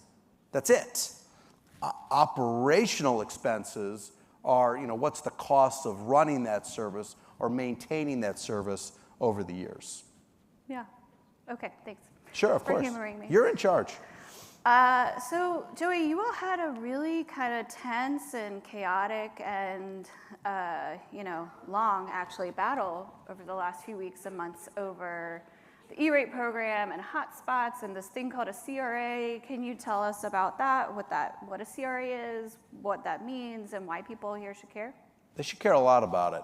So the FCC was wise, Congress was wise early in the pandemic to seize that opportunity to address something that we've known has been a problem for a very, very long time. And it's called the homework gap. Right? There's an estimated 9 to 15 million students in America that don't have high-speed internet at home. And again, it's the same logic that I just used for the actual school buildings. Right? Why should a low-income kid be at a disadvantage vis-a-vis an affluent kid? And the whole idea behind the Emergency Connectivity Fund, which was funded in one of the COVID relief bills, was to provide hotspots to those low-income kids and to library patrons. That funding ran out. In the wisdom of the FCC, last year, they extended the hotspots program and made it an eligible E-rate expense. Again, to allow school districts and libraries to lend out hotspots. Unfortunately, there's this bizarre procedure in Congress called a Congressional Review Act, a CRA resolution. It allows Congress to invalidate something a previous administration did, and not just invalidate it. Prevent them from doing something substantially similar forever. And unfortunately, the Senate, a couple weeks ago, passed a CRA resolution that would end the hotspots program. And now that action is pending in the House. Now, there is a terrific coalition of groups, including NDIA, including so many others in this room, and we are going to all House offices with a very simple message, that a vote for this resolution is a vote to send kids back to the parking lots of fast food restaurants to do their homework. And so we are going to fight into the end and hope for victory. All right, so we have 15 minutes left. I want to leave plenty of time for questions, but let's do just a super quick where BEAD is. So can you give us like very short and sweet where the BEAD program is and what we know and what we don't know? Absolutely. So I'll do it in 4 words. We do not know. Okay, so we do not know. I mean, it's obvious there's a huge debate happening within the administration about whether BEAD will continue as is, whether it will continue with minor modifications, whether NTIA will actually force states to start over, submit new plans. In fact, some states, as you know, have already completed the bidding, right? They've chosen their providers. And actually tell them, throw it away and start over. Is completely unclear what NTIA will do. And part of that delay is because the nominee to be the NTIA administrator, who currently is a Ted Cruz staffer, Ariel Roth, has not yet been confirmed. That's right. Okay, so now we're going to open up for questions. We have a couple mic runners. So I see a hand over here. Where are mic runners coming? Okay. Anita's up here, by the way, for someone. Hey, y'all. Thanks so much. Say who you are, by the way. Jason Nino Fuentes with Albemarle County. There's a lot in the courts that are currently active and in question. There's some things that there's already been an answer, and it's not necessarily the one that we want. And so I wanted to bring up Loper Bright. What is the possibility that in the near term somebody brings some action that gets the administration to change, for instance, on DEA or potentially on BEAD? What are the chances that then that gets waylaid by suits that are looking to use Loper Bright as a means of getting their way and kind of countering administration and agency deference? I'll let you start on DEA. Yeah, and then you got to do the Loper Bright thing, because Okay, I'm not a lawyer. Just in case everybody knows, I'm not a lawyer. Yeah, I think, so we heard, and I agree with Gigi, the battle for DEA is now in the courts. I would also add that while we don't expect Congress to act, it is still in Congress. They should care about their, the balance of powers, the constitutionality of that, and that the fact that they passed a law and allocated funds and that's being undermined. So the battle should be in the courts over that, but Congress should also step up. I will pass to you about the Loper Bright stuff, because that's over my head. I mean, it cuts both ways, depending upon the case, right? And that's the hard part. I mean, I would expect all of these things are going to run through their different paths. Different circuits are going to come up with different rulings, right? Look at the USF. You had the 6th, the 11th that said, sure, it's fine. But then you had the 5th and a rehearing that said it's not. Then it goes to the Supreme Court. So, like with all these things, they're going to have to sort of work their way through. I think the hardest part about all of this is it takes time. Right? With some of these things, we will be vindicated. The question is when and at what cost, right? There is a cost of delay and a cost of time. And part of what I think is the sinister motivation for some of this is that there's people that don't like the programs that we like, and they know that they might even lose in court one day, but it's so far down the line that they'll win by simply delaying all of this stuff.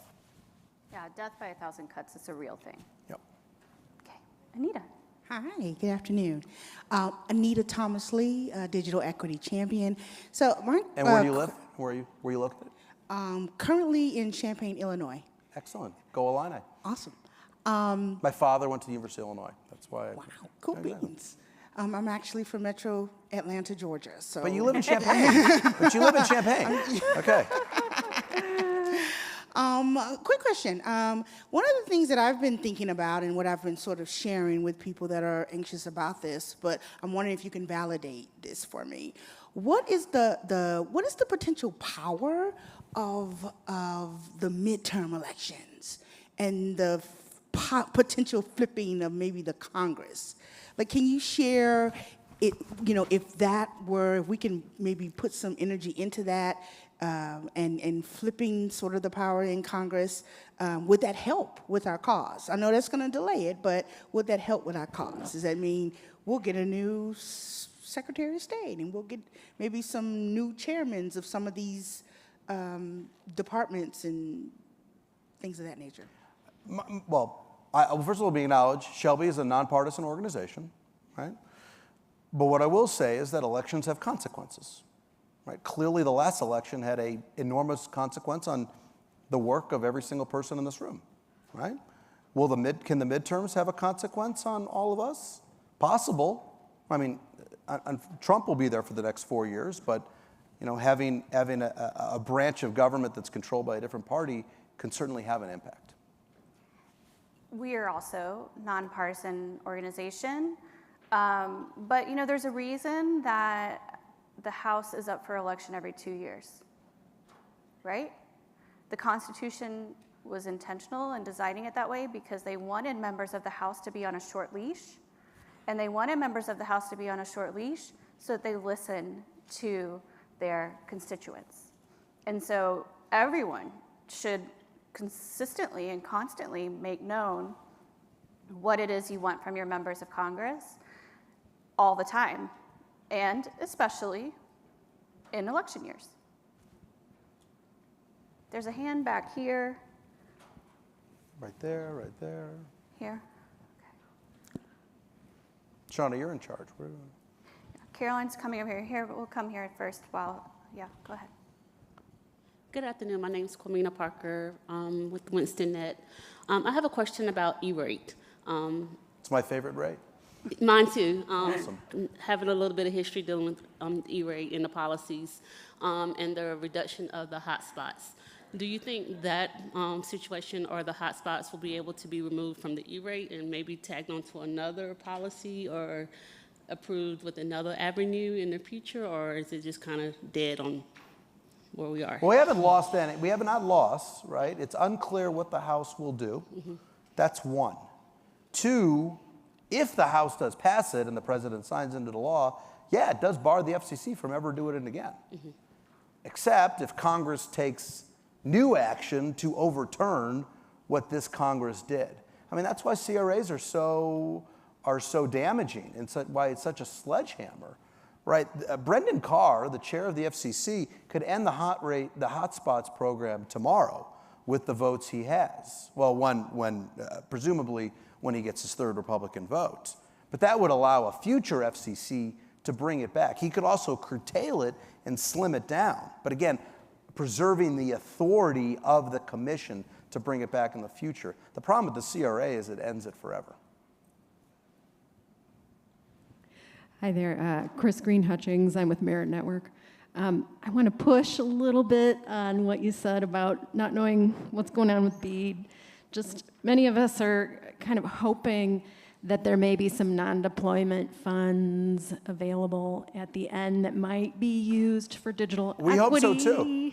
You hope so? I guess I just wondered, do we have any sense which way the wind is blowing regarding changes to that non-deployment funds? I don't think we do.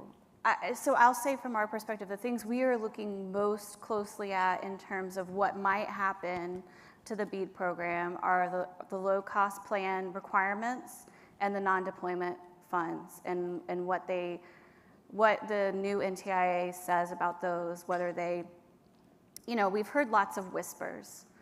Maybe they'll get rid of them completely, or maybe they will allocate them to other states, right? Because so far those have been whispers, I do not think we know. We don't know which way the winds are blowing on that. But to everyone in this room, the non-deployment funds are really important because they can have the potential to fund your work. And so we're definitely keeping an eye on that, and we'll certainly let you know when we hear anything. We will also let you know if there are ways to advocate to continue those funds. Yeah, I mean, the only thing I would add to the excellent question is it does rhyme in many ways with what's happening with DEA. Congress passed a bill that became law that said spend money on this first, right? Get every home and business connected, then make sure every anchor, right, is gigabit speed. Obviously, we care tremendously about that at Shelby, right? Then there's non-deployment. There's an order in which unserved, underserved, I mean, that's the basic, but there is a prioritization of the funds. And in a lot of states, it was written knowing that they would have, I don't want to call it extra money, that there would be money available once access was ensured at every location. It was written purposefully with that in mind. And so it all comes back to, is the executive branch going to do its job? Its job is to execute the laws that were passed by Congress and signed by the president. And so if the executive branch says, we want to ignore this part or that part, which they might do, as they clearly have done with the Digital Equity Act, again, we'll likely find ourselves in court on that as well. Any more questions? Got one right here. Shauna's on her way.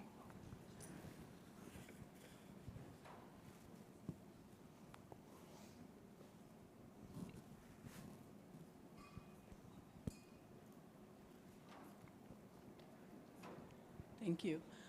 I'm Mala Muralidhar, and I work at the State Library of Arizona. I work on the E-rate for public libraries. Been a Shelby board member for a long time. My question to you, Joey, is should the USF get past the Supreme Court, do we have alternate mechanisms for contribution factor? Because that's the next big thing about the USF. Yep. So 30-second lesson, the Universal Service Fund is funded by a dedicated funding stream, not appropriations, dedicated funding stream. And it was set up as a fee assessed on people's telephone bills. The problem is, and we acknowledge it, that base is going like this. Less people have phone lines in America, but more people are using broadband. And so there's all sorts of alternatives out there. You can assess a fee on broadband internet access. You could assess a fee on edge providers. And there's lots of different ways, subsets of ways in which you could do that. Is that enterprise? Is that cloud? Is that advertising? There are a lot of ideas out there. And that's the conversation we should be having right now. That's the conversation the working group is having. I see Gigi, I see Greg Geis out there. I know they've been leading a coalition, thinking a lot about this. That's what we should be talking about. How do you have something that's both politically viable and economically viable to ensure that we've got enough revenue to pay for all the things that we care about, that closes the digital divide and creates opportunity for Americans around the country? Good question. Yeah, I'd just very quickly add, and then we have 1 minute, so we're going to wrap up. So no more questions. I would just very quickly add that, we want to make sure there's this if we're thinking from abundance mindset, right, then I would love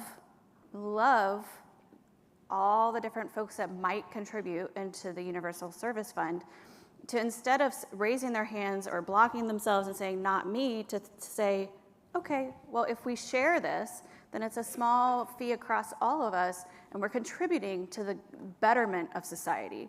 We're contributing to making sure everyone has equal access. We're contributing to actually our bottom line because, oh, by the way, folks will be using our networks and using our services because they'll be online, right? So I would love that it's a, instead of a not me attitude, it's a, okay, everybody raise their hands and pitch it together. Yeah. So Joey, I know we have Here, I would end with 1 this second. way. I will end with this way. This is obviously a challenging moment. And I think as we look across all the issues we work on, you have to be thinking about not only our victories being measured by the margins of our defeats, but you also have to be thinking about how do we ensure that we tee things up to have them become reality in the future or in the present? USF reform is a perfect example. I mean, Angela earlier talked about, DEA was an idea, right? And then COVID happened. I call it a national teaching moment. Your line, you called it a awareness moment. What was your line from this morning? Do you remember? She's like, Okay, that she was doesn't 5 even hours remember. ago. Okay. I have no idea. I was, sorry.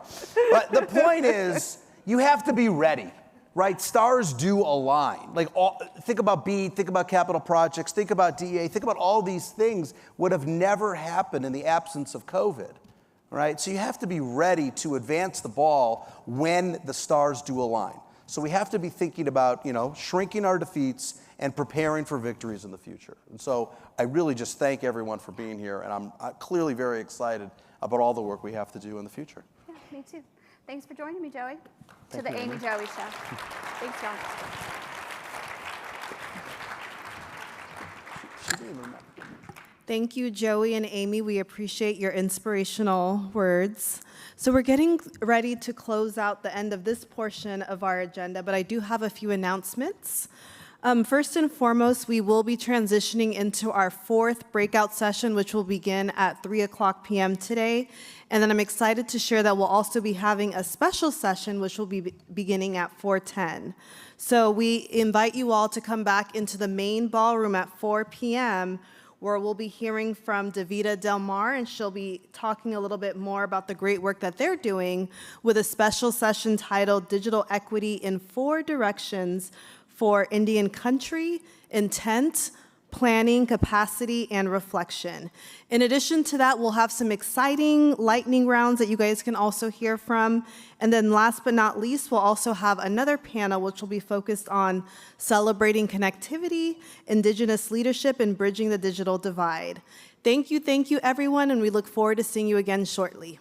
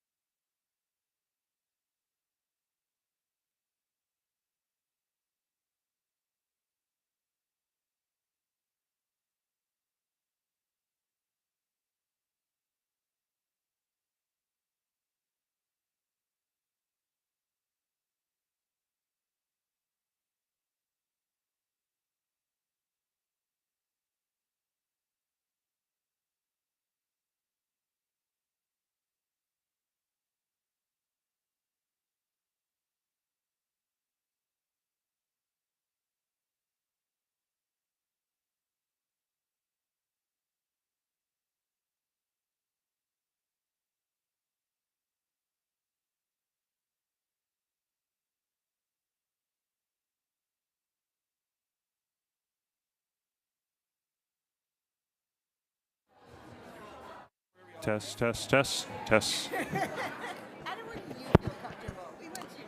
Hi, all. We're going to get started with the 3 o'clock breakout session in about 1 minute.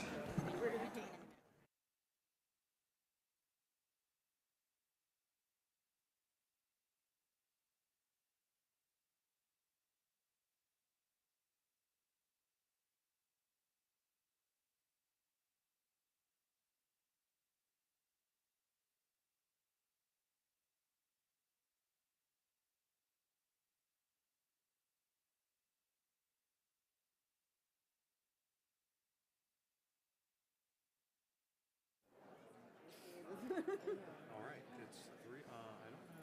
Well, we'll figure out if we have a mic runner when we get to that point. If not, we'll figure that out. Are we ready? Yeah. Are we ready? Set to get started? All right. Yes, sir. Sure, yeah. You know those shows.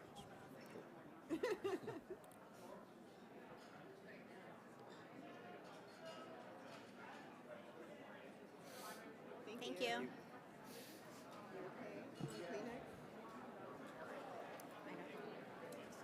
All right, welcome everyone. Hopefully you are here for the Outputs versus Impacts Measuring Long-Term Success in Digital Equity breakout session. If you are not intentionally here for that, that's what you're here for now. So grab a seat and we're gonna have a great discussion. I'm gonna start out by introducing our 4 panelists. To my immediate left, Adam Sharma is the Vice President of Strategic Innovation and Partnerships with Human IT. 2 over, I'll ask you all to raise your hands because we're not quite in order, is Monica Gonzalez, Program Officer with Methodist Health Ministries. Mitsuko Herrera is the Program Director, Montgomery Connects and XR Montgomery with Montgomery County, Maryland. And Kelly Mukherjee, Director of Operations for Broadband and Digital Inclusion at Arizona State University. And before we really dive into the discussion, I'm going to ask each of our panelists to kind of just kick us off with what they're excited about and why they were interested in being on this panel. Great, thank you. Yeah, as you mentioned, I'm Adam Sharma. I have been working in digital inclusion for 8 years now, as of last Sunday. So I'm excited to be here because in that time, I've been able to observe how we have changed measuring impact. We've had a lot of conversations about it in past conferences about measuring impact versus outcomes. And what I'm excited about to be here today about is really talking about how measuring impact will help us get more funding to create more impact. Right? And that's really what we want to explore and make sure that we're getting across today. Yeah, I'll just dovetail against that. At ASU, I'm excited that I get the opportunity to lead a web portal called As One. It's az-1.info. I encourage you all to go visit it. On As One, we are trying to encourage everybody to work together as one because no one entity can do it alone. So this allows us to get to know all the different entities across the state, who's doing what, and we get to welcome them and invite them to be part of the As One family. We have resources on the website, and then we've started a storytelling initiative, and I'm excited to share that with you today.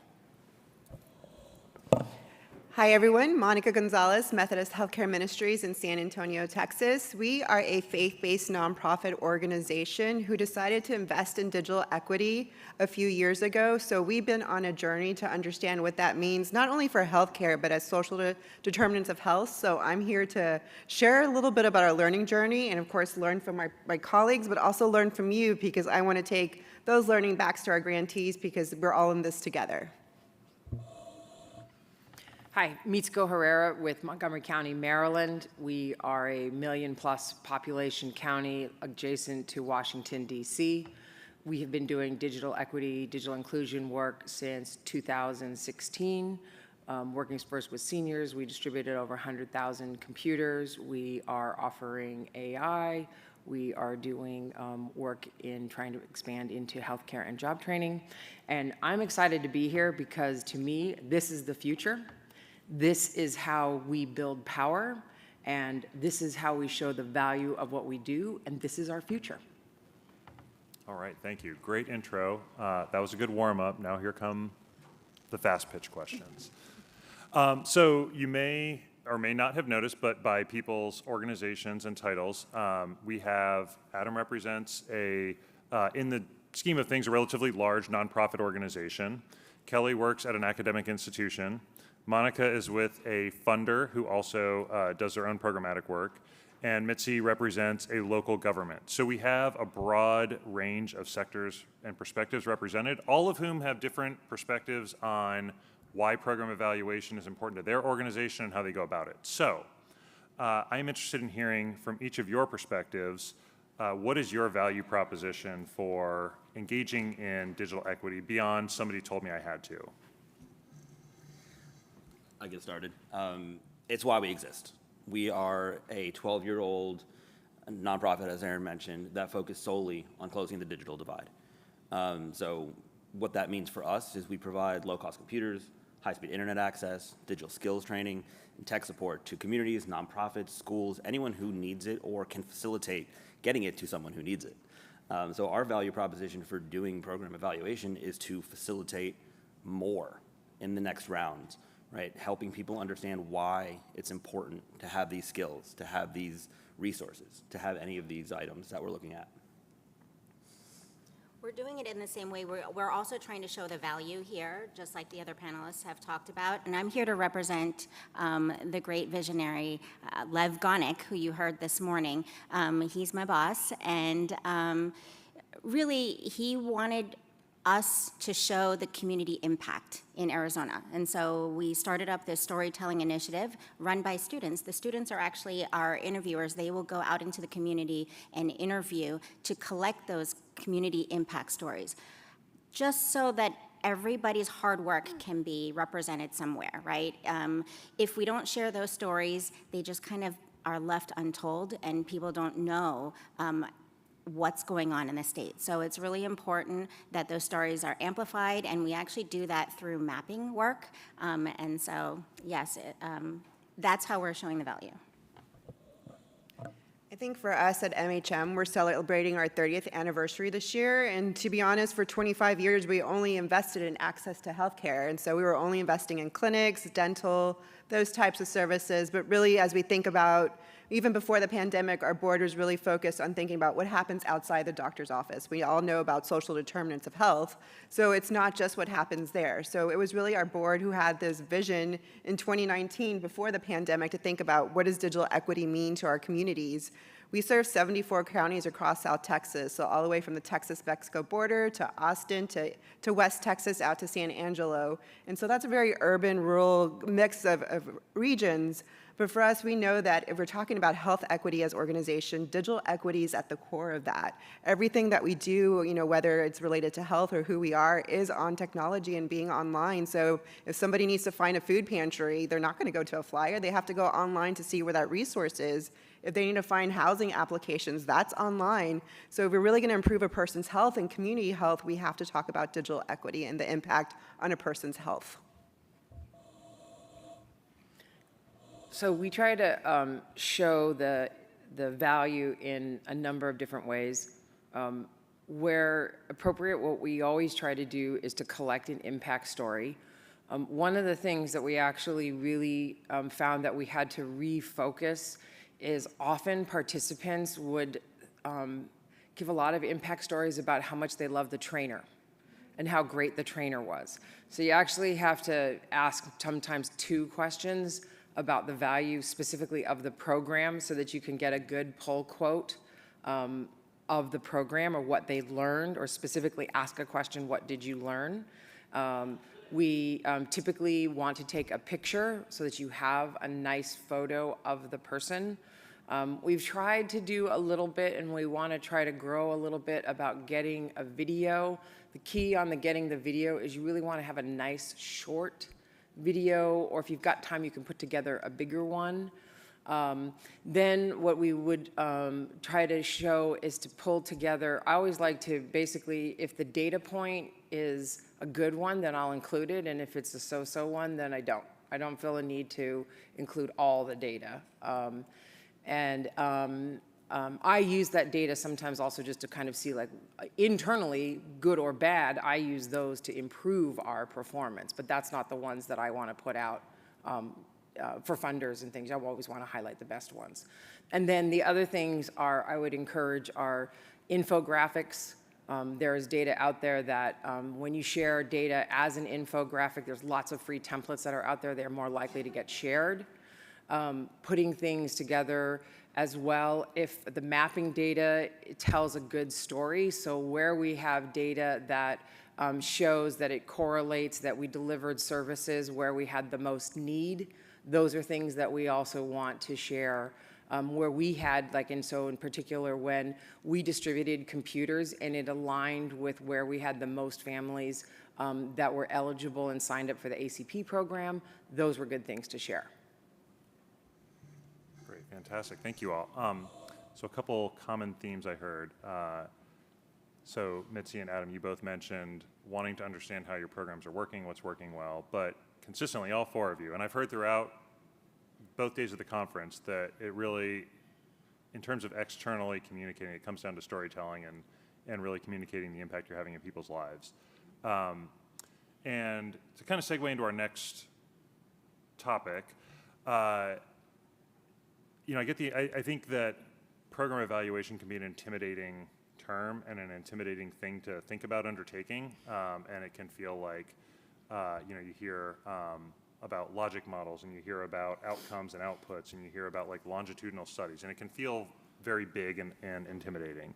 But at the end of the day, you all touched on, like, telling the story of how this work is impacting people, which doesn't need to be intimidating. And at the end of the day, it's just communicating the work that you're doing. So I'm wondering if, for folks that may be kind of thinking about how do we get started and how do I begin to plan for program evaluation or take this on, what advice would you give to get started? So who should folks involve? Where should they start? And feel free we can break out of this down the line and back. Yeah, I mean, for me, it's always been start with the data you have, right? You don't have to go out and start something new, although you will eventually. A great example of this for me was, we were looking at how do we include computers with ACP subscriptions, right? For those who don't remember the nuance, only an ISP could give the computer or sell the computer to the household. And so I asked the question, how can we prove that this is a valuable asset to the ISP? Because we need to talk about value to the partner. And so I went back and some data. We had 2 concurrent grants in the state of California, one of which allowed us to connect, and still allows us to connect anyone in the state to any low-cost plan, carrier agnostic. And another one allowed us, within a subset of that geography, allowed us to give away a computer at low or no cost. We found that in the geographies where we had the computer, we saw an increase in adoption by 4x. So we went from a 4.1 adoption rate to a 17.2 adoption rate, right? So that data existed. It was in our systems. All we had to do was ask the question and look for it, right? And I imagine that any organization out here has plenty of data. It's just a matter of organizing it and asking the right questions around it. For us, we also started with what we had first. So we actually went and sourced our own stories. Before we started writing our own stories, we just simply did some searches. What stories are happening out in Arizona, and what can we share out on as one? So we really started with a map. We started with a map, and we had a goal of how many pins can we put on the map, because we really wanted to show people the location of where those stories were coming from. And then the goal that Lev set out for us was, the goal, Kelly, is to just fill up the map with pins all across Arizona. So, that gives us like a tangible visualization that we're trying to do. So then we would then go out to different cities. We even put Google alerts on our email so that we would put in keyword searches and it would go search for us, and then it would bring back articles. We would then sift through them and see, are they relevant? and then we would add them on. And then this was the start of our storytelling. Then we put together a student storytelling team, and we gave them the task of interviewing. I would first set them up with people I know in the community, right? And then I also need to give credit to the coalitions, our local coalitions, like Arizona Broadband Stakeholders Network, led by Steve Peters here. Cindy Hogan leads the AIDEN organization, Arizona Digital Inclusion Network.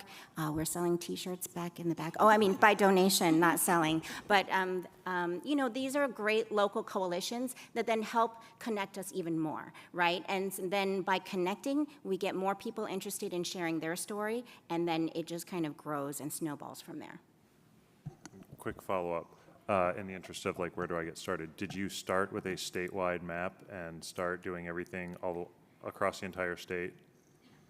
Well, for our storytelling initiative, we did. We actually started with a blank map, and then we said, where are the stories, you know, and, you know, okay, we found some stories in Pima County. Great, let's put them on the map. Now Maricopa County, let's put them on the map, and that's how it then continued to grow. As they came. Yes. I think for us, can you hear me? When we were developing our strategy, it was really important for us to understand what the current state of the situation was in our 74 counties. So really gathering that data, what was available out. And we know some of the maps are not reliable. We're not naive to that, but I think it was important to understand that. We have an internal dashboard that we call our community conditions dashboard to understand some of that data that we're tracking, not only for digital equity, but some other work like around food security, economic mobility, and access to care. But I think it was, you know, understanding what our nonprofits could do, because we were a funder, so we know it's a burden to ask a nonprofit to track data, right? And not every nonprofit has the same capacity. So some people's ears might screech when I say this. We developed a key performance indicators. So we had a list of I know, I see the screeching, I get it. But we had those key performance indicators as an example, what are the opportunities for you as an organization to collect that data. And then we had individual conversations with every grantee, you know, from application to award. That can be like 3, 4, 5 months, so that can also change. So once they got awarded, we talked about what are those key performance indicators they can actually track, how are you tracking it, and how can we support you if you have a challenge. And you know, I think that's really important as a funder to have those discussions, and as a nonprofit to have it with your funder, because when we're asking you to track all this information, you may not have the capacity, but I think you need to have that conversation, because it's really important for us to understand, for you as a nonprofit, what additional burden we're adding to you. So I think the data piece is really important to us, but also understanding those stories, right? I think we keep on going back to stories. And for us, you know, we have quarterly convenings and check-ins with our partners, so giving them that space and opportunity, not for only us to do the talking, but for them to do some of the talking and some of the learning and growing and resource sharing together. Okay, so I think going back to the point about getting started, the first thing is I think that we need to be honest about that several people in this room are in different spaces. I had a conversation with somebody last night and was literally like, how do I get through the next year? So we need to be realistic about if you're in a situation where you're in a hurry versus you have a longer lead time. So if you're really in a hurry, the thing you're going to do is you're going to borrow. You're going to look, and you can do an internet search, and you're going to look to see, like, how do I measure digital impact? You're going to look and see who's already got something out there, some kind of template that I can just borrow and use that's ready-made, and I could potentially tweak it for what I need to do, but it's not a big, heavy lift. You also want to be thinking about what is the difference between, am I looking for an evaluation because I need to go to somebody to talk about the general value of, if you provide training for somebody, they are more likely to be able to do blank. You can generally use a general measure, because I'm just pitching the value of doing this, versus I want to do a specific evaluation of either when I provided this service, what happened, or what happened with people. And I wanted to post in the Whova, somebody was very excited about the articles, so I can't post any more articles in there because it's all filled up. But there is the goodthingsfoundation.org. If you look up that one, They have our impact on digital inclusion. And the reason I mentioned that is that they had like a 10-point survey, and it kind of measured in 3 different areas. And I thought it was a nice tool that you could kind of use to measure in 3 different areas. You could kind of adapt it a little bit.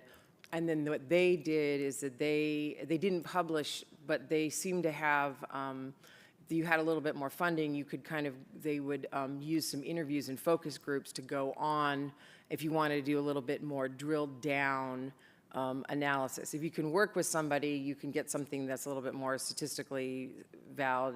But for a lot of that, the easiest thing for a lot of things is you just ask people, once they finish your program, you ask them a survey question. And if you look in the questions that people asked in Whova, I posted some responses in there. So I put in there some of the questions that we asked people. A lot of them things can be basic ones. The other thing I would caution is that some people asked questions, and when they're really open-ended, like, what did you learn from this program? Those are really hard, because you just think of, like, when we ask people questions, how likely are you, when you can answer a question, yes, no, did I learn this, you're more likely to fill it out. If you have to, I gotta take time to think about this or that, people are less likely to answer them. So sometimes you have to be, if you narrow the question a little bit, or you're a little bit more focused, you're more likely that people will actually take the time to respond. And thank you. And one of my jobs as facilitator is to remind you all that there's a collaborative notes doc. I will note, though, I was having some trouble adding content to it earlier. So we have some resources, and even though we can't post articles, we can put a link to that into the collaborative notes doc. So we will add some additional resources to that. So revisit the collaborative notes doc, and we will reference a few different resources that the folks up here have developed and can share. Those will show up in there, so those will be coming. I promised as facilitator I wouldn't editorialize a whole lot, but I am going to answer this question also. So this is the one I'm going to break my promise already. And I want to just note, at NDIA, we are supporting the National Digital Navigator Corps and 18 digital navigator sites across the country. And one of the things that we as kind of the grant administrators needed to do was develop a way to evaluate the individual sites and evaluate this entire program, this entire larger grant. And so we developed a data system to do that. And when we were getting started, we wanted to think really hard about what do we need to collect and how will that actually look on the ground. So I can and did, as the research director, think of a whole bunch of things I want to know. I thought of all kind of data I would love to get. And we documented that, and then we went to our digital navigator sites and talked to them about how would these data points turn into questions in the flow of meeting with a community member, and how can we incorporate these into the way you're interacting with them.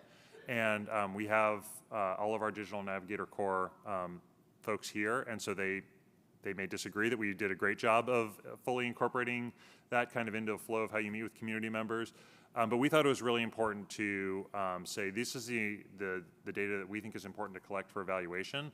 And before we ever developed the database, before we ever developed our evaluation protocols, we talked to the digital navigators about why we're collecting this information, how we want to use it, and we wanted to ask them, like, we may want to know what's your reason for coming here today, but we want to ask that in a way that people are going to feel comfortable answering, and is going to feel natural, so that you're not reading off of an intake form, and people feel like they're being queried from the very second they step in the door. So one of our keys to kind of getting started with our evaluation was talking with the folks who would be on the ground interacting with community members and trying to kind of think about, like, I as the research director want to know this, but is this really critical for me to know, or is this just something I kind of wondered and thought would be a neat question to ask, but at the end of the day, is it really critical that we collect that information? And if it is critical, then can we do it in a way that's going to feel conversational and make people feel comfortable as they're coming in and approaching and asking for help?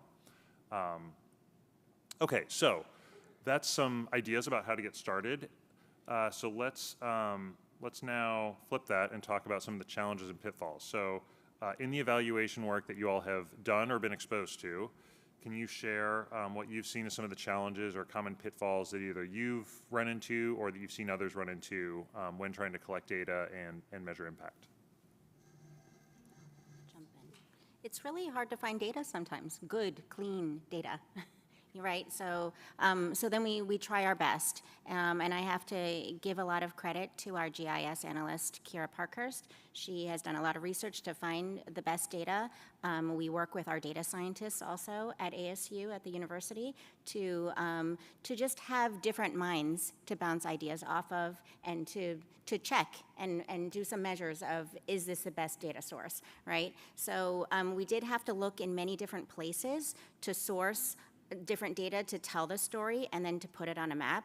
So, so I'd say the challenge was to really find good, clean data. And then when we can't find the best, like, perfect data, right? Then we do our best, and then we also try to provide analyses to try to help educate, from our point of view, what we're seeing and where some of the gaps might be so that people can make the best data-informed decision. So I'd say a couple things on there. The first one I would say is the pitfall is I didn't ask the question. I was actually had a call and the person asked of we were going to do a training for home health care workers, and the fundamental question is, well, what is the value proposition of doing this? And I didn't actually have it mapped out.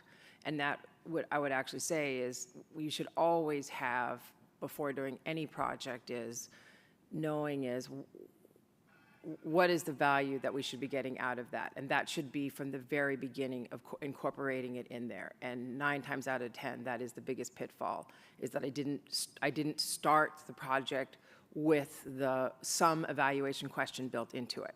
The pitfalls, as you said, I'm a curious person and I'm nerdy and I might ask some things, and it was really interesting to me, but it may have contributed to, that's a lot of questions that we're asking people of marginal impact. The problems that you have, particularly when you have people who have, not only do people, you can do surveys and you can have them in multiple languages, but people have limited literacy skills in any language. And for most surveys, you have to use plain language and anticipate that people have around a 4th grade reading skill, and that's very difficult. If you really want to ask somebody, are you eligible for the ACP program?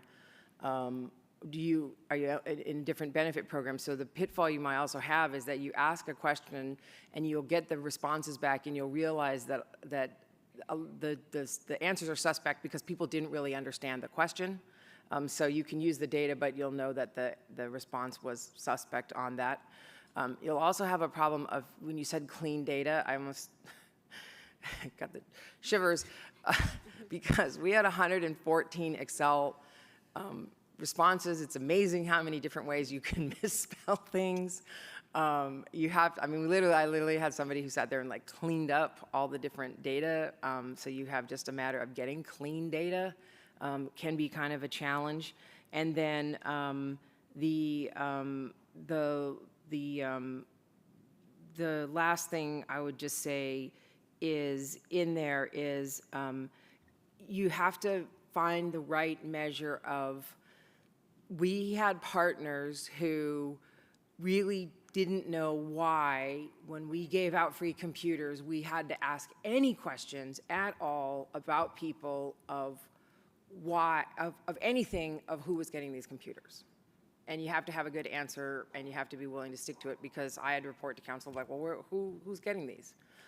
And I will say, as much as I love working with the state of Maryland distributed computers and had a database which captured people's names and addresses because they limited it by address, but they did not capture any telephone or email.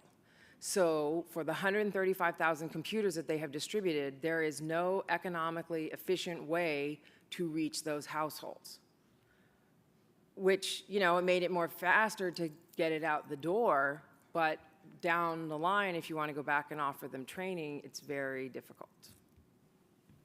Or if you want to follow up and ask them, how is this impacting your life 6 months later? Right. I think for us as a funder, when we look back when we started this program in 2022, when we're going through design, the world looked very different too. And I think we were asking questions, assuming things were going to be all hunky-dory and we're going to continue on, ACP was going to be great, and we're going to go on to the next thing. And I think, by the time we got to 2023 and 2024 last year, things were starting to look very different. So some of the questions and some of even our KPIs did not align to what was happening in reality. So we had to take, a pause and say, like, what are we really looking for now?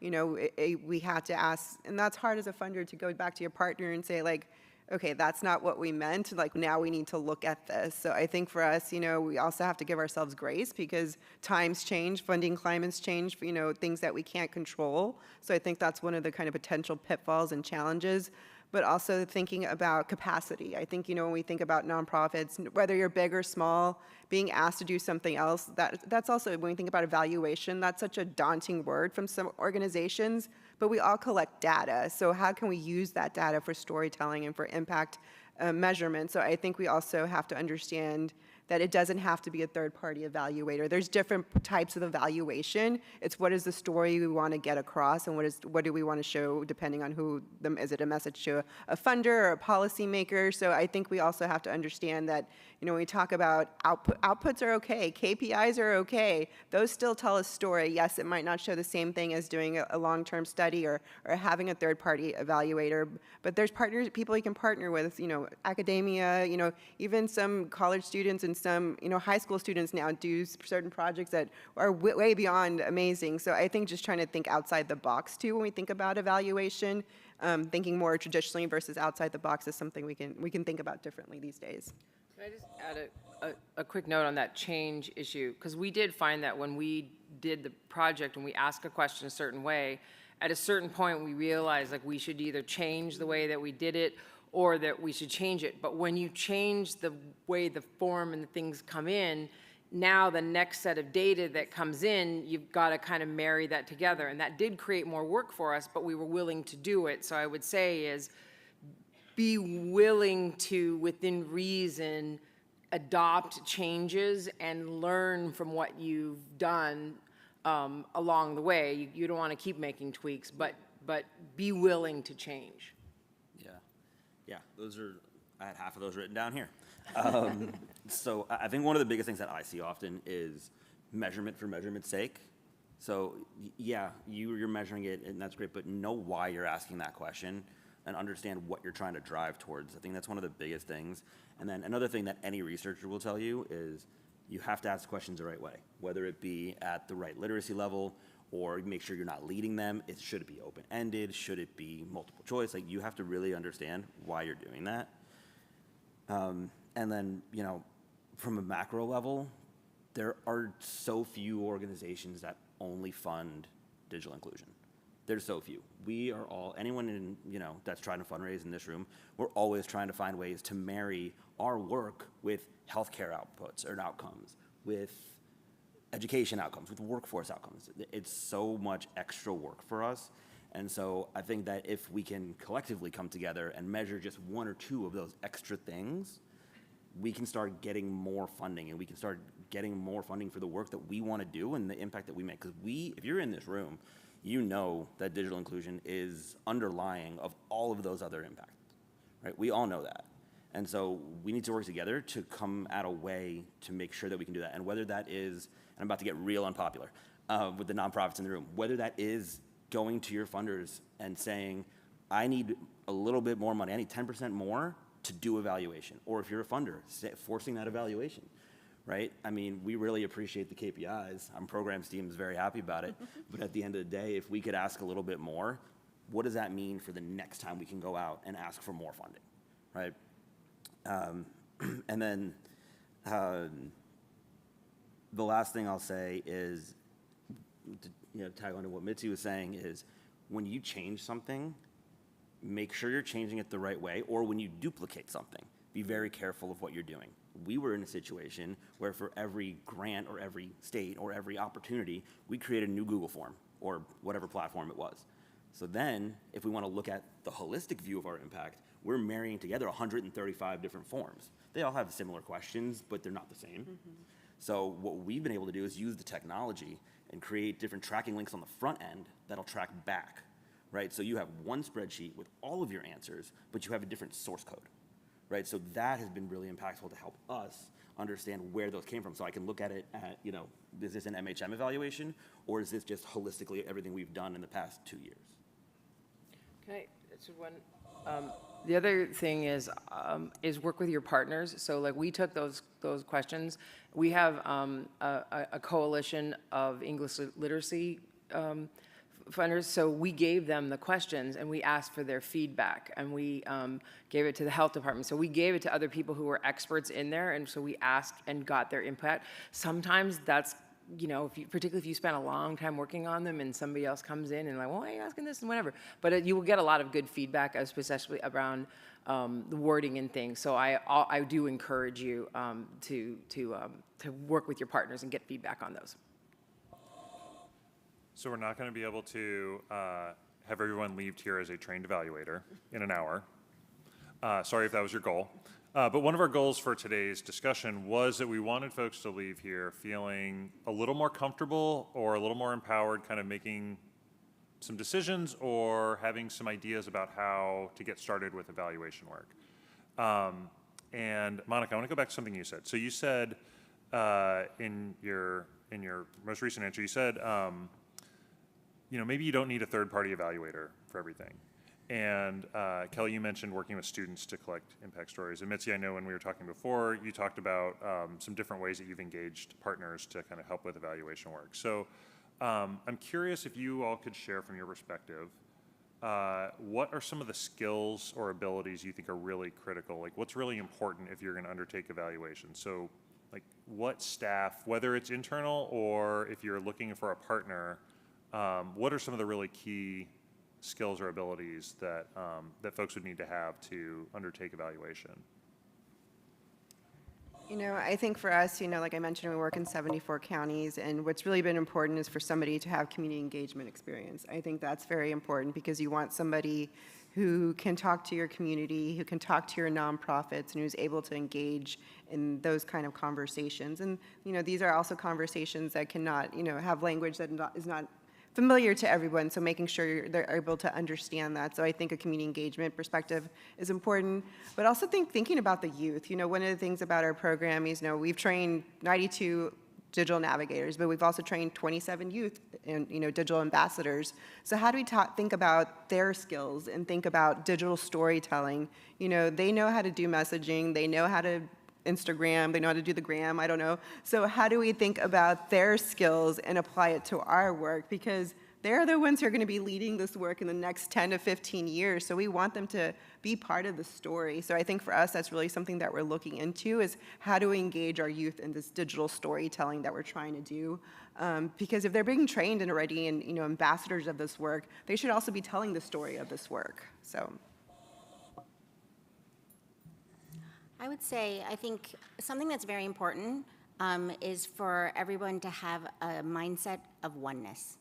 It's really important that we realize we're all one and we can do things together. So whether it's the storytellers having that mindset of oneness, or if it's partners working together as one, if it's a funder, if it's a nonprofit, it doesn't matter what entity you are, and we all have to work together as one. So I think that mindset is really essential. Yeah, I'd say it depends on what you're measuring and who you're measuring with. As Human IT, a large part of what we do is we refurbish technology that's donated to us, and so that's a whole different set of measurement. And it's more data heavy, and it requires more analytical skills. But when you're going out and collecting actual data, I think what everyone else up here said very much stands. So I think the one thing is don't let the perfect be the enemy of the good. I work for a county. Every dollar that I get is a dollar that didn't go to a firefighter, a school teacher, or keeping a library or keeping a library or a pool open on a Sunday. So what I need to be able to say is answer the question of why should I give you the money? So for the skills on that evaluation is being able to show value, right? That's the most basic thing. If I was going after money for research, right? To show kind of long-term impact of that, because the county doesn't care about that. That's no voter cares about that, right? But if I was going after that kind of grant, then I would go and look for an academic. I would go and look either at our four-year university who does some things, or I would look maybe at the statistical department at our community college and look to see maybe if they had a project, and I would align. So what I would be looking for is I would align the skills of the evaluator with what is the not the needs of the funder, but what does the funder want, right?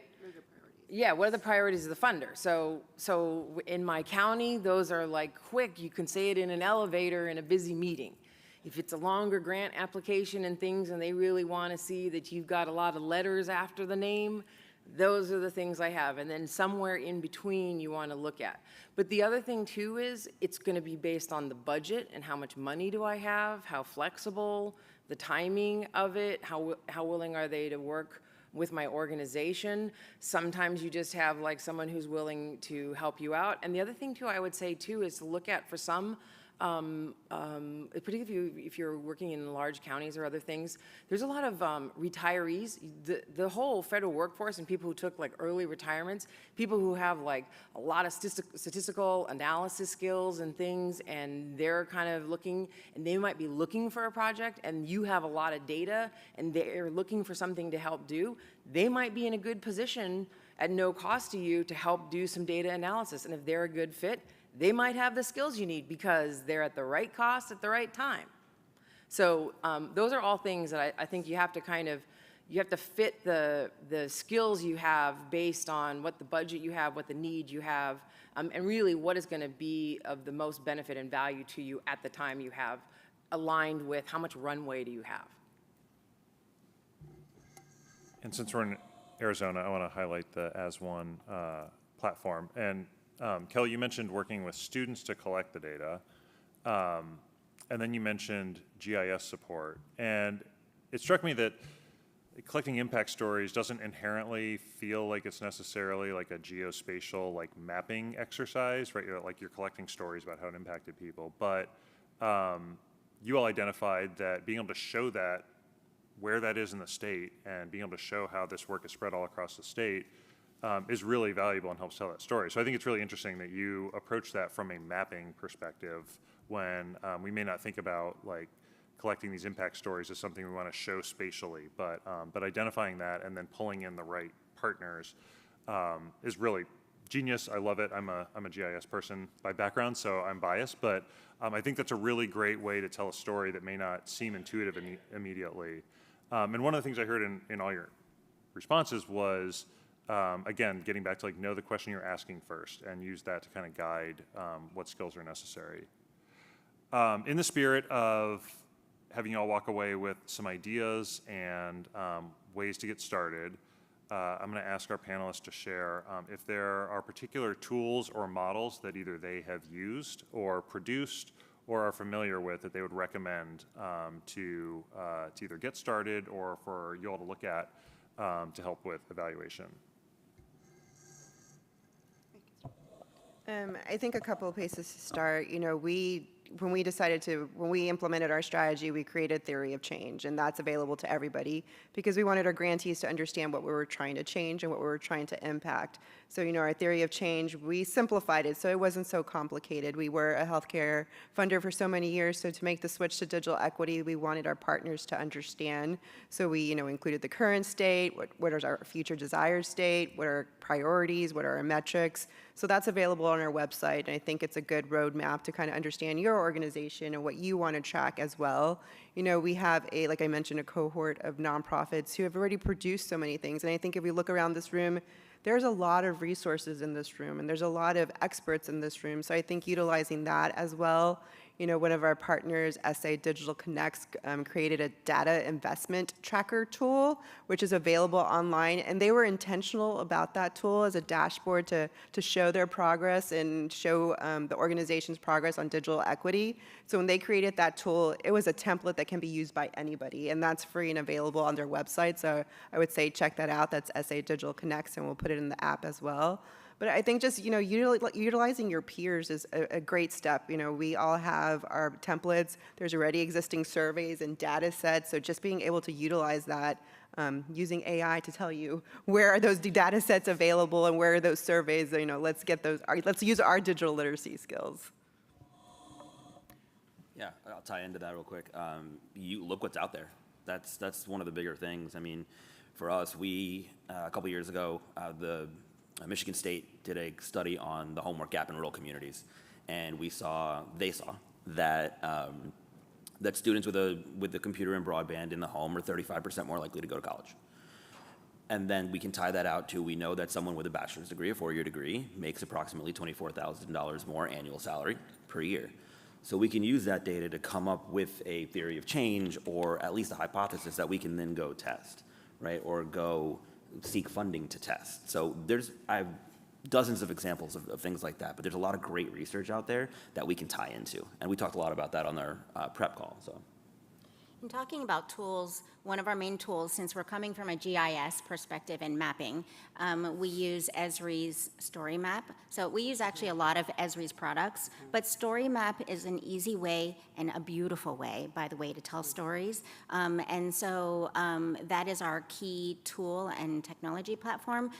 That also enables us to embed custom maps. So when we're telling a story about Mr. Mossberger having Parkinson's disease and needing broadband in order to use Zoom to connect with his healthcare providers, we're not only able to tell the story in a beautiful way, but we can actually embed a map that shows all the disabled population in Arizona. So you can actually zoom in and get a better understanding. Where is Mr. Mossberger, and how does he relate to others in the area? So that's the tool that we would highly recommend. We also can recommend some other free and low-cost tools through our broadband mapping. We've also created a beautiful flyer. So if anybody's interested, come and flag us down afterwards, and we're happy to give you some more resources. Okay, so I'm going to take the prerogative here and actually say that I have 3 challenges to pose to the audience. The first challenge that I would tell you is that over the next year, between now and the next NDIA conference, is that I challenge you to not use the word cost of your program and talk about the value of the investment. Every time you look at it, and I see someone looking at it nodding at me right there, right? Okay. The second thing I would tell you is that somewhere on your website is that I would put your evaluation, whether that, and we've talked about the other one, people are talking about the DEA, whether that's a story, a benefit, your performance reports, your evaluation, whatever it is you have, just create a space where you are talking about the value, any of the evaluation that you have, and you can, and put it out there. And the last one I would say is that either the current project you have or any new project that you start over the next year is started off is to say, what is the value of this? So that you start at the beginning to say, how am I going to show the value? And I would keep a running list of whatever it is, whether we asked just one question or we had that. I would keep a running list, and I would say to NDIA, is that for next year, I would propose that in Chicago is having a workshop where you could actually keep a running list that people could have of these are the different kinds of questions that people use, so people could share those. And that if anybody's using between these different tools or evaluation, if anybody has used those over the last year, that people could come together in that workshop and we could share our experience of what worked well or what didn't work, so that people could have more either low cost or no cost or different kinds of things of evaluation tools, so we could have it. Because one of the things I think that would benefit for all programs is if we used more common evaluations, it would give you a way to say that there are benchmarks and that my program performs above a benchmark. I think that would help across all states, and it would show that when you give to my program, it really is a good investment, and I think that it would help small programs, particularly when you have national things come out and they always want to give to somebody who does it everywhere. It could be able to say, as I perform against other national programs, and you can benchmark how I do. That's great. I appreciate the practical to-do list items, both for the audience and for us. I want to make sure I want to leave about 10 minutes for questions, which means I'm going to ask, since Mitzi, we got your to-do list items, I'm going to ask Monica, then Kelly, then Adam to each give us one recommended action item that people should take away from this. So what's one thing you would recommend people do when they leave here?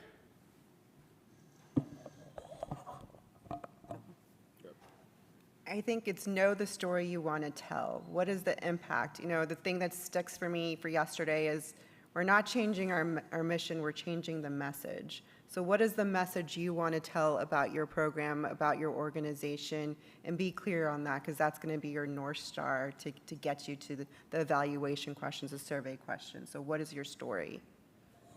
I'd say work together as one. Pool together all the great resources. We don't have to have all the talents ourselves. So go seek out the great talents and resources and work together. Invest in your future. If you listen, all nonprofit professionals are in here because we care. We want to help our communities. We want to help the planet, whatever it is that you're here about. If you give a nonprofit $1,000, they're going to spend $950 of it helping people. Think about evaluation, ask for more money, do whatever it is you need to do, but invest in your future with these tools. All right, I think we did it. We have 10 minutes left for questions. Great job, everybody. We have Nate in the back has a mic, so if you want to raise your hand if you have a question. I think we've got one over here. This is a big room to run around, so sorry, Nate. But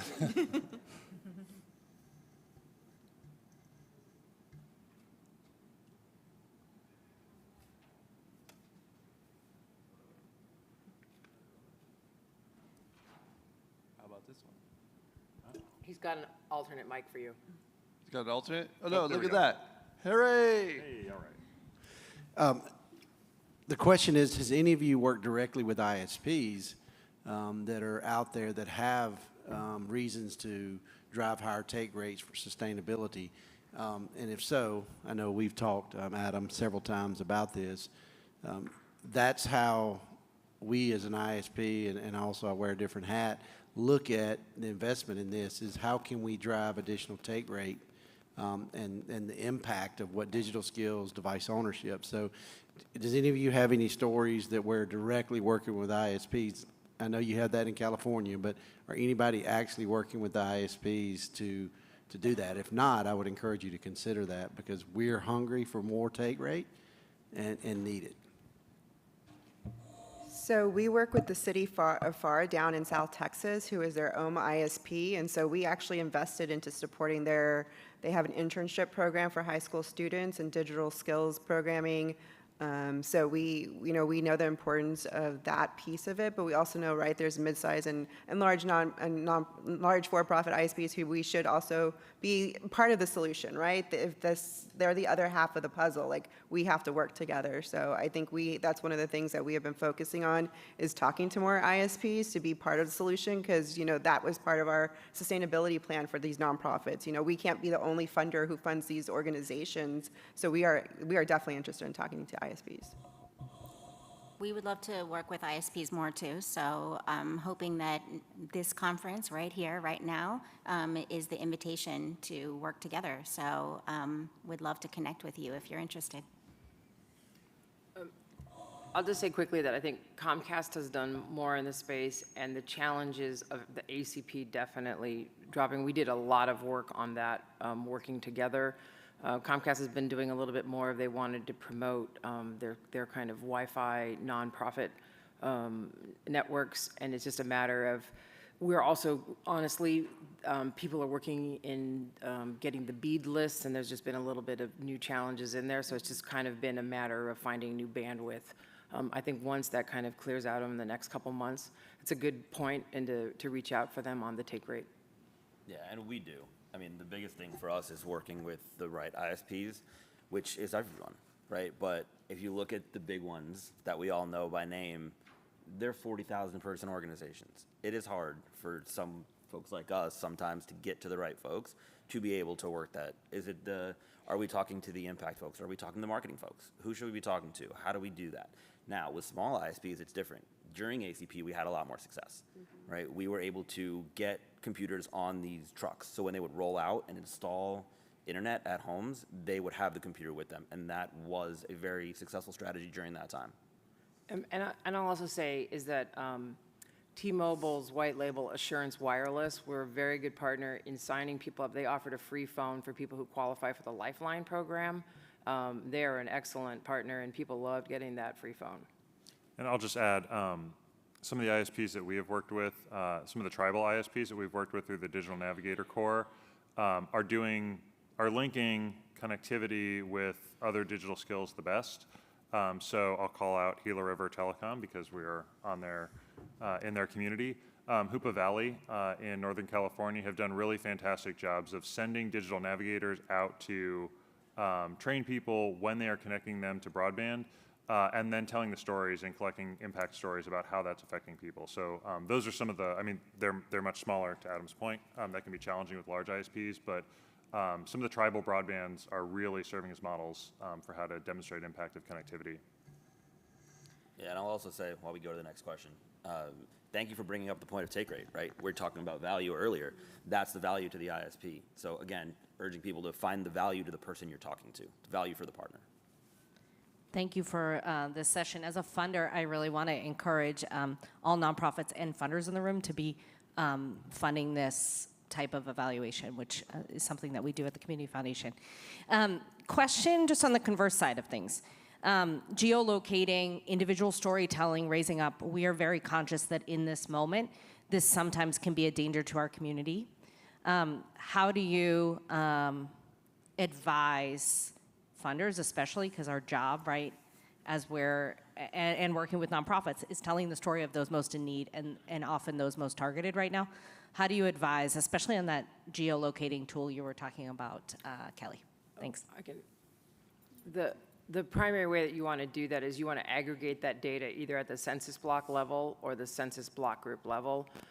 You do need to, though, also you want to work with trusted partners. So the people will give their data if they're working with an organization that they trust. You, as whoever is collecting the data, you need to be following good data security practices. So whether you strip out, once you collect that data, whether you're stripping out those addresses or you're stripping out the personally identifiable information and following good standard practices. And I would say as a matter of practice, so from an evaluation perspective, we should be collecting the least information necessary about people that we need to tell the story that we need to tell or to answer the questions we need to answer. And as funders, that's something to think about too. So both as practitioners who are doing the work, either make information optional or don't ask if you don't need it.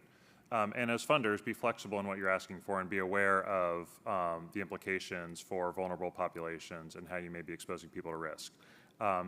And if you're working with particularly vulnerable populations, that may be a point, when we talked earlier about what skills are necessary, that may be a point where you pause and say, we need to bring in a third-party evaluator who has more expertise working with a certain group or doing more robust program evaluation where we can be more rigorous.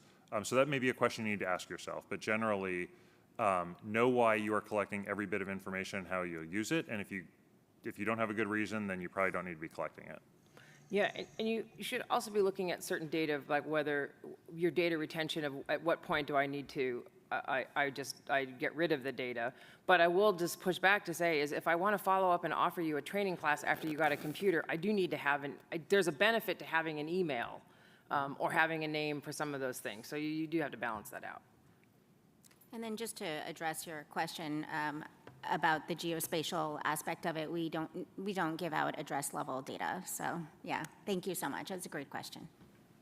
I see we've got 2 minutes, so I think time for one more question, unless it's really quick, and then maybe two. Yeah, I'll try to make this really quick because it kind of follows on what we've just been talking about. So I'm from a community-based organization, so I rely on the funders who can get those bigger money because we don't have the infrastructure for those larger grants. We were part of a coalition of more than 36 community-based organizations throughout the state. The main funder was the state.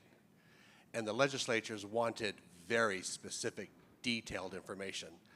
The main grantee was that mediator, and they did put a lot of buffers. Problem was, new legislation comes in after the new election, stopped the grant until you turn over that raw data. We want to know names, dates, addresses. Are they citizens? Are they formerly incarcerated? Are they currently, I mean, all this very specific, and we're like, so all these organizations lost their money like that. We're one of them. Recommendations of what we as community-based organizations can do. I mean, I'm going to legislature. Our particular district was very supportive, fought for us, lost. But any other suggestions, or have you any other states or areas that have maybe something similar, things that the folks that are boots on the ground? I'll just say, I mean, if there's statutory requirements around data that you may be getting for a grant program or something, one, know that ahead of time. And I mean, you can't go back and undo things, but know that ahead of time. You know, if you do have control, then put really strong data sharing agreements and data confidentiality agreements in place. We have, again, I'll use our experience with the National Digital Navigator Corps. We have a data sharing and confidentiality agreement with each of the 18 grantees that says that they actually own the data. We as NDIA don't own it. They're just giving us access to it to support their program. And when that program ends, they get all the data. We don't have access to it anymore. I know that's a little different. You know, you're talking about a statutory requirement that you may not have control over. But wherever possible, control access through strong data sharing and confidentiality agreements that specifically says who can access the data and for what reasons, and at what point to I think it was Mitzi that mentioned, have dates when that data will be destroyed or be turned over to who owns it, or whatever you need to do to ensure you're protecting people as much as possible. With that, we are at 4 o'clock. We are at time. Thank you to our panelists. Excellent conversation.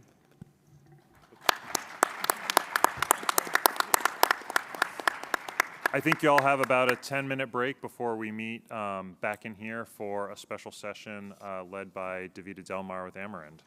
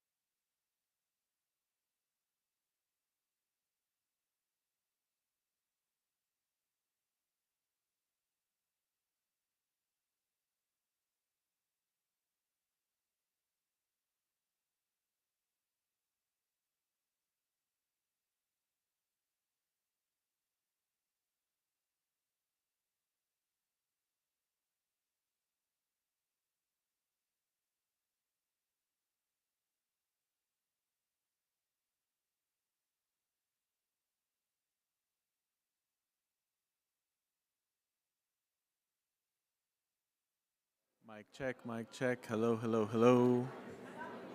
Thank you. Can you hear me? All right, we're getting started in 1 minute. Tell your friends, come inside. Tell your friends, come into the conference center or the ballroom. Come on in. We got 1 minute. Thank you.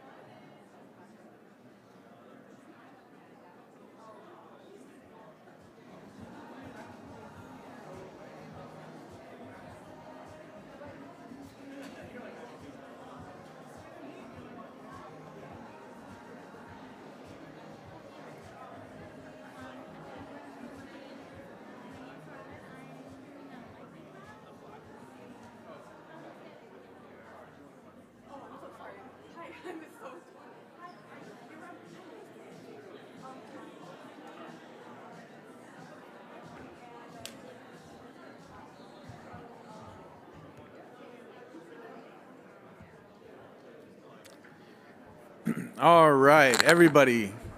If you're in this room, you're one of the real ones, right? You stick around to the end? Yeah, thank you. Thank you. That pool will be there after 5. Trust me, it'll still be there. So thank you for sticking with us. I know it's a lot of walking from room to room. We're making sure that you guys get your steps in. I definitely hit 10,000 already. And we've got a lot of ground to cover in this session, too, in just a little bit of time. So we're going to get started. Before we get started, I want to do a quick check on the leaderboard. Again, everyone in here, sticking with it. So let's see. What's the leaderboard look like? It's probably the same. Let me see. Let me check it out real quick. Leaderboard, we still have Kristina at the top, Katie, Annmarie, and the other Katie. All right, come on, you guys, pick it up. We gotta dethrone Kristina Berger. Tomorrow, we will be announcing prizes for the leaderboard at the morning plenary around 9:15. So you got some time right now, between now and then, to up your score on that leaderboard. I do want to try one more thing real quick. I kind of want to settle this, even with a smaller group. Is it Hoover or Hova? Hoover. Raise your hand if you think it's Hoover. Hoover. All right, a lot of hands raised. Hoover. Okay. What about Hova? Raise your hand if you think it's Hova. All right. What about Qdoba? No. All right. Chipotle? No, I'm just kidding. All right. So let's get to our next segment. I am very happy to introduce Davida Delmar, who is the Digital Inclusion Manager with Arin Critical Infrastructure. She's going to share a special session titled Digital Equity in 4 Directions for Indian Country: Intent, Planning, Capacity, and Reflection. Let's welcome Davida Delmar.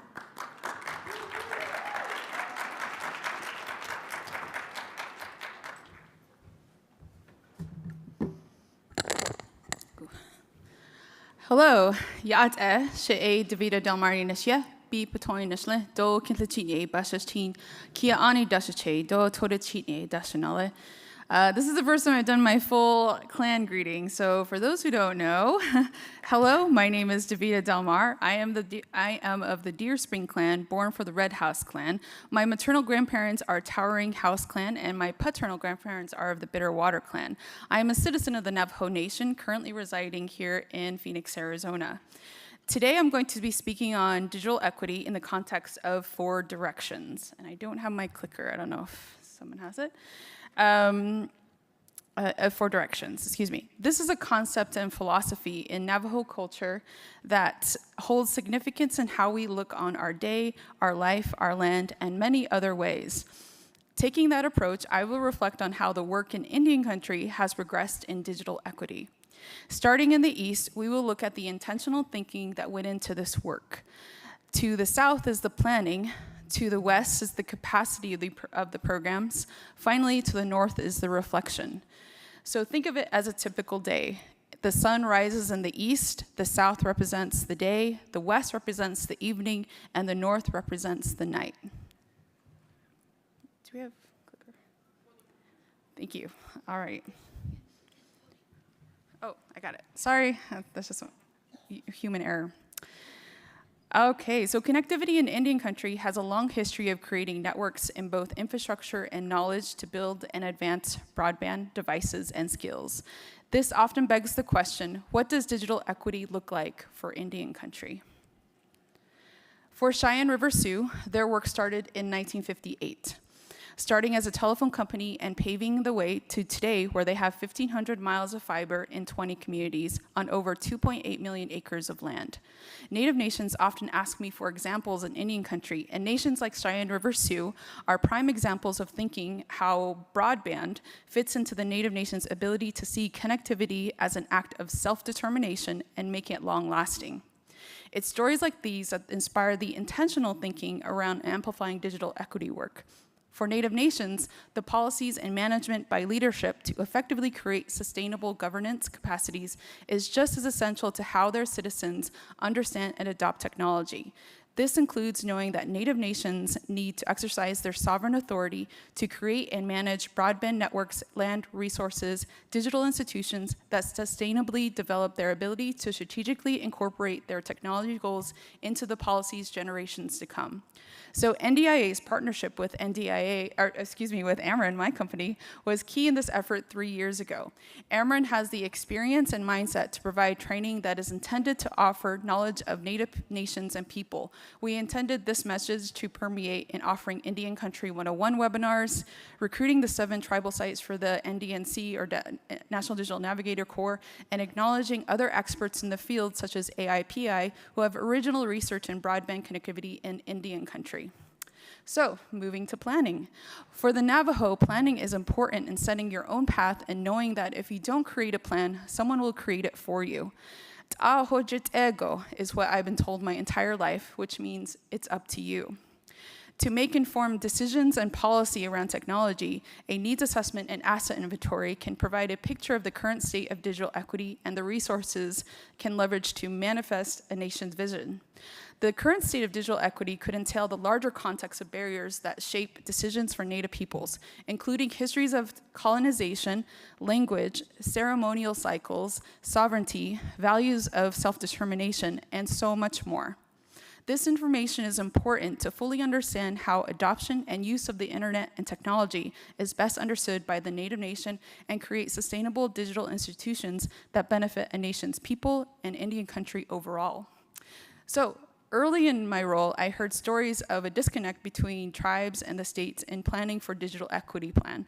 Previous failed consultations between states and tribes were a basis for uncooperative parties for both tribes and states. However, there were states who, from the start, recognized Native nations as essential partners to advance digital equity.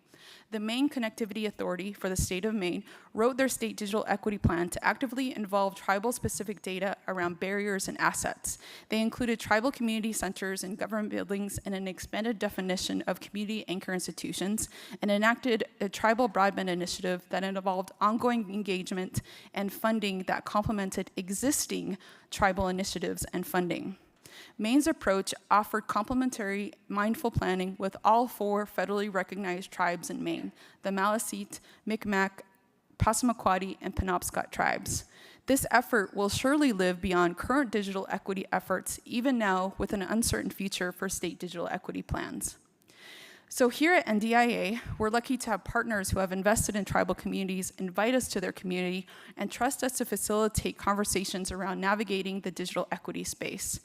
This is most evident through the Tribal Broadband Bootcamp, the Indigenous Digital Inclusion Working Group, and the National Tribal Conferences. We have learned that each Native nation will uniquely leverage the closure of the digital divide to strengthen self-determination and assert their digital sovereignty.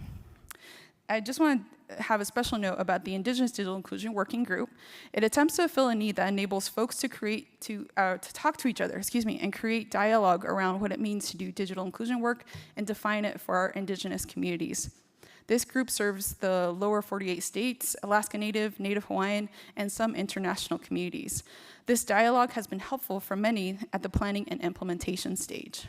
So, in Navajo, the West represents life and is where we do our living.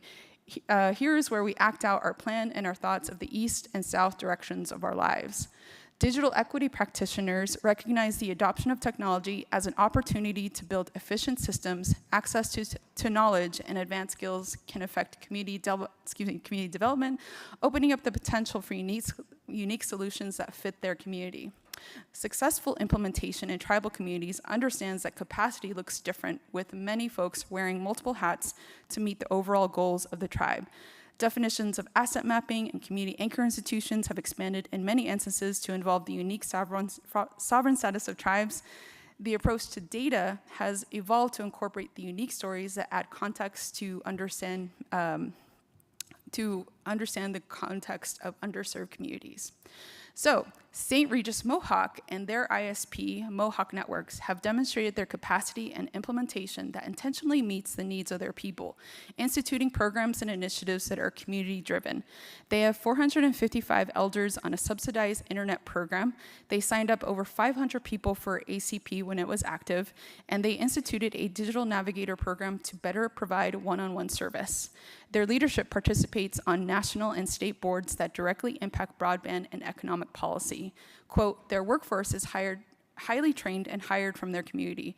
Our customers expect a familiar face. There's confidence in knowing who is entering their homes of our children and our elders, and understanding that our workforce is certified to perform the work that delivers high-speed internet using practices and industry standards, end quote.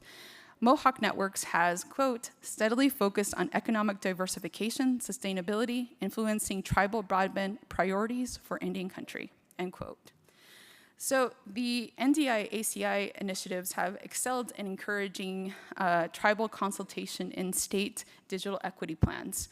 NDIA provided insight into tribal policy, federal funding for tribes, and was unique in offering strategy and resources to seek out competitive and capacity funds. Further, NDIA and ACI have instituted the 7-Star Communities Awards, recognizing unique achievements of tribes and Native entities that have gone unrecognized for decades. This initiative is ongoing as more advocacy is needed on the Hill, and knowing the tribes are not a racial group, but have a unique political status that stems from treaty obligations and policy. Finally, the North is the evaluation portion of our lives. This is where we get our satisfaction and evaluate the outcome of what we started in the East. Here is where we determine to change things to make it better or to see we are on the right path. So let's go back to where we began and ask ourselves, what does digital equity look like for Indian country? Abe Kamez serves Hoopa Valley Tribe, and he observed a need to help local vendors modernize their small businesses, accept online payments, digital payments, and grow their customer base. He created a curriculum covering everything from setting up an iPad and an Apple ID to creating a business email, downloading the Square app, linking a bank account, and completing a transaction from start to finish. Abe is doing more than helping people get online. He's creating tangible, community-centered solutions that build digital and economic resilience. So recognizing technology as an opportunity to build efficient systems, access to knowledge and advanced skills can affect community development, opening up the potential for unique solutions that fit their community. For NDIA and ACI, the community is growing and natives are showing up. The resources speak for themselves, and the fact that we are on native land right now. As technology advances, there is still work to be done on how citizens of native nations interact with new forms of technology, digital technology, I should say, like artificial intelligence, surveillance, social media, information systems, cybersecurity, and so much more. It is essential that Native nations understand self-determination through the use of technology, because technology could inform how we understand the economic, cultural, social, and logical applications that will shape our computational future. Thank you, and I'll hold it ego ahead. Thank you.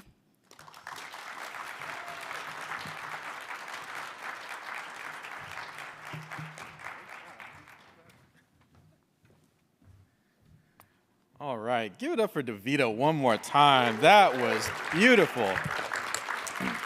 Dang, I'm not kidding. I'm gonna take that away. I'm gonna apply that to my work as well. Thank you so much, DeVita. I love how she weaves like traditional and modern knowledge together in such a beautiful package. So I'm blown away. Thank you. All right, I also wanna say, sorry, I wanna give credit to Charles from Human IT, because I stole that joke about Hoova Hova from him. So I don't want to be accused of plagiarism or anything like that. Credit goes to Charles. He did the AI for all session. I thought that was real good. All right. Next up is our lightning rounds. Pamela, come to the stage. Let's welcome Pamela Rosales, NDIA Training Community Engagement Manager.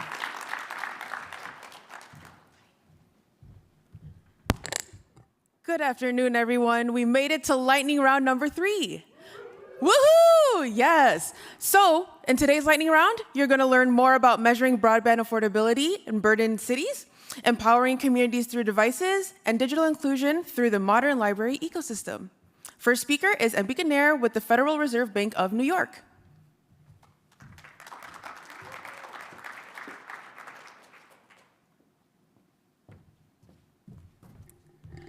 Good afternoon, everyone. My name is Annmarie Nair. I'm a community development analyst at the Federal Reserve Bank of New York. Thank you so much for having me. We all know that access to broadband is vital to accessing economic opportunities, upward mobility, and other benefits. But the cost of broadband, especially within the past few years of inflation and higher costs of living, can be out of reach for many low and moderate income households across the United States. So my community development team at the New York Fed and I have worked on a study using available broadband pricing data in major cities to understand where the broadband affordability burden is felt the most, especially in relation to other household costs. Just a quick disclaimer, the views I express here are my own and are not those of the Federal Reserve System. All right, so with that. So we know from research from Education Superhighway that of the 28.2 million American households who do not have access to the internet are offline because 18 million households are offline because they cannot afford the cost of an at-home internet connection.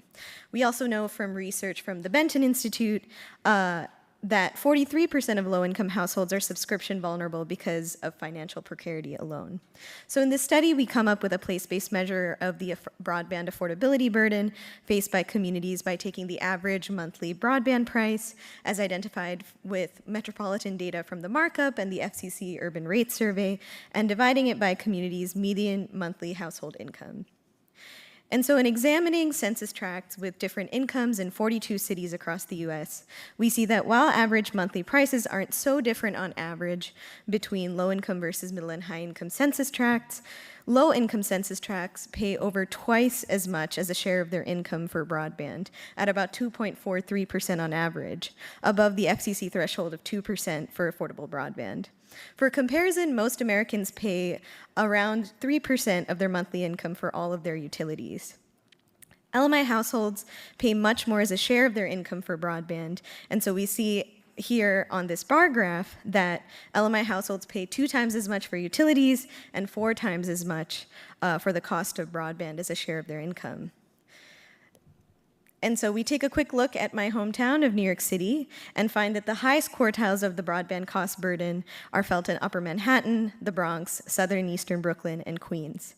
And we know that these are largely lower income communities of color with aging housing infrastructure and in outer parts of the boroughs, limited technology options. Finally, to underscore how important programs like ACP have been, the Bronx saw some of the highest rates of take-up for ACP enrollment in the country and was vital for alleviating the affordability burden in this borough. With the end of the ACP, we see so many folks ending up offline in the Bronx, in one of sort of the most subscription vulnerable boroughs in New York City, but also an opportunity-rich neighborhood that's now missing out with the lack of the subsidy. And so our study will be published this summer. We hope that it'll be a helpful resource to all of you in terms of figuring out where to best target pricing-related programs. And if you'd like to talk more about measuring broadband affordability, please hit me up. Thank you so much.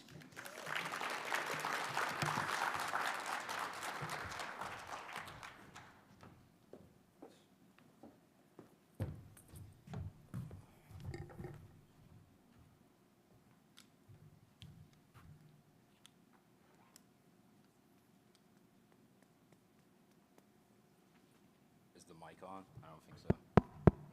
There it is. There we go, baby. All right. Let me see. Clicker works. Sweet. Hey, everybody.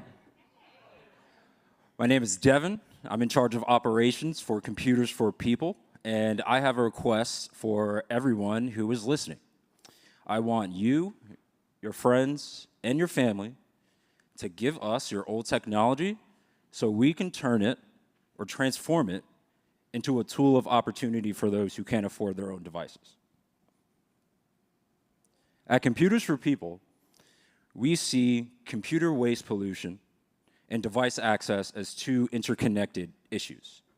And we're trying to solve both of those issues in the following ways. We offer safe and secure computer donation pickups. We offer free nationwide pickup via a local contractor model. So if you have a large pickup in, say, Nevada, we will hire a local contractor from Nevada to get the job done. If you have a small pickup and you'd like to donate a couple of items, we have a partnership with FedEx so that you can drop off those items and ship them to us at no cost. We offer 100% NIST 888 data erasure, and we have no warehouses, no hassle for us. We are 100% focused on redistributing the refurbished computers to those who need them most, and 100% focus on capturing the impact. At Computers for People, our data-driven infrastructure tells us that each computer that we donate makes a real impact. Nonprofit partners like Perscolis, Easter Seals, Church World Service, they tell us that their clients, our computer recipients, are using their computers 63% of the time for job search, 44% of the time for education, and sometimes for telehealth. So I'd like you guys to open up your phones, open up your cameras, scan that QR code, and donate a computer. If you don't have one, send it to one of your friends, send it to one of your family members, and let's increase digital access and decrease the digital divide. Thanks.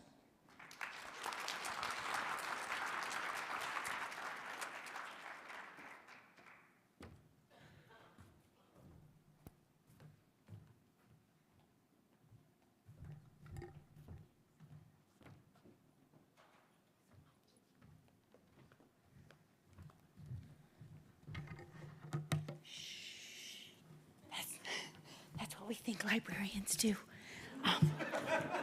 But I'm not a real librarian. Oh no. So I work at Cleveland Public Library in Cleveland, Ohio, downtown. My name is Robin Gavin, and I manage a makerspace. And I'm told it's the largest makerspace in any library in the country. We also are one of the largest library systems in the country. And we have the second largest research library. So that's some kind of a little bragging on Cleveland, which is kind of fun and nice. But I'm so grateful to be here. I'm actually so thrilled of all the connections I've been making. And that's what we do. We make connections at libraries. I hope that your library is changing and evolving and becoming innovative like we are. We're very proud of the fact that we, even though we're built 100 years ago, and we have floors and floors of beautiful quiet spaces with books, we also have really cool new spaces that are huge and community-based, ready for all kinds of activities. So our makerspace is filled with, I don't know if you're all familiar with that, but it's filled with equipment that people couldn't ordinarily purchase. So our focus is on our, digital divide in our communities And we try to make sure that we provide not only hotspots for our community, but all kinds of classes as well. We have over 23 classes that I've created in our digital space. We want to ignite, amplify, and propel our patrons to explore. We want to be a safe place, of course, like every library should be for our community, but a noisy place too. So we hook the kids, our teens, with a huge play, like we call it CLE Play, where we have all kinds of gaming, and they love games. And we have outreach where we go all to the branches. We have 28 branches, as I mentioned. We go to community centers, all kinds of cultural events, and we hook them with the games, and they have a great time. We have competitions, but it also builds a bridge to mentorship where they learn coding and 3D printing and every kind of wonderful digital design program you can imagine. We've adopted high schools. We teach professional development to educators as well. So I just want to let you know that we're looking for partners. We're looking for people to communicate with. We don't want to keep what we're learning and growing and doing to ourselves. We want to share that, and we want to share and find out what you're doing as well, and somehow, hopefully, we can connect. And then if you're interested, please get a hold of me, work with us. We would love to grow and change this digital divide. Thank you.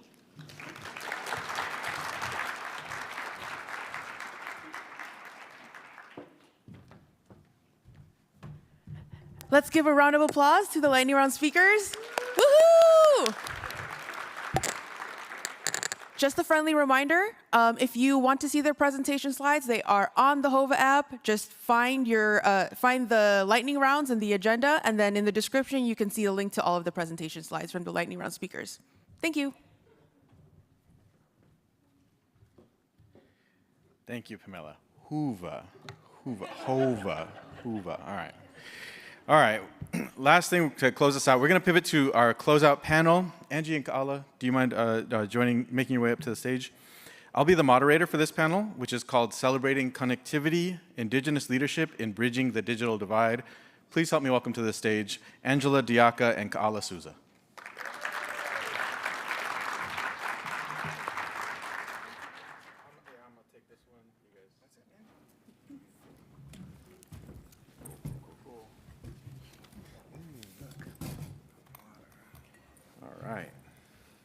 Thank you for joining me. All right, I'm going to do just a quick introduction, if that's all right.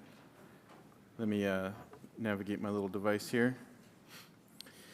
All right, so this is, as I said, Angela Diaka is from the Pueblo of Jemez, which is a Native American community located 45 minutes northwest of Albuquerque, New Mexico. She was born and raised on the reservation and is rooted in her culture and traditions.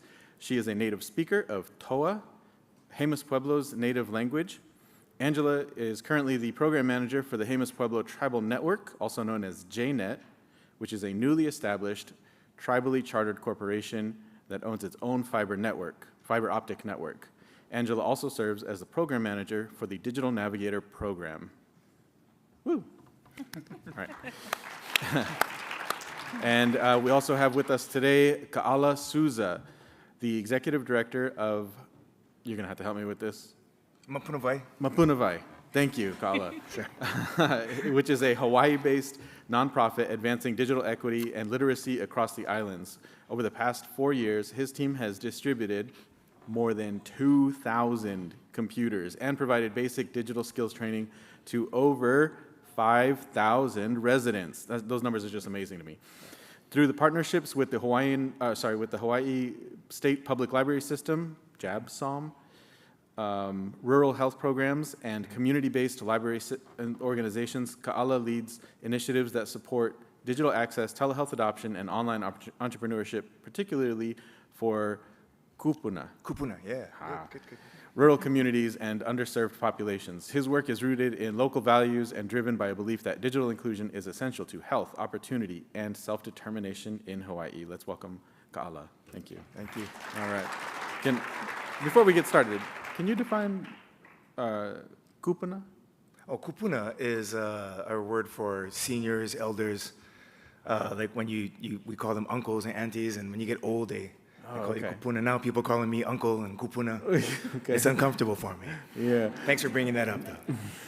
But it's an honor when they start using that term, right? And you're like, yes, okay, yeah, you know what? I am kupuna. Thanks for helping. Okay. All right. Our goal this morning or this afternoon is to explore some of the best practices and unique challenges of working with or within tribal communities.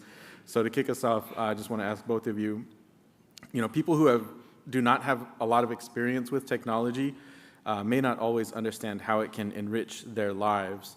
What is one way that your programs have shown the practical benefits of digital skills to your community members? And Angie, we'll start with you. Well, one of our benefits is letting people know how to use devices, see what's available. And in tribal communities, we do have self-employed artists.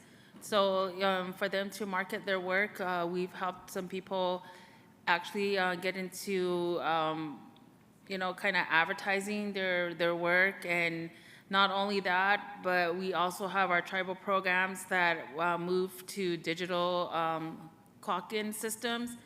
And some of the field workers that don't have enough screen time, they were having a lot of issues. So we actually teach them and show them how to use devices. And our biggest actual tool that we use is our native language, TOA. So it is to their comprehension. They actually get to understand what we're teaching and let them know what all the skills are needed for. Wow, so it's practical application in the sense that it's maybe business opportunities for entrepreneurs, but also those already in the workplace. Maybe they have digital skills. I've heard this statistic multiple times this week. Something like 90% of jobs require digital skills, and so just being able to bring that to your community is a big deal for them. All right, thank you. Gala, same question. Same question. I think when we talk about benefits for people, in 2025, if you don't know how to use a computer at this point, there's some reasons why. Whether you think you need to, you don't feel like you can, it's possible for you, you're embarrassed, you're afraid. In fact, most of the time when we ask people like why they're in their class, what brought you to participate in these classes, if it's a husband, he'll say, my wife made me come. If you're a parent, my kids made me come. And so they feel like they're being forced into it. And so some of the benefits that we want to show them, like they don't know, right? And so we're, that whole healthy, wealthy, and wise thing, like if you wake up early. If you wake up early without a computer, it doesn't really help as much. But the healthy part is a big deal, and telehealth is huge. In Hawaii, we're legit the most remote population center in the world. We're further away from everybody else everywhere. And it's beautiful, but it's hard to get services. So being healthy in Hawaii, we have a little small island called Molokai. It's there's probably 7,000 people on it, and it's the best microcosm example of our health problem there. Because we have one plane that flies in, it seats 8 to 9 people, that services the island. All the other jets that you've flown in on, there's not enough space to get there. So healthcare is horrible, it's challenging. So telehealth is the big thing. We're pushing that, and it saves people money. And anything that can save people money and the high cost of living in Hawaii is one of the things that is a benefit. Awesome. Yeah, thank you for sharing. We had a client at Digital Connect one time, not too long ago, a couple months ago, just having a conversation with him. And that's probably the best way to do some of these digital skills trainings is really just through conversation, getting to know your clients and your community members. And he admitted, that at 50-some years old that he didn't know how to read. And so things like that, they don't come out if you're not building relationships and trust with your community members. But once you do that, then there's that, it opens an opportunity for them to learn more. Actually, so Angie, on that note, establishing trust with tribal members has been key to the success of your program. You mentioned using the language earlier. Can you talk a little bit more about how you've been able to honor and respect the traditions of your people when introducing technology and digital skills to your community members? Yes. So a lot of homes are multi-generational. So of course we are culturally strong in our environments that we've been brought up in. So all our entire lives, electronics has sort of been available. But up till today, when we did our deployment, I really realized that not all the homes had internet. We actually had a survey where people were paying anywhere from $100 to $400 a month just to have internet. And especially during COVID times, I didn't know it was a real issue. There are some people that were kind of still pushing back on having internet, saying that they don't need it. And then that's where we kind of come in and talk to them in our native tongue to let them know it's really for the children so they can go to school, or if there's people in your household that do work from home, it is going to benefit them. But if you were to send just a regular person that was not from the community, they would get pushed back rather quickly. So it was really important for me to actually build a team that is local, that does speak the language and understand, so that way we can communicate better and make sure that they're to their understanding what we're there for, why we're there. And on top of that, our council actually is not charging for internet. So as a part of the funding, we're trying to let them know that you were counted as a part of the grant. So we're just trying to make sure that everybody gets what they deserve. Wow. So. That's great. Yeah, that's awesome. Thank you for sharing. And I just want to brag on Angie and JNet for just a minute here, because, and I don't know all the nitty gritty details, but you're basically building a network from scratch. Is that right? Yes, we had well, through COVID funds, we were actually lucky when our E-rate was put in. There was a additional conduit that was parallel to the E-rate that was coming to the reservation. And when COVID hit, we were able to purchase our own fiber, and it connects through our tribal lands, and it goes straight to our data center in Albuquerque. So it's pretty secure. We own the fiber, so therefore that actually gives us the opportunity to not charge our people. But the sustainability portion, it never really was questioned, or most of the grants don't cover that. So that's one of the issues we have to try and see where we can make up for it. And then some of the funding, like the grants that are available for use and adoption, we did put in as a part of that, if we could set off a portion of everybody's internet bill on there. So the actual DEA is really important as well, and just to advocate on our behalf, and as well as other tribal entities and everybody else, so we're not left behind. Heck yeah, still fighting for that DEA. All right, just quickly, Ala, you mentioned the high cost of living in the islands. For the first time in history, I'm told, more Hawaiians are living off the islands. How does having a computer, a solid internet connection, and digital skills help Native Hawaiians stay in Hawaii? Yeah, I had to go look that up using AI earlier today. Okay.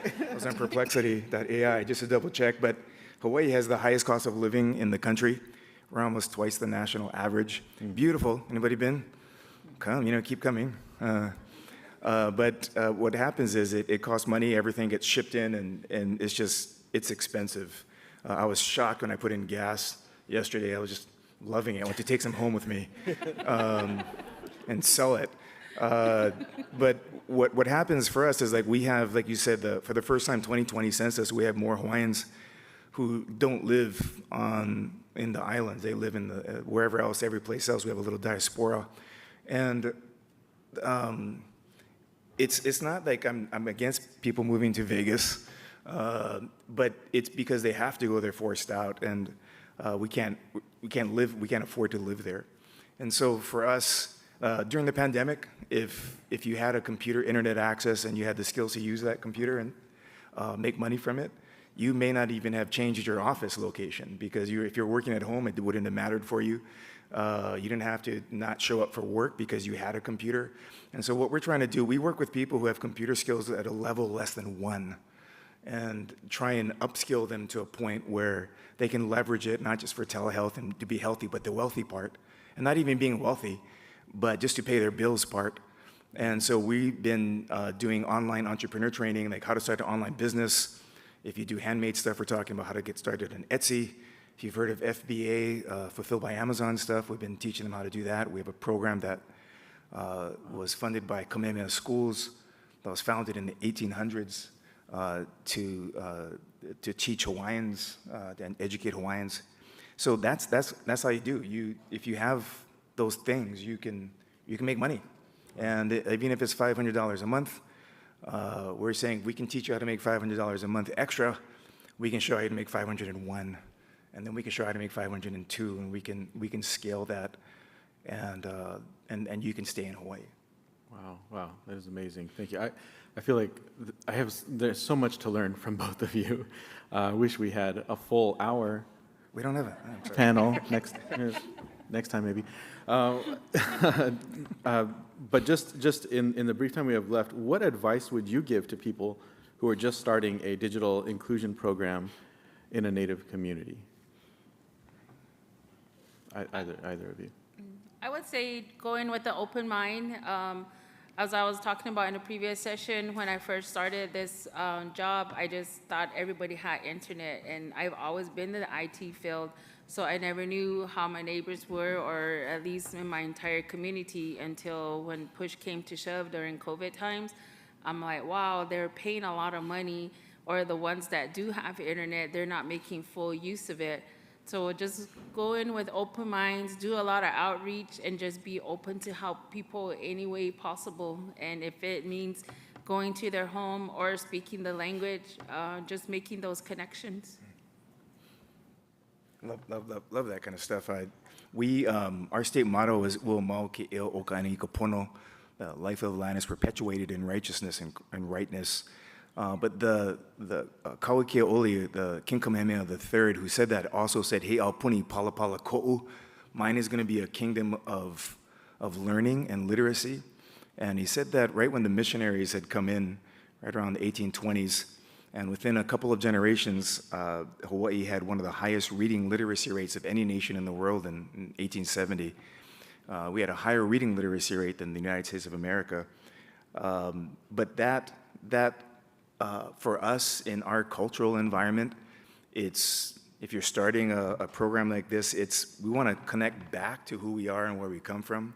And so we have a legacy of learning, and we can navigate the largest ocean in the world without a compass and through the stars and different indicators and Pacific wayfinding. We can learn how to use a computer. And so a lot of the people that we work with are embarrassed because they don't know how to use a computer. And we just have fun. So, our objectives in the first couple of classes are just that they leave more comfortable and more confident. And we don't even get to thinking about competency yet. We just want you to be able to touch all the buttons and not be afraid it's going to blow up. So with that kind of confidence, and we connect back to our culture, our past, and we'd like to be a leading place for digital literacy, where we were one of the leading reading literacy places in the 1800s. And we'd love to have a statewide challenge. Anybody who'd want to challenge? So I can come back and say I challenge all the people at NDIA. And I think it'll be a win-win for everybody, so that we can have the highest reading literacy. But we want to be the number one. But you guys can, just kidding. But it would just be great. So I'm going to say that I officially challenged you all. We use North Star. So accept the challenger. Bring it on. Let's do it. Yeah, bring it on. Yes, I'm so good. I'm counting on you to do that. Yes, it's going to be a win-win for everybody. I agree. Thank you. Love that. All right, we have one audience question from the Huva app. The person says, "What can leaders of non-Native programs do to best support Native leadership in the digital equity space?" Any thoughts? Sorry, you didn't get to prepare for this one. This was the No. How do you support it if you're non-Native? Like in Hawaii, we have Hawaiians everywhere on every island, and it's we do have like a Department of Hawaiian Homelands. It's run by the state, but Hawaiians are everywhere, and so for us, it's the rising tide in the ocean lifts all the canoes. So, I'm not saying you can't come to our class because you're not Hawaiian, but, 60, 70% of our students are Hawaiian, but we just go to Hawaiian places. And so I would say that it's just, we can work together. It's what NDIA has been saying this whole conference, stay united and be in the same canoe, basically. Awesome. Angie, thoughts? My thoughts would be just spending a lot of time with who you're working with. That has to do a lot, like knowing the community and the people and then traditions, the culture, just showing that you are interested, because there are some non-natives that actually have come and approach and they take in a business approach, but sometimes us natives don't take to that. We got to know you first and earn that trust, or know where you're going and not jump to the money or your goal that you're trying to achieve, but slowly with baby steps, just getting to know the people and who they are, because we are all unique and we do take time. We live in a fast-paced world too, but in the native communities, we're kind of like greeting the sun and praying to what's around us and our surroundings. So they have to be respectful of that, and just taking the time, I would say, just to getting to know the people, and it'll get you a long ways. Yeah, that's a better answer than mine. That's how I like. Oh, I don't agree. I think it's different. I think it's two different approaches, and I'm going to add a third. So just from my perspective, and thank you for the question, trust us. I think that's a big one. For when you're working with Native people, trust us to do what we're going to do. A lot of times, and I'm pulling this from my experience with, well, you mentioned the missionaries, right? I'm pulling this from my experience in a evangelical Christian setting with missionary mindset, and a lot of times it was like, oh yeah, we'll go to the natives and we'll give them this, and then we'll leave, and then we'll give them recognition, but we're not really gonna let them lead.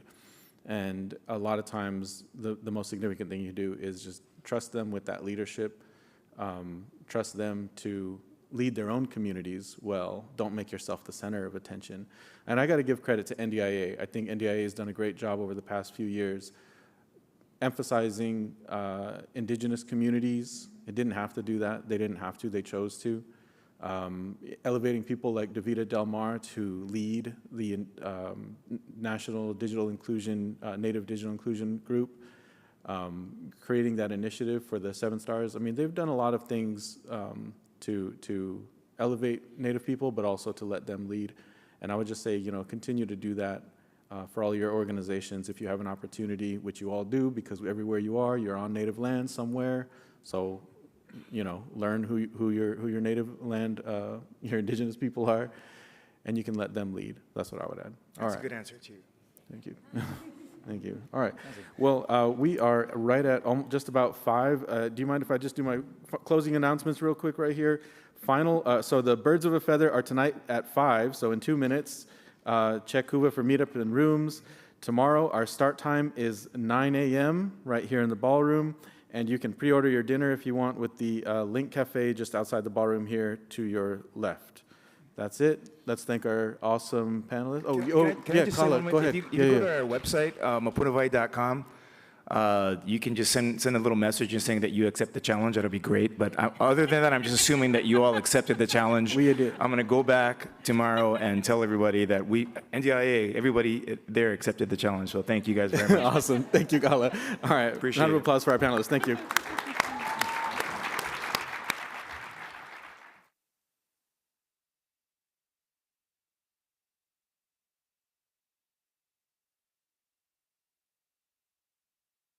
Hello. Uh-oh. Yeah, you too. Hello. If you're a member of the local planning team, meet at the step and repeat. It's the balloons. Go to the balloons and we're going to do a photo op. Local planning team members, meet at the balloons for a photo op. Thank you. Thanks, AV. Sorry about that.